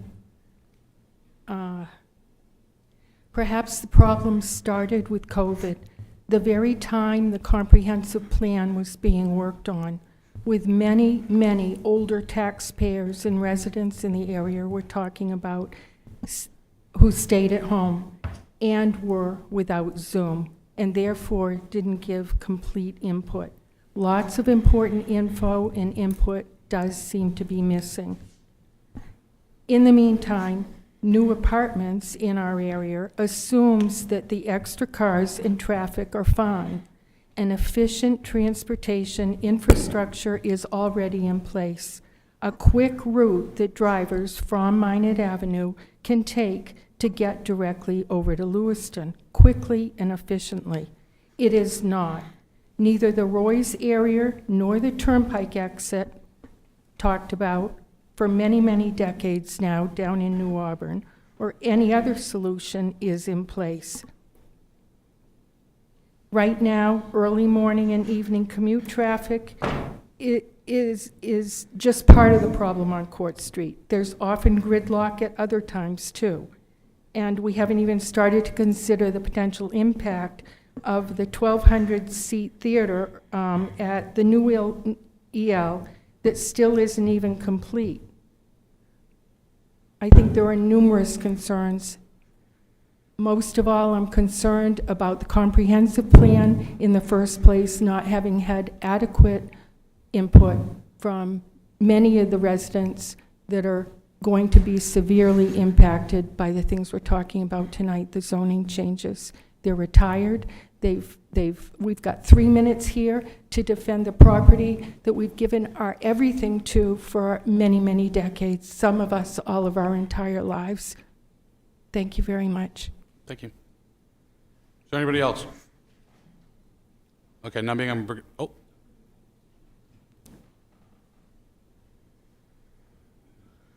My name is Nancy Green. I live at 134 Granite Street. My very first thing I want to say, Mayor Levesque, is I'm really disappointed with the way that you just treated Mr. Hayes. He is a citizen of our area. He has worked on our on the board before, and at the very least, you could have given him 3 more minutes. I'm disappointed. It lacked respect for him. Secondly, Mr. Hawes, you said that most of the concerns that most of the calls you got were from people who supported this, if I understood what you said. Yeah, I was going to. Oh, I'm sorry, Mr. Hawes. I was looking at you. But I really question that. I've heard so much concern from neighbors. The neighbors are concerned about density. They're concerned about traffic. They're concerned about, on Court Street, kids walking back and forth from middle school. Those things need to be addressed. Finally, I just wanted to say we all live in neighborhoods in this community. I live in Lake Street, and we have a certain characteristics of the Lake Street area. Just like New Auburn. New Auburn is a great community and has certain characteristics there. There is North Auburn, that has great community. One of our speakers earlier talked about Amberley Way. They have characteristics. My question is, I feel that the multifamily, to the extent that you're talking about, 14 units at this point, is just not appropriate for Lake Street. It may not be appropriate, I would dare to say, for Amberley Way. It may not be appropriate for North Auburn. And so I'm asking you to respect the characteristic of our neighborhoods and not force. A person earlier said, I have no problem with multifamily units. We have it in Lake Street area. But give it less than 14 units. Thank you. Is there anybody else? None being, I am going to bring this back to council now. Okay, public discussion is over. Bring it back to council. There's a couple things here I just want to clarify. And I'm just going to go back. There are some valid questions, and I want to say them again. anything more than 3 units proposed has to go through site plan review at the staff level and then at the planning board level where traffic, pedestrian access, parking, everything is considered in that site plan review. So that is there. There are checks and balances beyond this point. That was 1 second. Covenants. Someone was talking about deeds. Covenants do supersede any ordinances. So if a covenant says you have to have a 2,500 square foot house with 12-inch overhangs, and you're limited to 1 dwelling unit per lot, that's it. Doesn't matter what we do. That's there, unless the state finds that those covenants are unconstitutional or illegal, which they have done, okay? Especially when covenants were used in order as a tool of discrimination, okay? That happens. Eric, correct me if I'm wrong on the legal aspect of that, but covenants do supersede zoning because it's a planned unit development. When we're talking about density, I can't say this enough. If you're looking at 14 dwelling units per acre, you're looking at a 1/4 acre lot with 2 duplexes on it. It's proportional. It's proportional. So we all think, and I see this, I saw it on for people with the flyers and all that, and it's like, oh, we're gonna have a 14-unit block, and frankly, when you look at the zoning originally, it does look like that graphic of a 14-unit building's plopped right down in the middle of a block. It's just a great way to show what setbacks were, not to show intent. It wasn't an architectural plan of, hey, go build this. So I will say that's a learning tool for myself, I think for the rest of the council and staff, that maybe a better visualization is due of a more practical neighborhood fitting aesthetic. So those are the questions that I heard from the audience. I just want to make sure that we're all in awareness of that. I'll open this up to the council. Council, we're going to do this old school Robert's rules. All those in opposition, please speak now. We're back to the motion as amended. Is there anybody in opposition to this? Mr. Mayor, can I ask point of information? Councilor Gearing. Thank you, Mr. Mayor. All these amendments tonight, were they fleshed out at the planning board, or are these all new things that we're throwing? These are new amendments that were not discussed in part of the planning board or accepted, which is well within precedent, and our right as a city council and the final governing body is to make those decisions as we have many times in the past. Right, but what we're doing is making major substantive changes to what the planning board recommended, right? I can't, that's a perspective and an opinion, so I can't either give you information to support or not support that.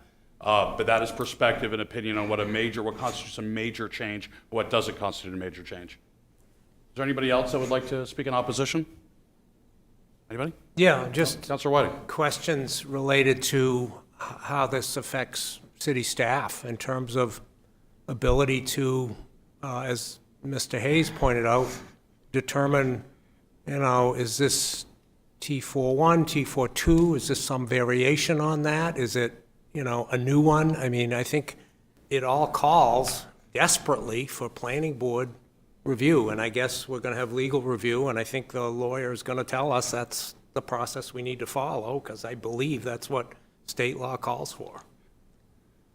Anybody I'm wants going to to vote speak? against it because I don't like our process. I think we're not following a good process here, and everything has been fast. The comp plan only had 8 members. The one I was chairman of had 45 members. I mean, this is, people referred to the comp plan. That's a good comment. There's a lot of problems with the steamrollering process, which has people upset. And so that's why I'm voting no, because I think we need a better process that is less railroading and more It's fairly process-oriented. inflammatory. As a member of the planning board review committee, it was just a review of 3 chapters, but using, ramming and railroading. I will point back to the 22 comprehensive plan, which yourself and others, 45 people were on, give and take here. There, lasted well over 2.5 years. And There if you are look at reasons for that. Yeah, well, Not some of those be- reasons that we're paying for today. So, and that's why we're trying to right some wrongs. But the comp plan review was a very open and transparent. And again, this is all stemming from what the strategic plan of 2019 put forth. So I have to defend the members and the staff that worked on that strategic plan review. I'm not attacking the members at all. I'm just attacking the process and the numbers. Process is devised Process by the and members. numbers. By the members. Process approved was by the devised by council and the the planning city board. council and the mayor. And it's approved. The Mayor city doesn't have a vote. mayor, the mayor. Is there anybody in support of this that would like to speak? Councilor Moore. I'm new here, so I don't have any access to grind, so I apologize for Mr. Hayes. I took quite a bit of time speaking with him. I got back to as many people as I could, but I do have a day job and a family, so I did the best I could with the time I had. Looking at the substance and not the process. I'm looking at whole neighborhoods that are non-conforming at all. Like anybody on the street, their house catches fire. Like you can't rebuild your house, just can't do it. And there's the reality of like I'm looking at these neighborhoods. I'm going on the GIS map, and I'm like, there's no lots here to be developed. And could there hypothetically? Yes, I'm not going to tell a developer where he's willing to put his money down a hole, but I'm looking at it. This stuff doesn't look or feel viable. There are opportunities for growth. The one thing that really appeals to me, because I understand these are people's homes and there's information and it's a lot to absorb and it can be confusing and scary. The traffic is a thing that really, day one I came in, the traffic concerns me. Court Street's a bear. It really is. And it's an ongoing conversation. As a council, and this isn't related to this, we're taking steps to try to mitigate some of those traffic issues. But it's a big tackle. So there are steps in motion. We've got a lot of reports and studies on the roads, and we've frankly never done much with them. We're trying to take some time to analyze those and try to steer traffic away from Court Street, and we've been pretty public about that. But in regards to the existing neighborhoods, like if there's no lots to develop, there's not going to be development. For the people that are in these neighborhoods where it's non-conforming, like you're going to want to be conforming.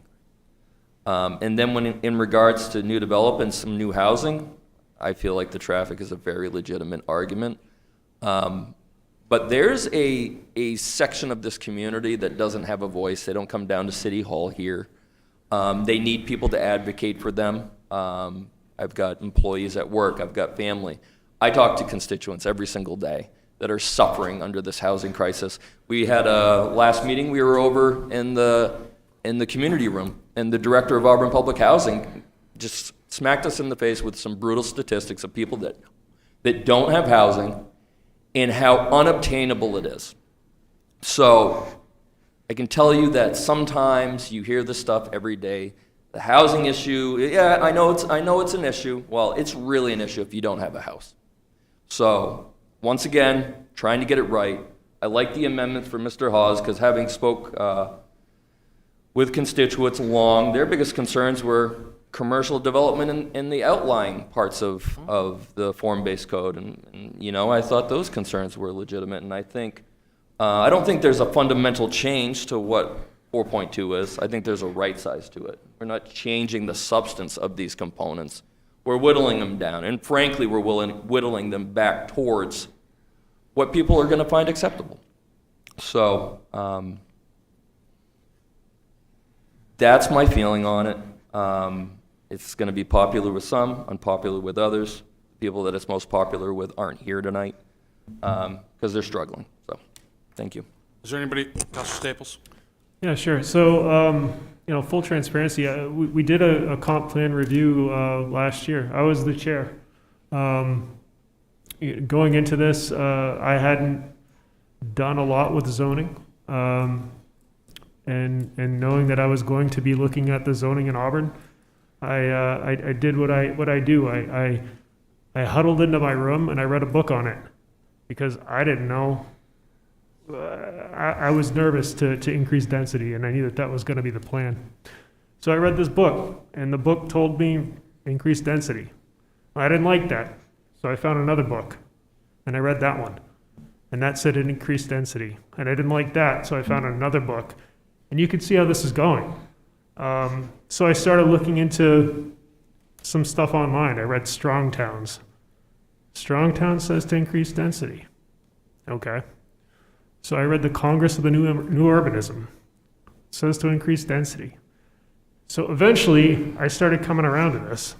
I thought, there's something here. There's a reason that this is going on. The housing crisis is big, and that only exacerbates the problem. People need a place to live. You talk to people around town in Auburn, and they want the amenities, they want new jobs, they want new restaurants. That kind of stuff comes because we increase the population. Increasing the population increases the tax base, and that allows us to do those kind of things. You don't just get the good stuff by closing your eyes and hoping that it happens. Sometimes this is part of the work. It's not comfortable all the time. Change is scary. But I think that it can be good. I really do. So I do support these amendments. I support the zone changes that we're proposing. I hear you as far as the public process part of this. I do think that we've changed quite a bit here. I think that it's probably a good idea for the planning board to take a look at this. So I'd like to make a motion to send this back to the planning board for review, because I don't think we need to move too quickly.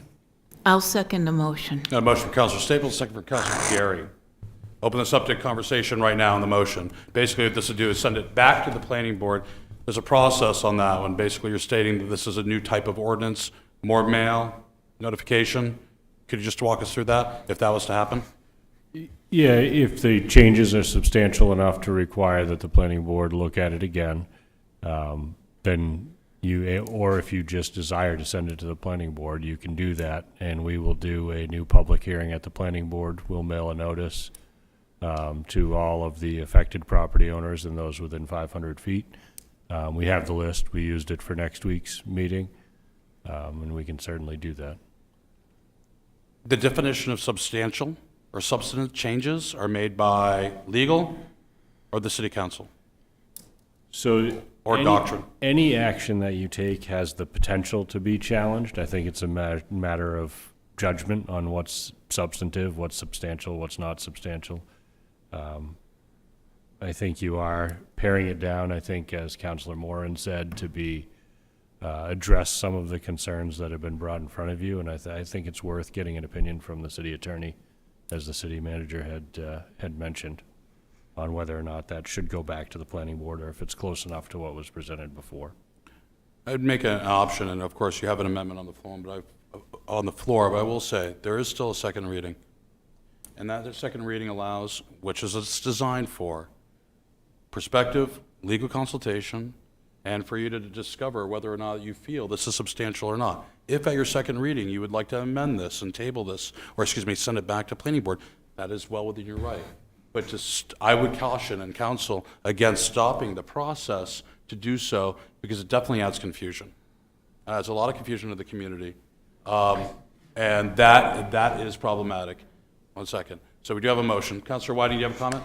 Yeah, my comment is I think we wouldn't have this many agitated people here if the planning board had just voted the way they initially voted and left it at that. It was a 4-3 vote adopting the changes that people requested in such a way that the planning board approved it, and then they rejected it. So now We're you've doing got what the planning board voted on to begin we are with. doing what the planning board did, but So are we meeting the public the is intent? entirely and righteously upset. Okay. So is there anybody else who would like to speak on the motion to amend? If not, I'm going to ask for a vote on the amendment. None being. All those in favor of sending this back to the planning board as amended, please raise your hand. Those opposed? Fails, 3-4. Okay, so the motion is still on the table. Is there any other, we had opposition and proponents. At this time, I'd like to ask the clerk for a roll call vote. Councilor Gary. No. Councilor Whiting. No. Councilor Hawes. Yes. Councilor Milks. Yes. Councilor Moran. Yes. Councilor Walker. Yes. Councilor Staples. Yes. Order passes first reading by vote of 5-2. Moving on. Next is Ordinance 12-03212022, amending the Code of Ordinance, Section 2-255, appointment term of the assessor. It's a public hearing and first reading. Do I have a motion? Motion to move. And a motion from Councilor Walker. Do I have a second? Second. Councilor Gary on a second. Anybody in the public like to speak on this ordinance? I'm going to say that's no, and we're going to move on. Council, questions, comments, debate? None being asked for a roll call vote at this time. Please, if we could, keep the volume down so we can finish our business. We'd all like to go home. Thank you. Counselor Gary, Yes. Counselor Whiting, Yes. Counselor Hawes, Yes. Counselor Milks, Yes. Counselor Morin, Yes. Counselor Walker, Yes. Counselor Staples. Yes. Passes by a vote of 7-0. Next is Order 45-03212022, allocating $50,000 of the American Rescue Plan Act funds to provide assistance to nonprofit organizations who offer outdoor recreation activities and have been negatively impacted by the COVID-19 pandemic. Do I have a motion? So moved. Second. Motion by Councilor Milk, second by Councilor Walker. Anybody in the public like to comment on this? No? Bring it back to the council. I'm coming. Oh, I'm sorry. Oh, I thought you were leaving. Fair enough. Maureen O'Brien, 42 Winter Street. I'd like to know what these nonprofit organizations are and what they intend to use the money for. It's not specified in any of the literature. No, it's not. So what will happen is, at this point, once this is authorized, it goes back to administration, the city manager, assistant city manager, and staff, to formulate the rulemaking on that, which will then get approved by the council. So that will stipulate, is it a nonprofit, for-profit, is it to be used to provide skis for low to moderate income, whatever the case is. I feel like there should be more information before it's voted on. Is there any other public comment on this? Any public discussion? None being, I'll bring it back to the council. Council? Anything? No? This is stemmed up from the Auburn Ski Association request for some funding, and we've heard from some other organizations too. I'm not sure, Nordic Skiing, I've actually talked to Whitney over there. I think they're okay. They're okay. I think it's the downhill because it's so much more expensive. Yeah, so, I'm sorry, Councilor Gary? Thank you, Mr. Mayor. All this is just setting aside a certain amount of money for organizations to come forward once we get the rules. It'll come back to us to be voted on for whoever gets $100, $1,000, or whatever. So it's not, we're not going to be playing favoritisms or stuff done behind closed doors. Correct. Everything will be put out on the council agenda, and we'll all vote on it and be on the record, and the public still can come and weigh in. Yep, absolutely. I mean, I'm encouraging a lot of people to come, even if they've never done anything before. Yeah. The Fishing Game I think it Club. will be like a competitive process like CDBG does for some of their funding, so it'll all be, transparent, It's above just board. allocating a Yeah. budget amount Right, at this right. point, It's just not a budget. specifically to Yeah. somebody. Yeah, correct. Got to do it before the city manager spends it all.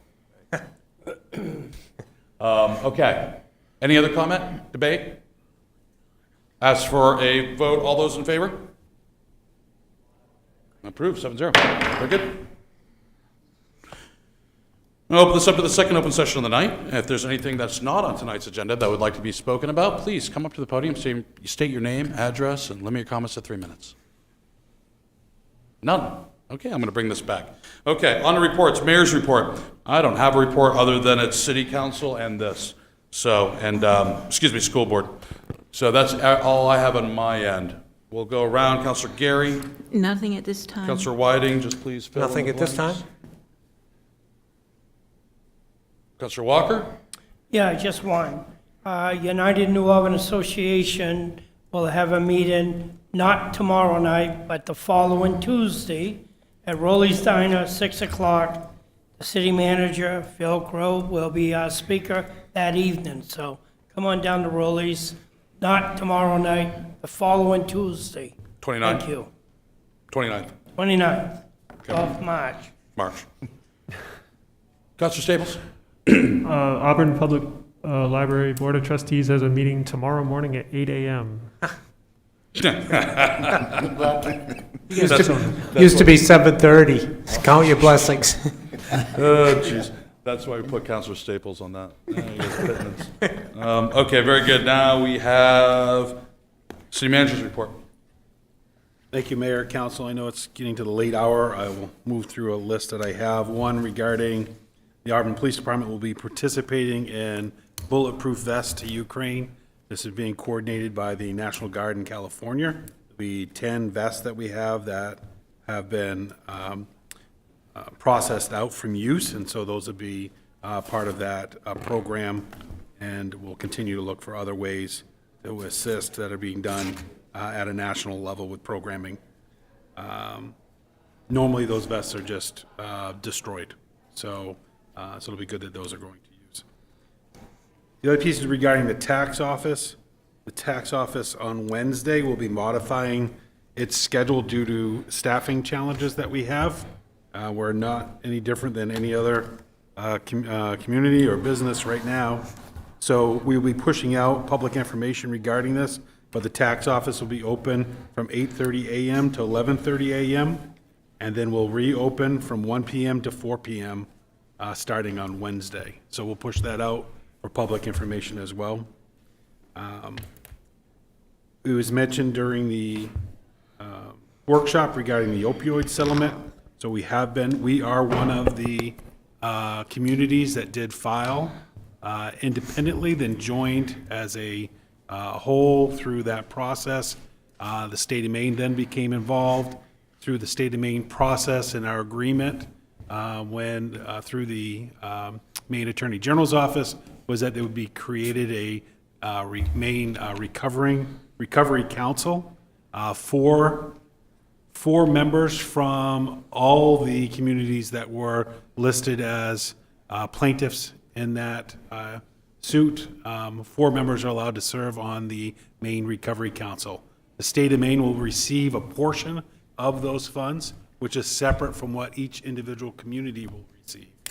So the portion that the state receives, that council will determine how best those funds are used. And again, we have 4 seats on that, ranging from all over the state of Maine and county, municipal, as well as law enforcement representatives that are on that committee. The last item is regarding Arpa projects within the county. I spoke with the county administrator today. As you know, several projects that we had received requests on have also gone to the county for requests for funding. Asked the county administrator just the status of those. The county commissioners will be considering those requests on April 20th. The county administrator and I agreed that we will share our list of ARPA funds and what we've done and what they've done, just so that we're all on the same page of what's being proposed and recommended within the community. Okay. Next, we're going to go to finance. Ms. Eastman, we've all read your report, at least I hope we have. You have anything to add? No, I don't, unless you have questions. I do have one question, just for clarification. How concerned are you about us being over budget with regards to public works, according to your memo? Public Your works, cover no, sheet. public safety, Oh, is it public safety? yeah. Okay. We're not concerned at all with the overtime or anything on that? I think the bottom line's gonna be fine, Okay. because the total bottom line, we're in a good place right now. Okay, very good. Is there any other questions?